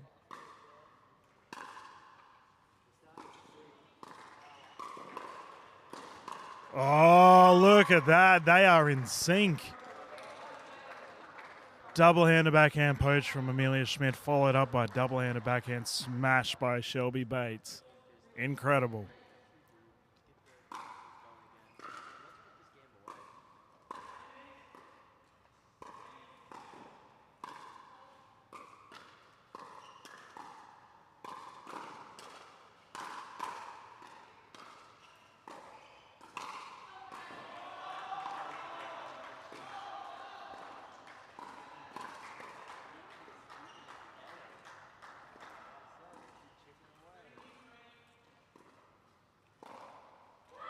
What a rally.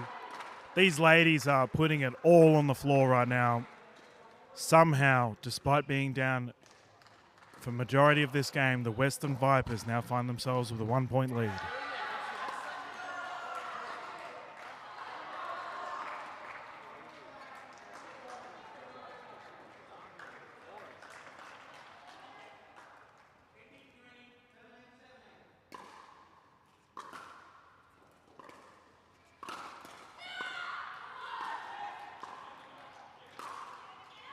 There we go, Schmidt with the easy smash.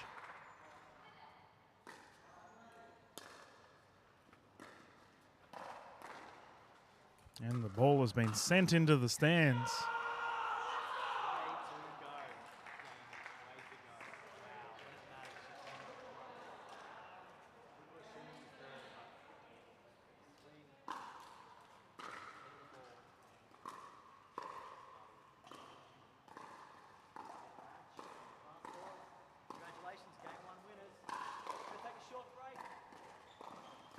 I like that. I really like that.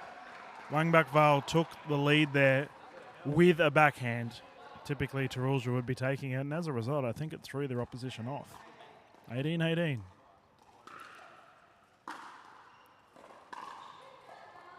That's gone long. So close here for our game one. 1 point in it.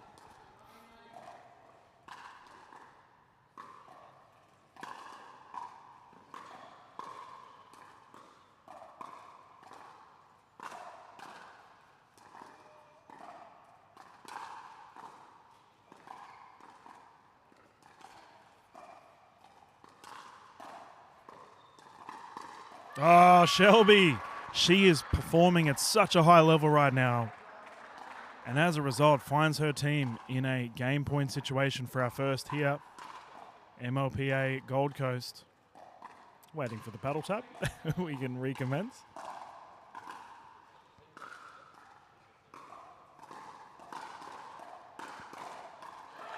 So strong, so dominant.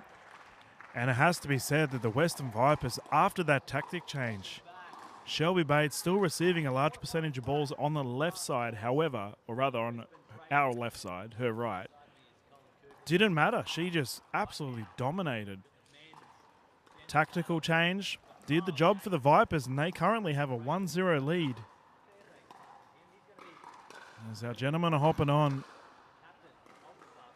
arguably the strongest male duo in this season for the MLPA. Wild and Hargraves on the left, and they will be taking on the combination Andy Horridge, Ryan Henry. This is a good old-fashioned captain's clash here in Gold Coast for your quarter-final action.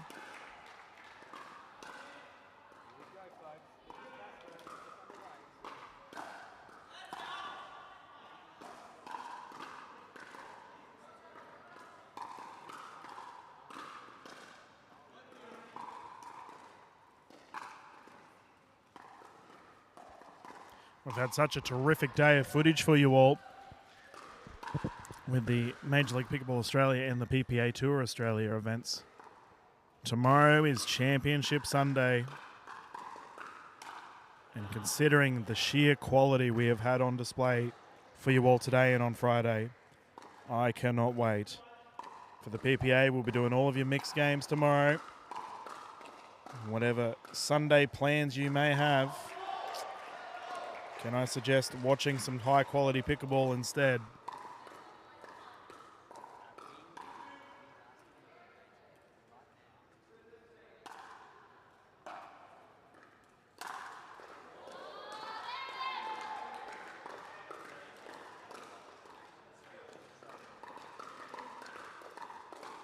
This is going to be an interesting one. I mean, we know the absolute quality on display for Hargraves and Wild, but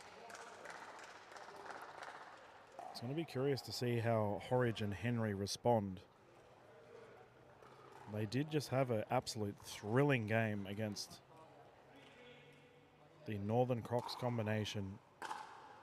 Harsh Mehta and Kyle Watnell. Man, Mehta played so well too in that game. He was just lethal. Watnell fulfilled his role, but the Vipers bounced back. They need to do the same here against the Smash. We can get started. 0-0.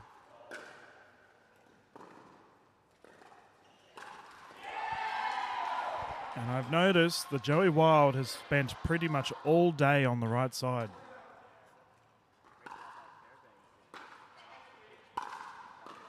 He did the same with his PPA Tour bronze medal game that I called with George Wall.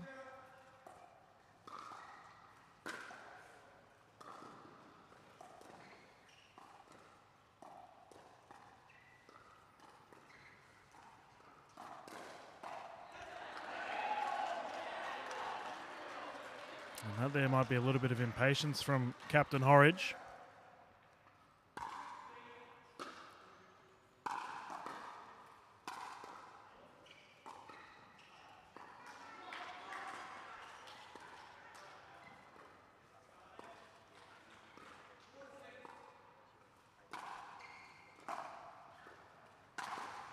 Single-handed backhand roll is perfect.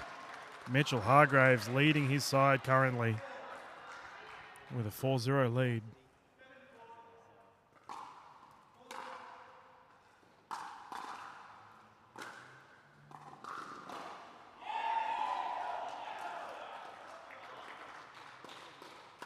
Oh, nearly. Forehand drive was there. Hargraves has had a couple of pop-up opportunities here. He's made the most of them. However, the last one went wide.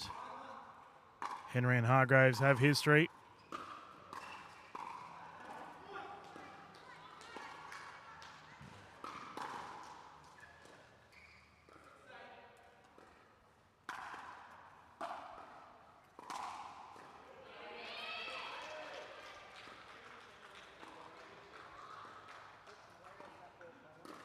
Oh, tried whipping at Henry. It's fair to say that Henry and Hargraves know each other's game inside and out. Makes for an interesting battle here, considering we did just see quite a few cross-dink rallies between the two.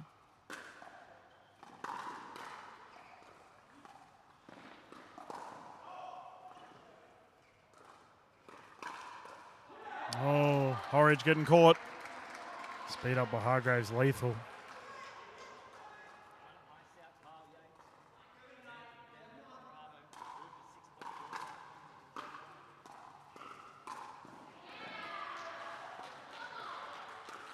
Yep, flick of the wrist, Joey Wild coming in clutch.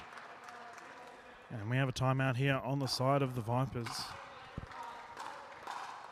Just classic Wild Hargraves play. When they team up, they're just no nonsense, get it done. Hargraves is the dominant player right now, and Joey Wild's just doing his thing. Hasn't received a large percentage of the ball, but when he does get it, he makes it count. Such a quality player.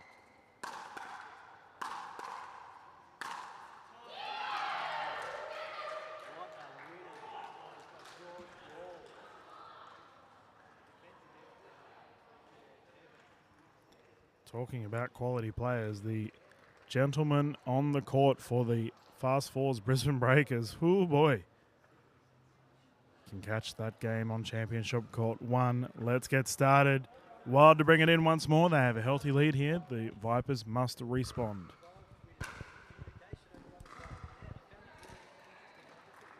And that's a returning error. That stings.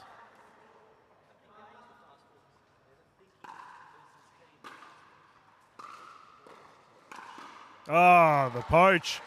It is fair to say that Hargraves is locked in right now.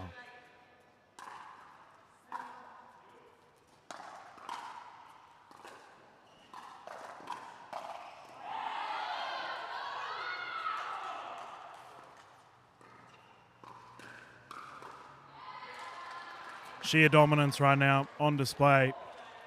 The smash running riot, forcing the rotation with an 11-1 lead. And I have to say, I do wonder whether the Vipers are a bit exhausted after that thrilling Dream Breaker victory. The Sydney Smash had a significant break. But then again, you know, Schmidt and Bates did come out and took the victory. And their opposition, Tarulja and Wang Beckvale, played some good pickleball, but in the end, not enough. For Ryan Henry, Andy Horridge, though, you can see him sucking in the breaths.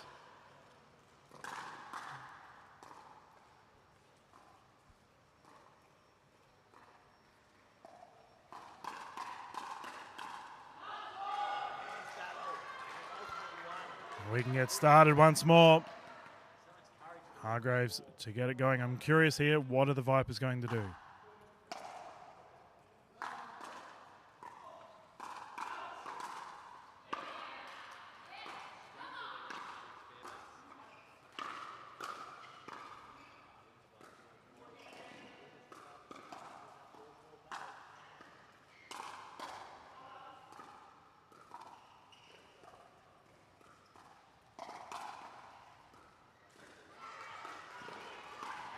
Oh, my goodness, what a rally.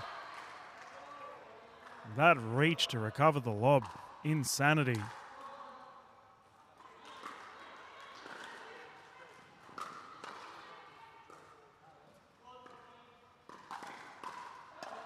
Called long.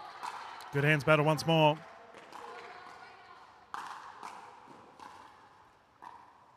The time is now for the Vipers.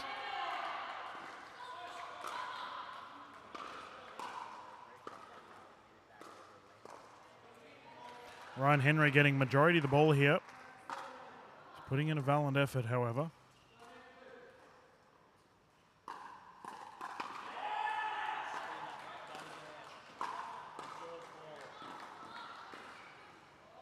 Shoulder check is good. Hargraves getting caught moving. However, the Vipers need to start getting some points on the board while they're serving. Really build some momentum.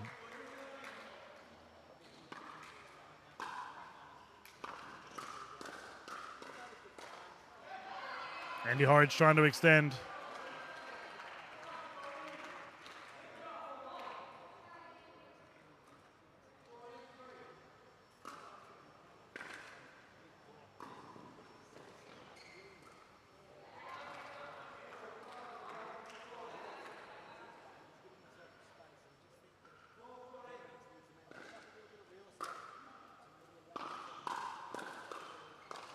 There we go, captain's point. Horridge trying to fire his side. Seen him now play aggressive twice in the last 2 exchanges. Willing his team.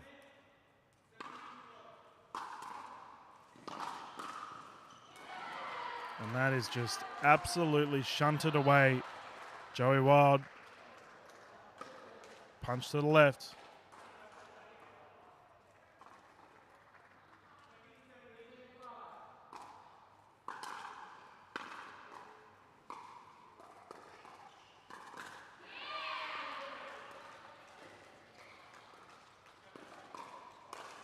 There we go. Horridge getting more involved. As a result, they have had a couple exchanges go their way.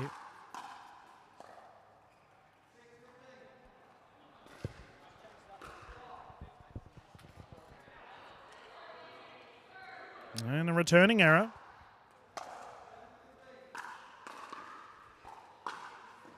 Take 2. Those are the kind of mistakes that will hurt you in rally scoring. I know the Smash have quite a significant lead.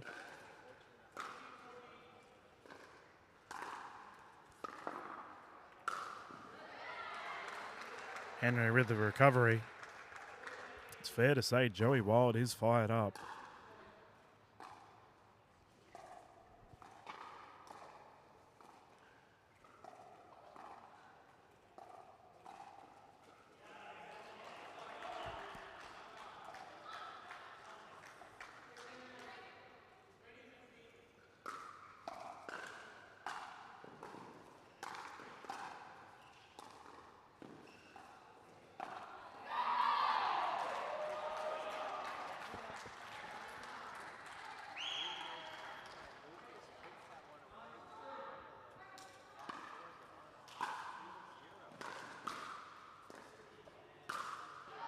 Joe Wild with the slap.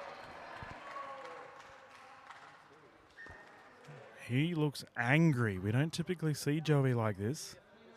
Something has fired him up.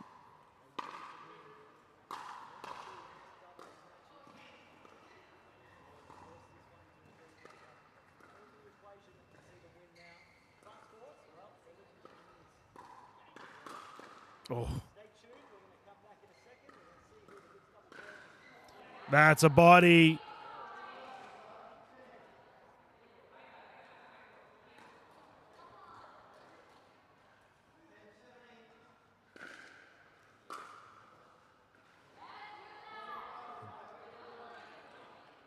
It's not done yet. They've been down for more or less the entirety of this game.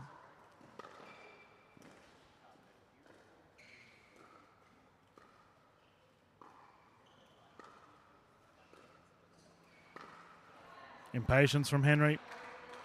The Vipers continue to dig it out, but the lead is really starting to become a concern for them. The Smash find themselves 3 points away from victory. Good hands, Joey Wild with the 1-2 punch.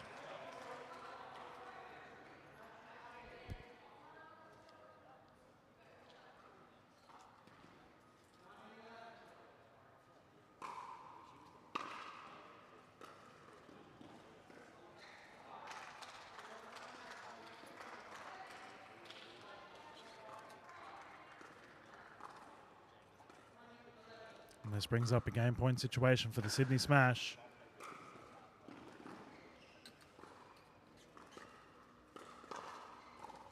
And that is all she wrote. We have a tied game, 1 apiece. The Sydney Smash came out really strong there. Vipers tried to dig deep towards the end there, but not enough in the end.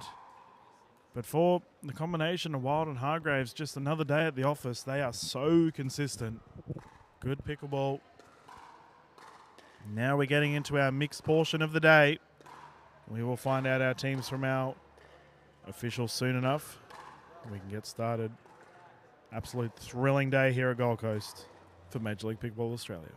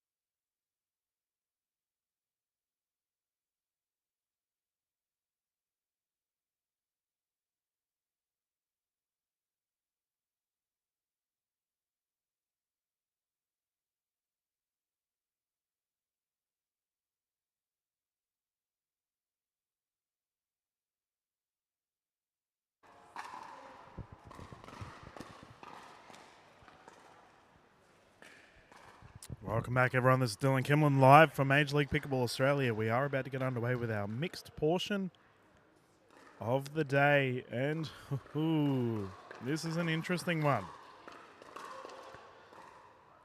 Henry, Schmidt have both played for the Smash. Amelia has played many events with Mitchell Hargraves. And look who they're going up against. Here we go. Selena Tarulja, the new recruit. Terrific striker of the ball, and she has played some elite pickleball today.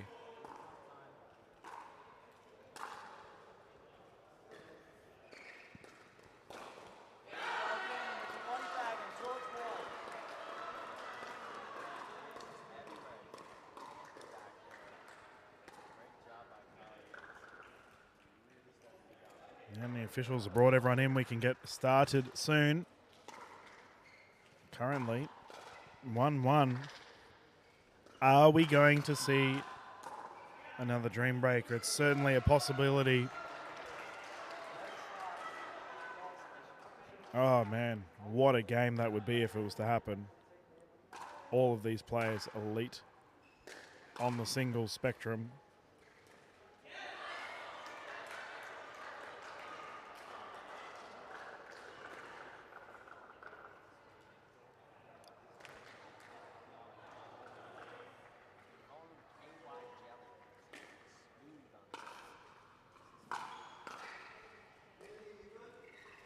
We can get started. Selena to bring it in.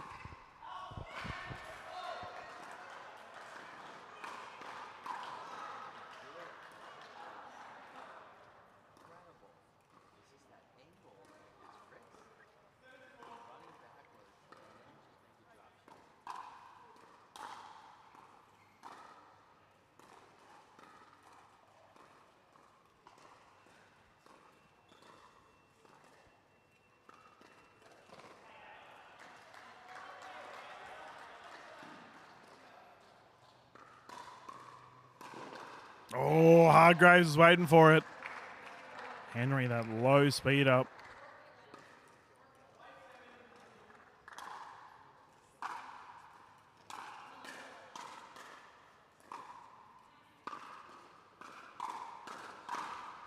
Ernie is good.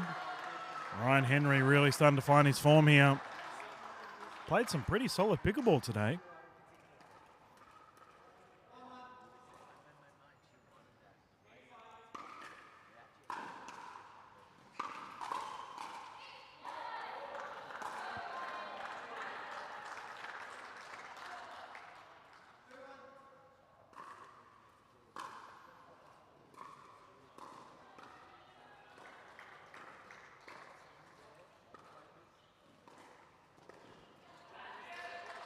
Digging it out.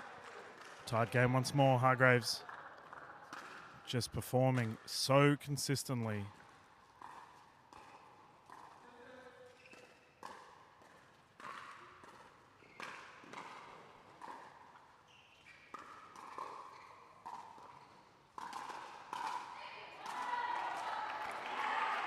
You see Ryan Henry getting out of the way there. Speed up from Hargraves. Henry is a rather tall man. Shoulder check should be a little bit easier.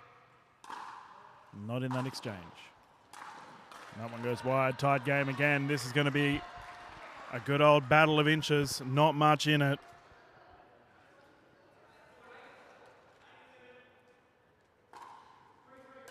It's currently 3-3.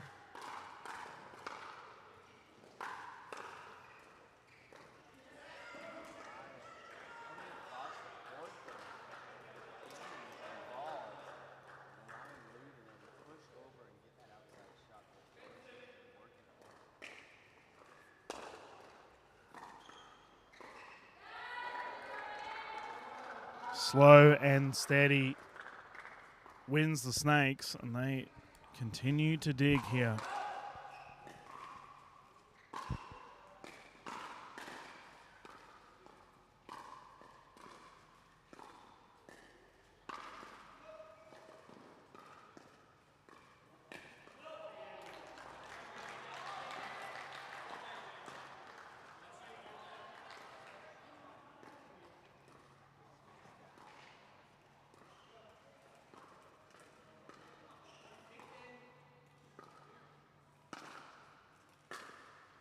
No, just short for Schmidt. She's not impressed with herself after that one. Matter of inches for our players right now. So close.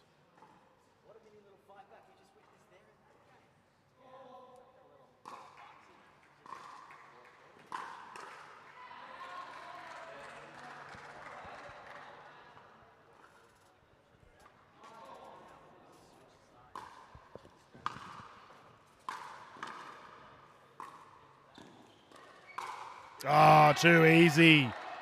Absolutely teed off. Hargraves double-hander backhand down the left side. Elite.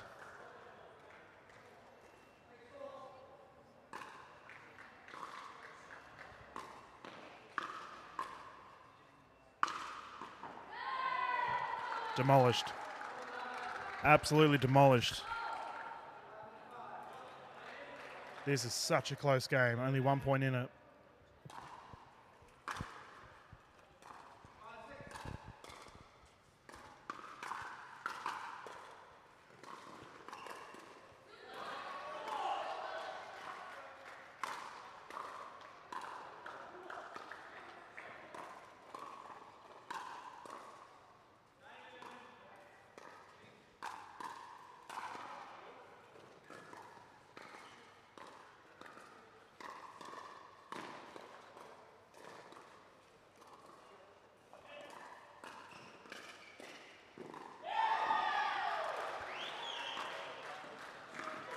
Oh, what a rally. Defensive effort from Sydney Smash.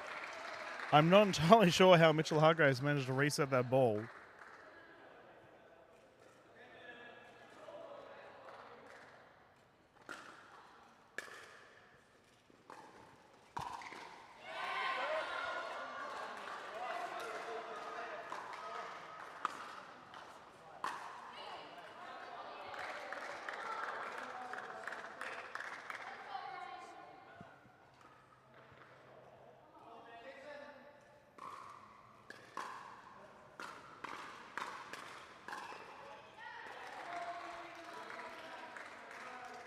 And, you know, we saw a similar thing occur with the Northern Crocs and the Western Vipers game just before, as we have a timeout here on the Vipers, in that the side that was serving would lose the point. And that happened for about 10 straight points.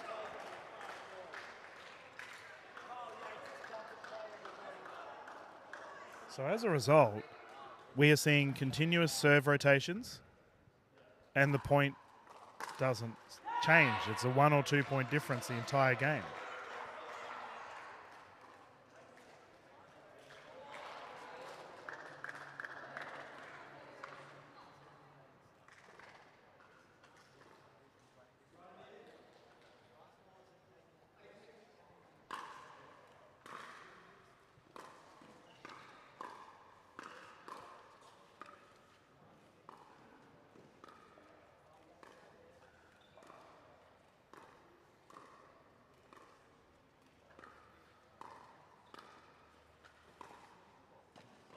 That's called long. Great rally once more. The Vipers respond and earn that side out again. 7-8.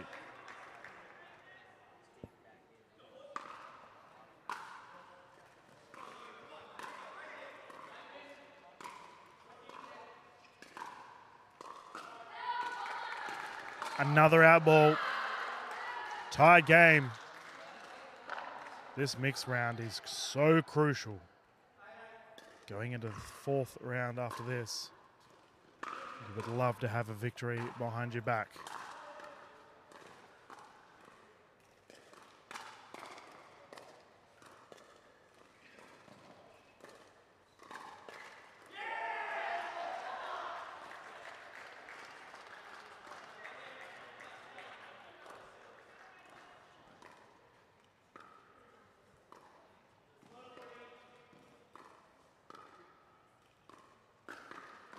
Oh, so good, Henry.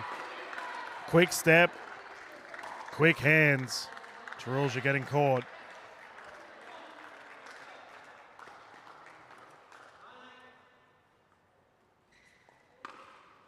I wonder if we're going to see a time here for the Smash, because they have lost lots of points in a row here. The Vipers in cruise control. That brings up the 11-point mark. We will rotate. Schmidt and Henry have bounced back so well.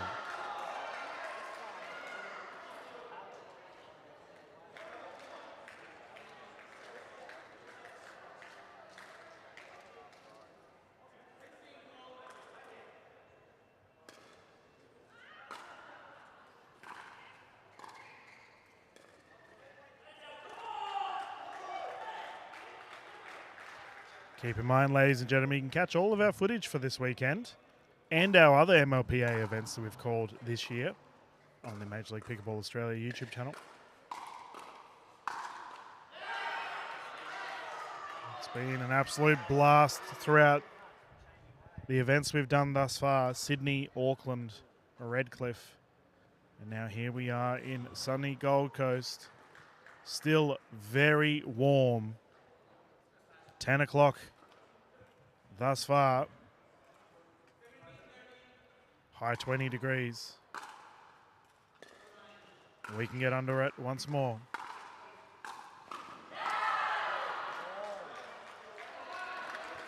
Tarulja immediately responds, getting the ball back. 2-point game.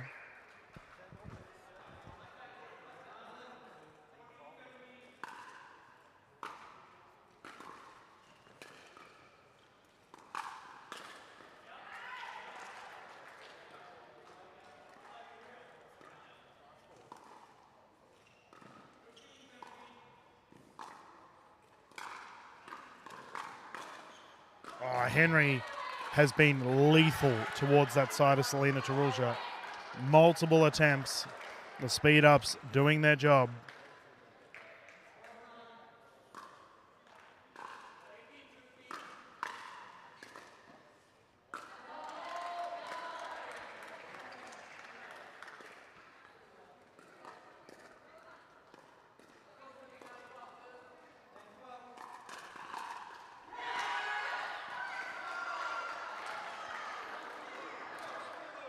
And those little mistakes, so costly.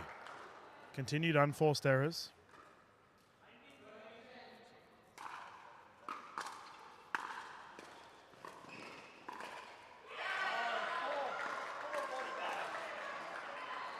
Great speed up.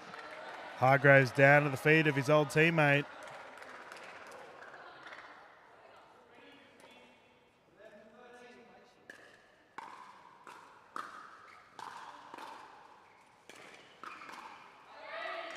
Ooh, called long. Trolls are opting to let that one go. And we have a 1-point game. So close right now. Now game 3.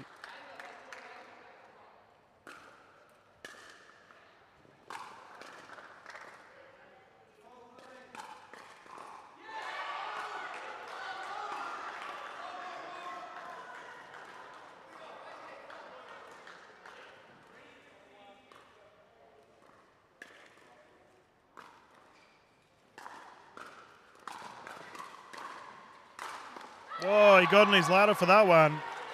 Henry climbing tall, smacking it down. Makes the most of his opportunity.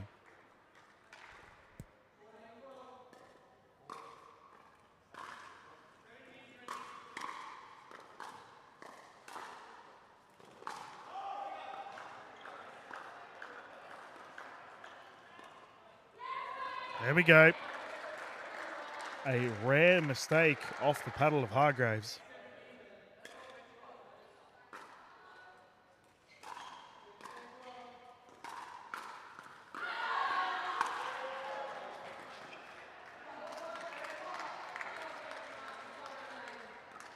The time is now for the Sydney Smash if they are to respond. They would love to start building some momentum with Captain Hargraves having the ball in hand.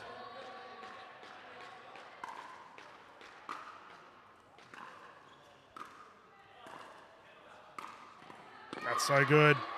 Henry ripping it down the left. He is really starting to dominate here, Ryan Henry.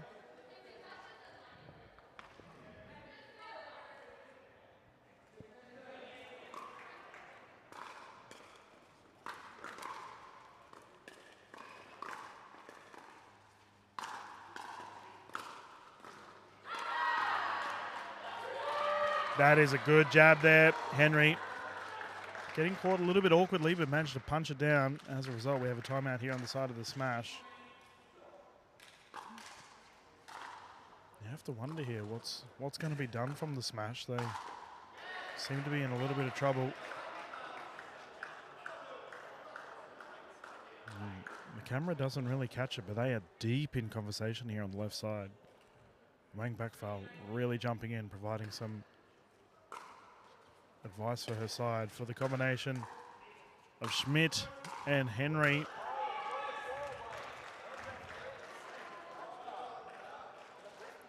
They have some crazy points under them right now as they continue to build.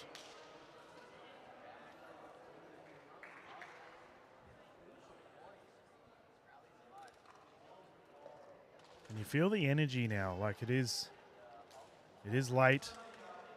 The players are tired, but more importantly, the vibe, the team camaraderie remains the same. The players are behind each other. We can get started once more. Good timeout.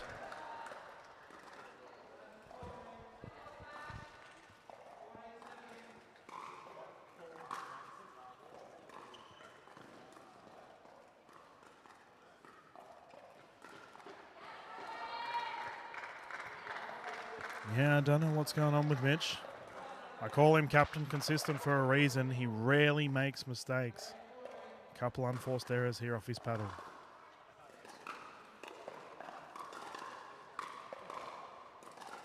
Oh, Amelia Schmidt had the poach. She was in prime position to put that away, but Tarulja dug deep, survived the onslaught.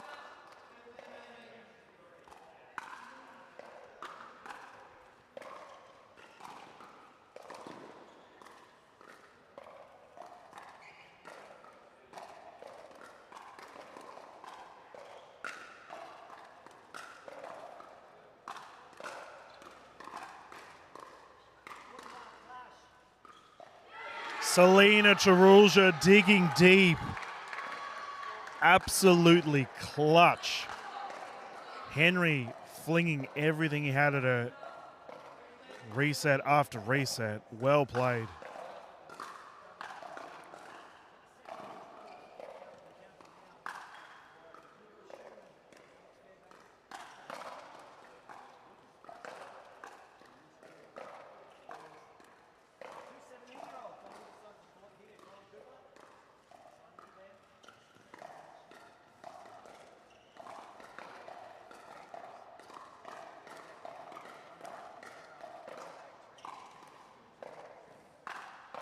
I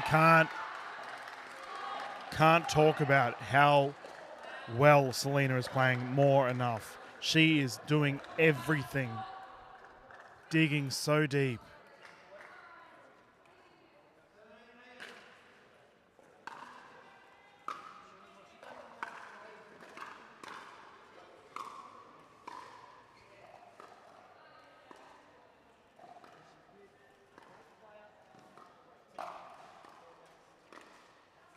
Oh, it's in the corner.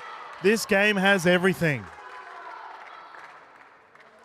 2-point lead, 2 points to victory.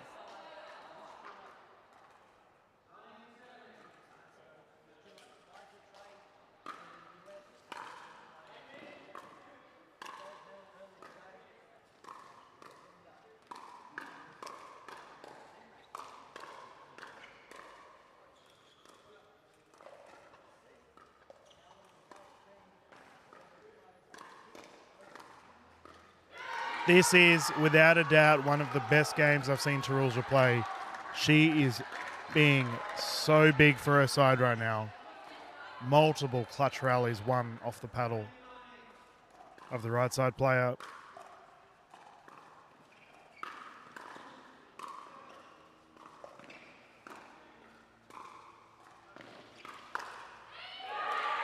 Henry speeding it up down at Hargraves.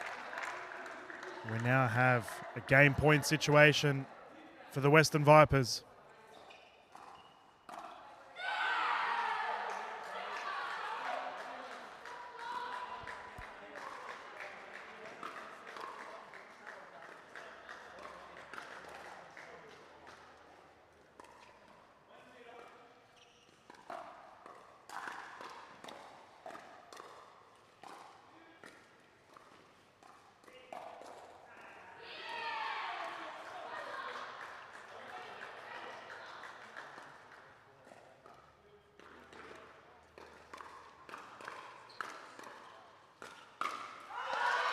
And it has gone wide.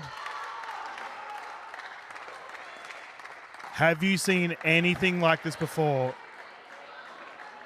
Absolute brick wall. Tarulja continues to defy the odds.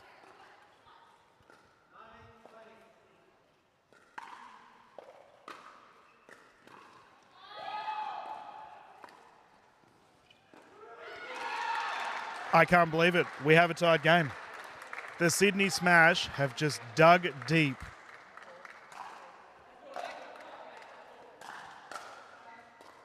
Momentum now fair and even. 2-point pickleball underway for our quarterfinal.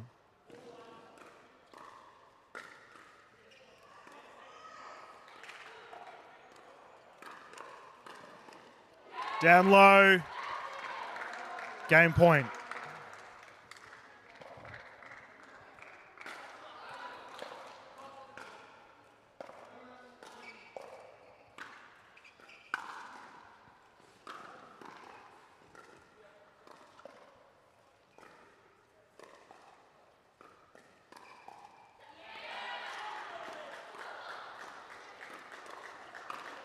Henry capitalizes. Eventually, the wall had to crumble. The Western Vipers absolutely relentless onslaught. That was an MVP caliber performance for Selena Tarulja, however. Continuous defensive efforts over and over again. In the end, 2-point victory for the Western Vipers. And we are going through to a game 4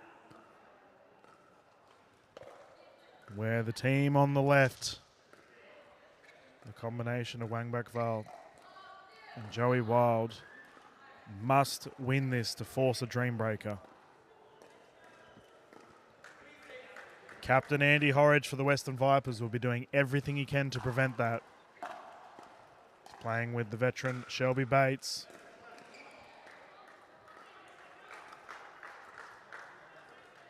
Evening pickleball here at the Gold Coast. Quarterfinal Saturday. And we have had some brilliant pickleball action throughout the day. Players quite literally putting everything on the line for their sides.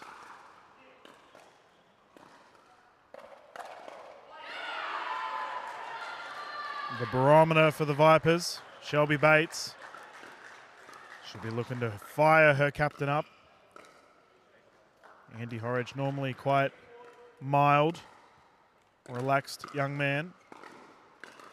Speaking of relaxed, Joey Wild typically has a very calm approach to his pickleball game. However, in that game that we called earlier, he was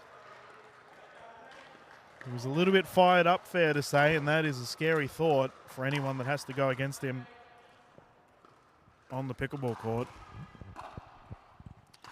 For Wangbak Val, she was really trying to inspire her side in the last mixed game for her teammates. And this is tough for Captain Hargraves. He must sit on and just watch and cheer his side on. He drafted incredibly well. It's out of his hands now. The very experienced Joey Wild. Zhao Yi coming on. Can they tie things up here at our game 4?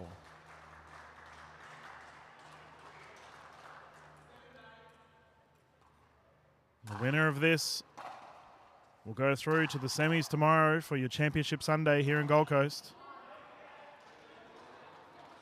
Okay, game underway. Let's get started. 0-0, game 4.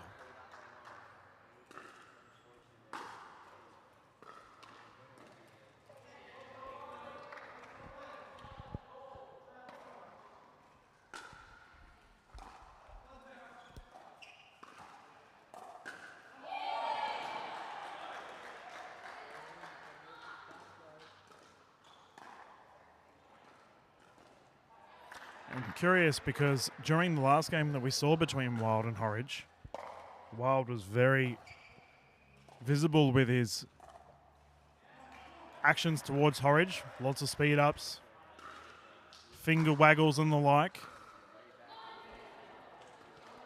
However, this time Andy Horridge has Shelby Bates standing next to him, and I don't think she'll put up with that.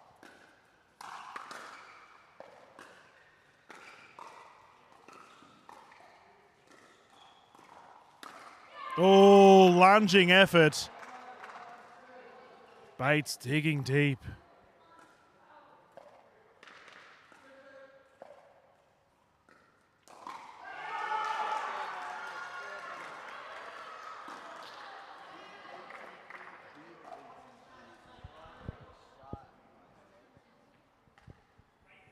We have a ball in booth. Yuvi Uria, the coach of the Sydney Smash. Absolutely butchered your last name there, mate. Sorry. But he's gone to retrieve. How handy it is to have such an experienced player on your bench as well.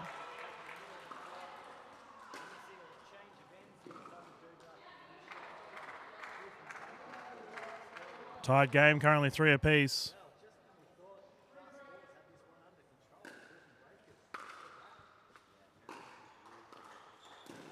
Oh, poach play there from Horridge.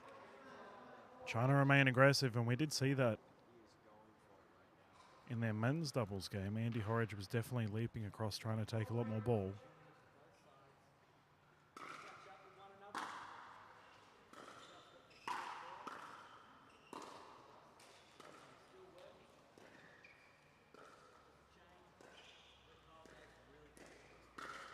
Oh, shoulder check. Wang Beckval trying her best to collect Horridge, but he got out of the way.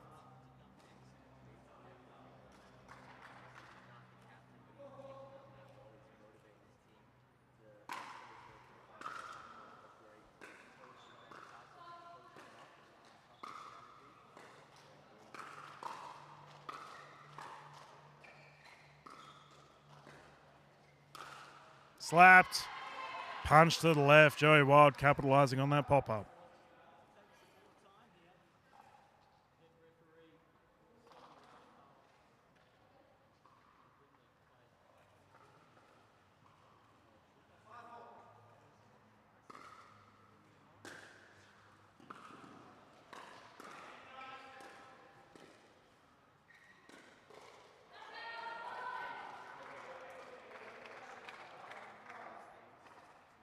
I'm curious to see what Wang Bakfal does here throughout this game.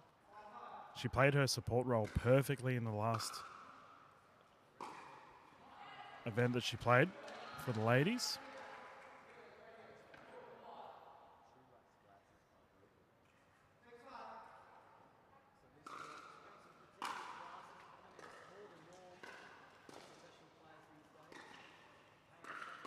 Oh, he read it well.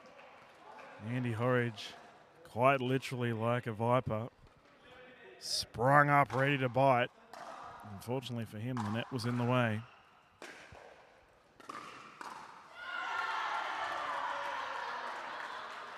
Quick 2 points here for the smash.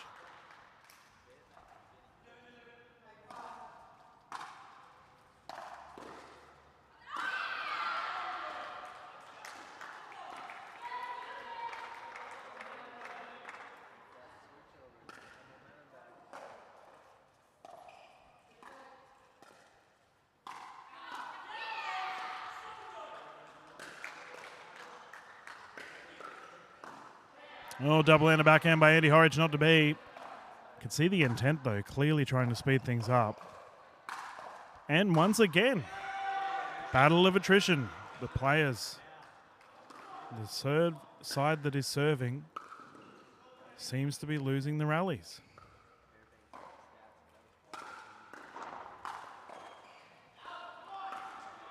Oh, Andy Horridge lunging several times.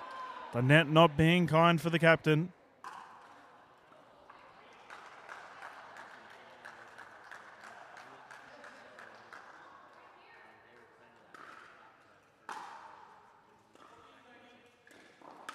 Yep, pop up, put away. And it looks like we have a timeout here on the side of the Vipers, opting to have a breather. Oh no, my apologies. It's currently 11-6. So as a result, the players will swap sides.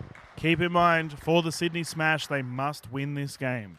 If they do, we're going through to some singles action.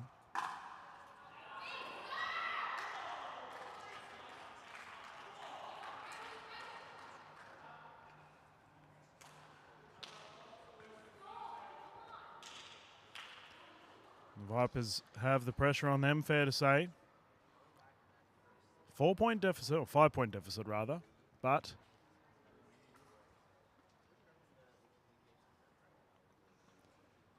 if anyone can do it, a combination of Horridge and Bates are on that board. Official Dunn's just having a chat to the troops. We're all good. Let's get started. 11-6, Joey Wild to serve.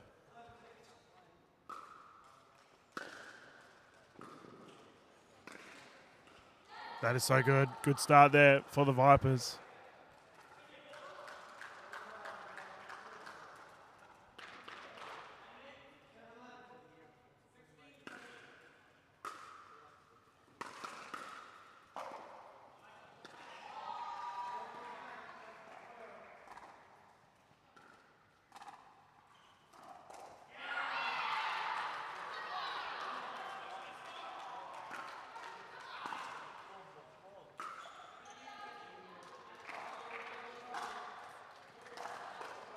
And that's punched out to the wide side. Vipers only have a 4-point deficit.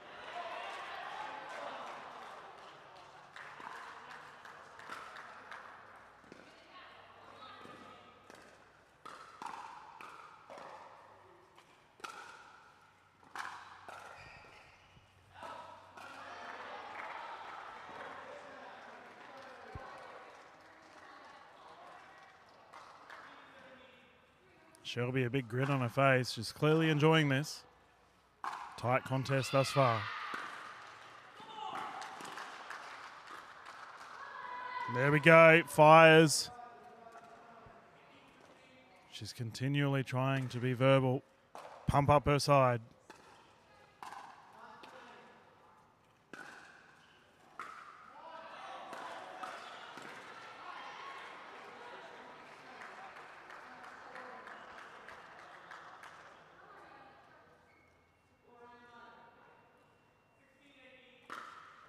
Oh, service error, that stings.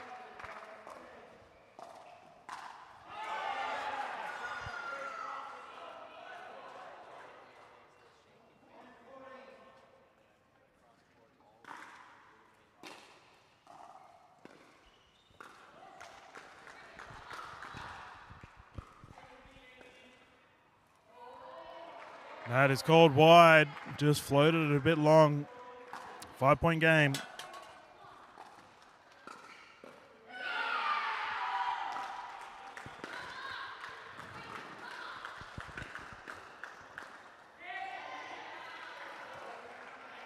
And the Sydney Smash inching ever closer to that dream breaker situation. We have a timeout here. Our players reassessing, having a breather. Captain Horridge looks absolutely spent. It's fair to say, after that thrilling game that we watched only a couple of hours ago, the players are really feeling it. 10:30 here in Gold Coast. And one positive is that the temperature is slowly cooling down. It's still warm here on the courts, but we do have a nice breeze. Let's get started once more. Wang Bakval to bring it in.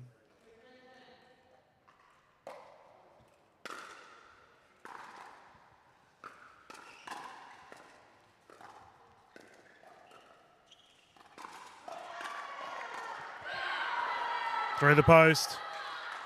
Wild looks determined. There's only one outcome here he wants.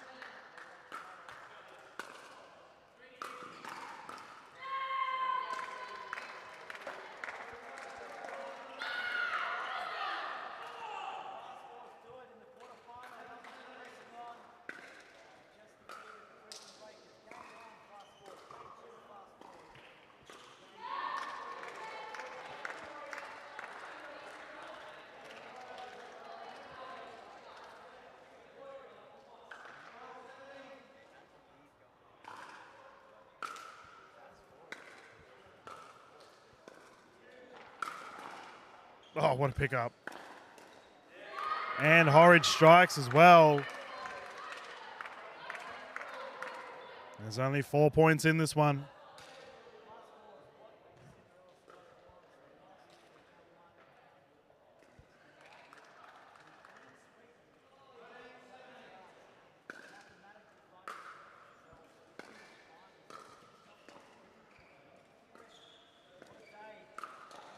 Oh, Joey Wild. Ooh, yep. He is fired up.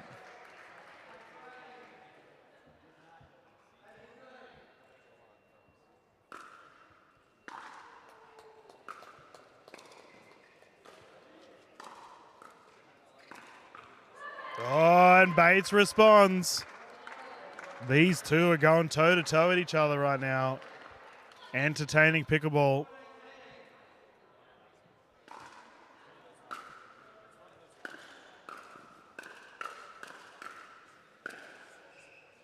Oh, net roll. And it's good. 3-point game. This is getting spicy.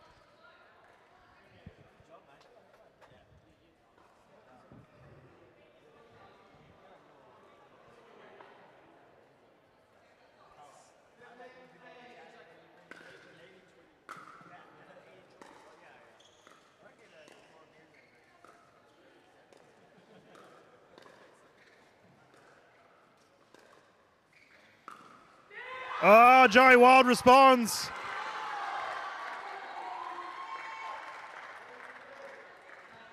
In the dying hour, the Sydney Smash want to play some singles action. They are not done yet.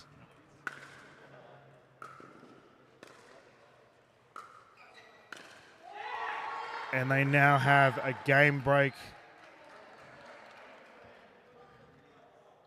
Game point to potentially go into a dream breaker.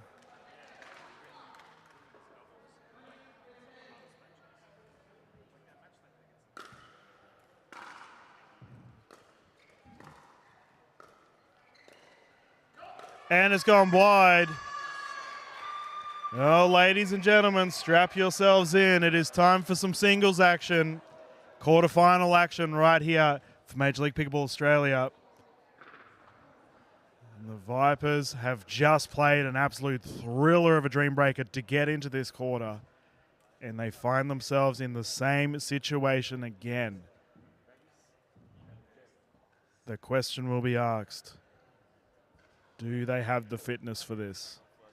Tired bodies, tired minds on the court. But the players absolutely determined to get through. And let's discuss the singles prowess of the players on the court. Ryan Henry, one of the top singles players in Australia. He's playing against Mitchell Hargraves, also one of the top singles players in Australia. Joey Wild, one of the top singles players in Australia. And there is opposition. Andy Horridge, the captain, also one of the top singles players in Australia. The men can ball out here. I think the difference will be made with the ladies on the court. Amelia Schmidt, widely regarded in the top 3 for women's singles in the country. Selena Taruja, a up-and-coming superstar for the Sydney Smash, dominated this weekend for the PPA events. And will be my pick to either get clean sweeps or at minimum 3-1s. Shelby Bates, renowned veteran, played incredibly well in her match just before this for the Dream Breaker situation, kept digging away, secured multiple key points for her side. And Zhao Yi, Langbeck Val, pressure does not faze her. And she is going to need to dig deep. Once again, a game to 21. As the players will be duking it out. Every 4 points, we will see a rotation. And the players will verse the same opposition throughout the game. After their 4 points, both players will come off. The matchups are crucial here. When you have such caliber on the court, it does not matter.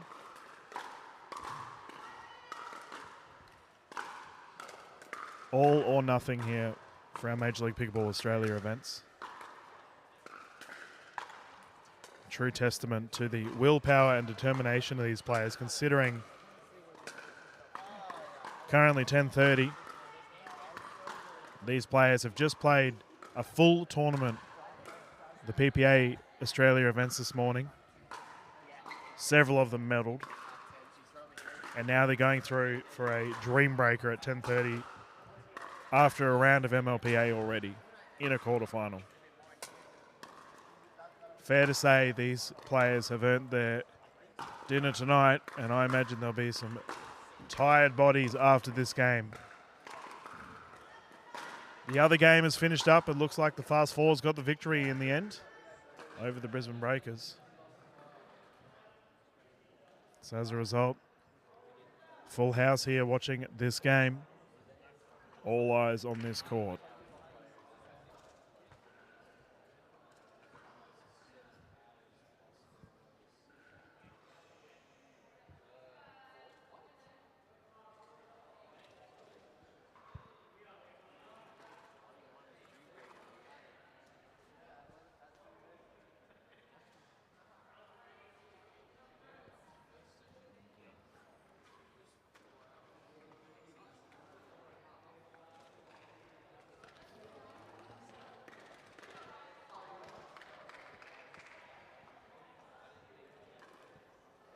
Our first matchups on the board. Oh, here we go. Hargraves, Henry. These two have taken each other on in singles in the past. Fitting that they are going up to each other right now. Hargraves, captain, leading the way, immediately starting strong with a 1-0 lead.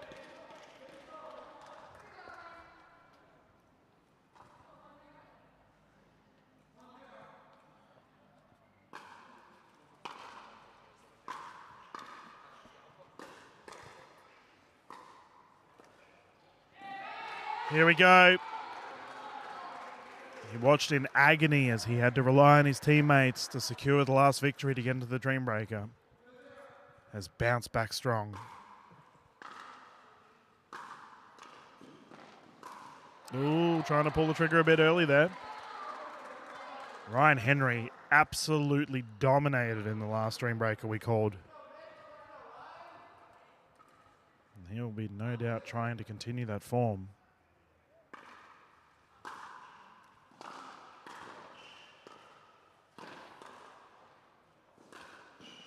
Oh, it's in! Clinical, absolutely clutch from the captain. Finds himself with a 3-1 lead.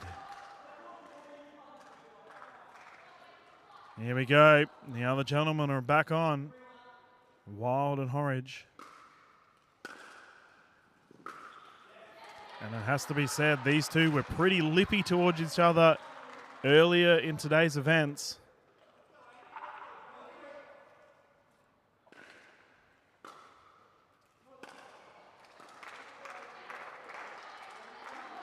Here we go. Tied game, 3-3.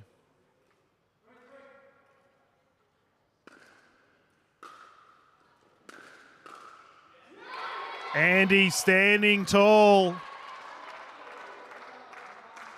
Is he going to have a clean sweep to get us started?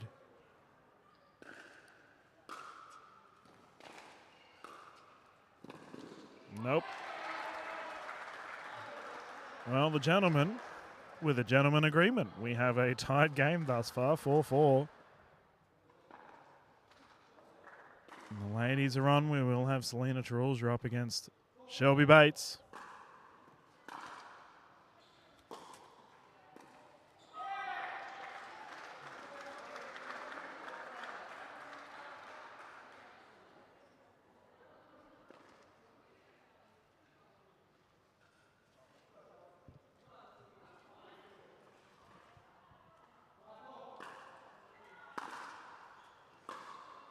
Oh, that is so good. Tarulja, just elite.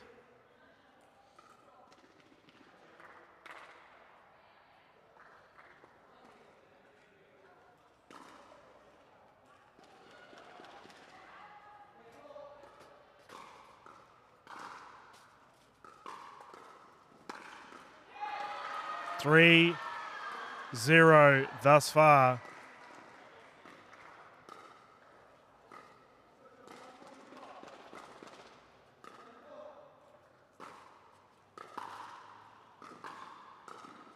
And again, that back right corner, the smash, loving it. That is a sweep. Selena Tarulja, I said at the start of this game, she was going to be the difference maker. Come out firing. Wang back Val, Amelia Schmidt. That is so good. Wang back Val ripping it down the left side.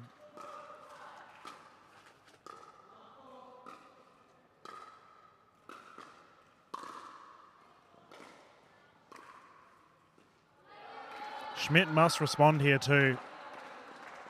It's fair to say she probably has a few more medals under her belt out of the singles category out of these two.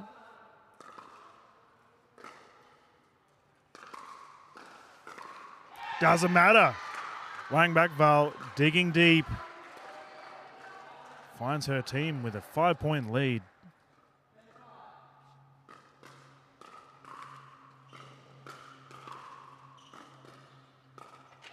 And again, my goodness. 3 shots in that back corner. Whoa, boy. You have to put everything on the line when you are playing a Dream Breaker situation.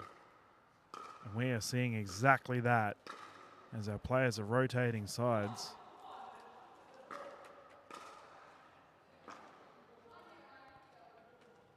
Here we have the gentleman back on once more for this matchup. Mitchell Hargraves did win 3-1 last time.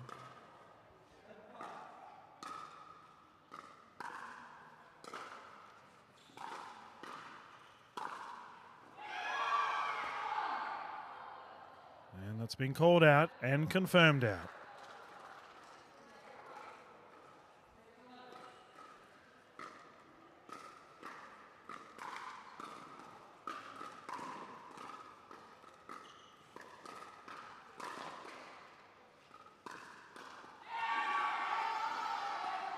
Mitchell Hargraves looks so determined right now.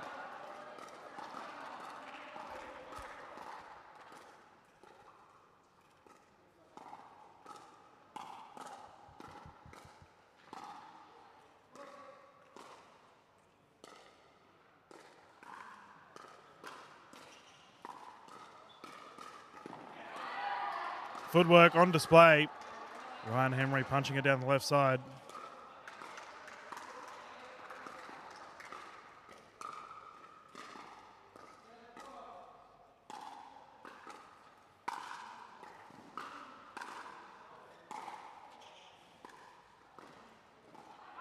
Cat and mouse in that corner, not paying dividends for the Vipers.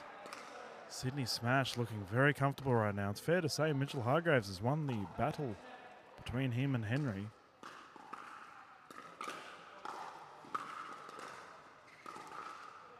Oh, that is incredible. Joey Wild smacking it down the left. There is little you can do about that.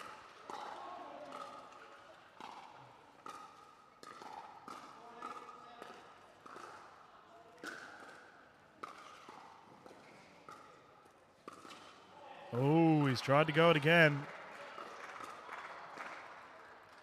He's asked if the ball was out, confirmed in by official J. Currently 1-1 between these two. The last matchup, Horridge won it 3-1.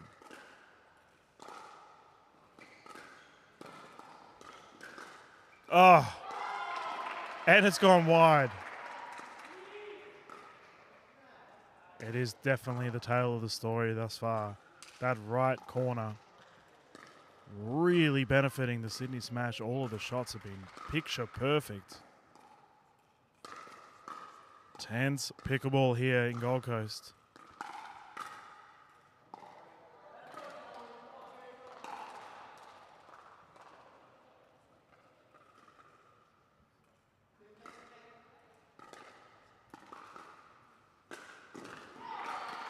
That is a great response from Joey Wild. Dug deep. Handy set of points for his side. And for this combination here, Tarulja run right in the last matchup with a 4-0 sweep.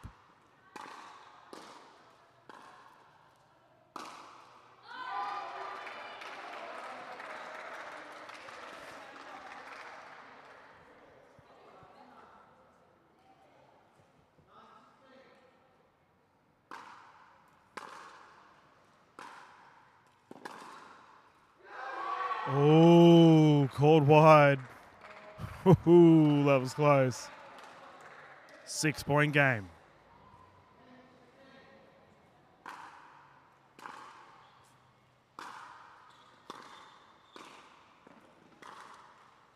Better from Bates. The veteran rising to the occasion.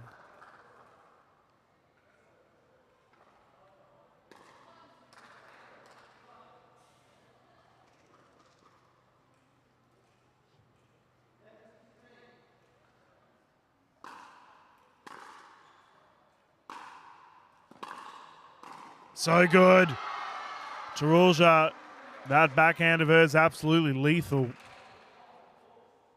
Better outing there from Shelby Bates, however. Got some points on the board for her side. Wang Bakval won the exchange last time between these two.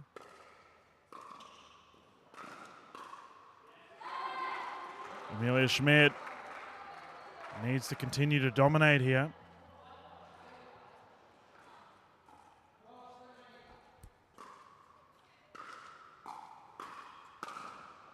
And dominate she does. 4-point game. We had an outrageous comeback from the Vipers in the last Dream Breaker. Will we see it again? That's gone wide. Needs one more for the sweep, and that is just what the doctor ordered for the Vipers.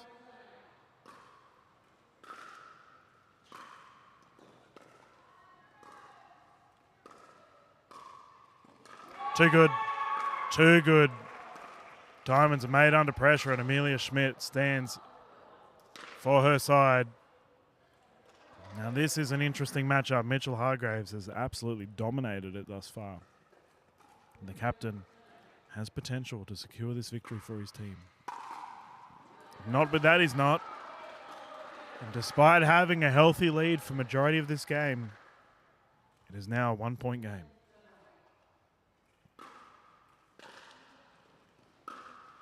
Too good, tied game. Oh boy, strap yourselves in.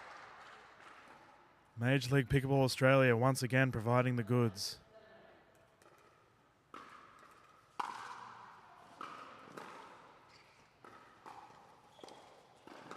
Incredible. Hargraves delivering. Final point between these two.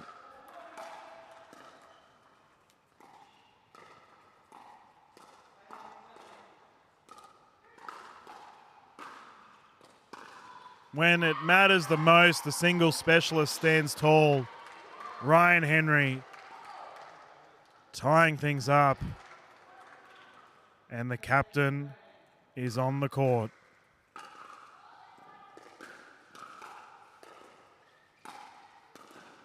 And he's converting the first point. Fired up Andy Horridge. It's been a great battle between him and Joey Wild thus far.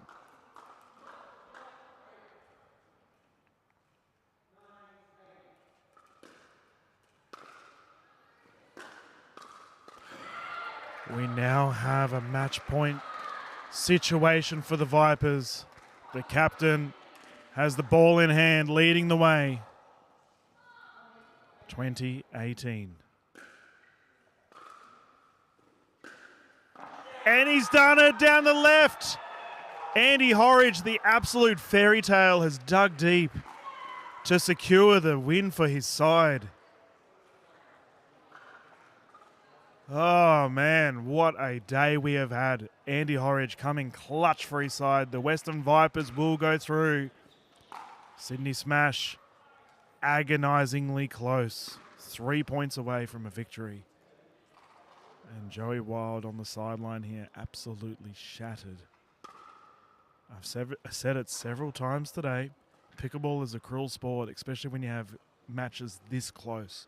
We've had so many today. For the Vipers, they will go through. Unfortunately for Smash, it's all over Red Rover. And that concludes our footage for the day. We have had an absolute thrilling day with the PPA Australia events this morning and now the Major League Pickleball Australia events this evening. 11 o'clock here, or pushing 11 o'clock at least, in Gold Coast, Royal Pines. Remember, you can catch all the footage on the MLPA YouTube channel for all of our amazing games today. We've had some absolute thrillers. It's been a pleasure to call them all for you. And I hope you've enjoyed them as well. We will shut down the stream for now, ladies and gentlemen. We will be back live tomorrow morning for the mixed action of the PPA Australia. And then Championship Sunday for our MLPA events. We will close things down for now. Dylan Kilman live here from the Gold Coast. Thank you and have yourself a good evening.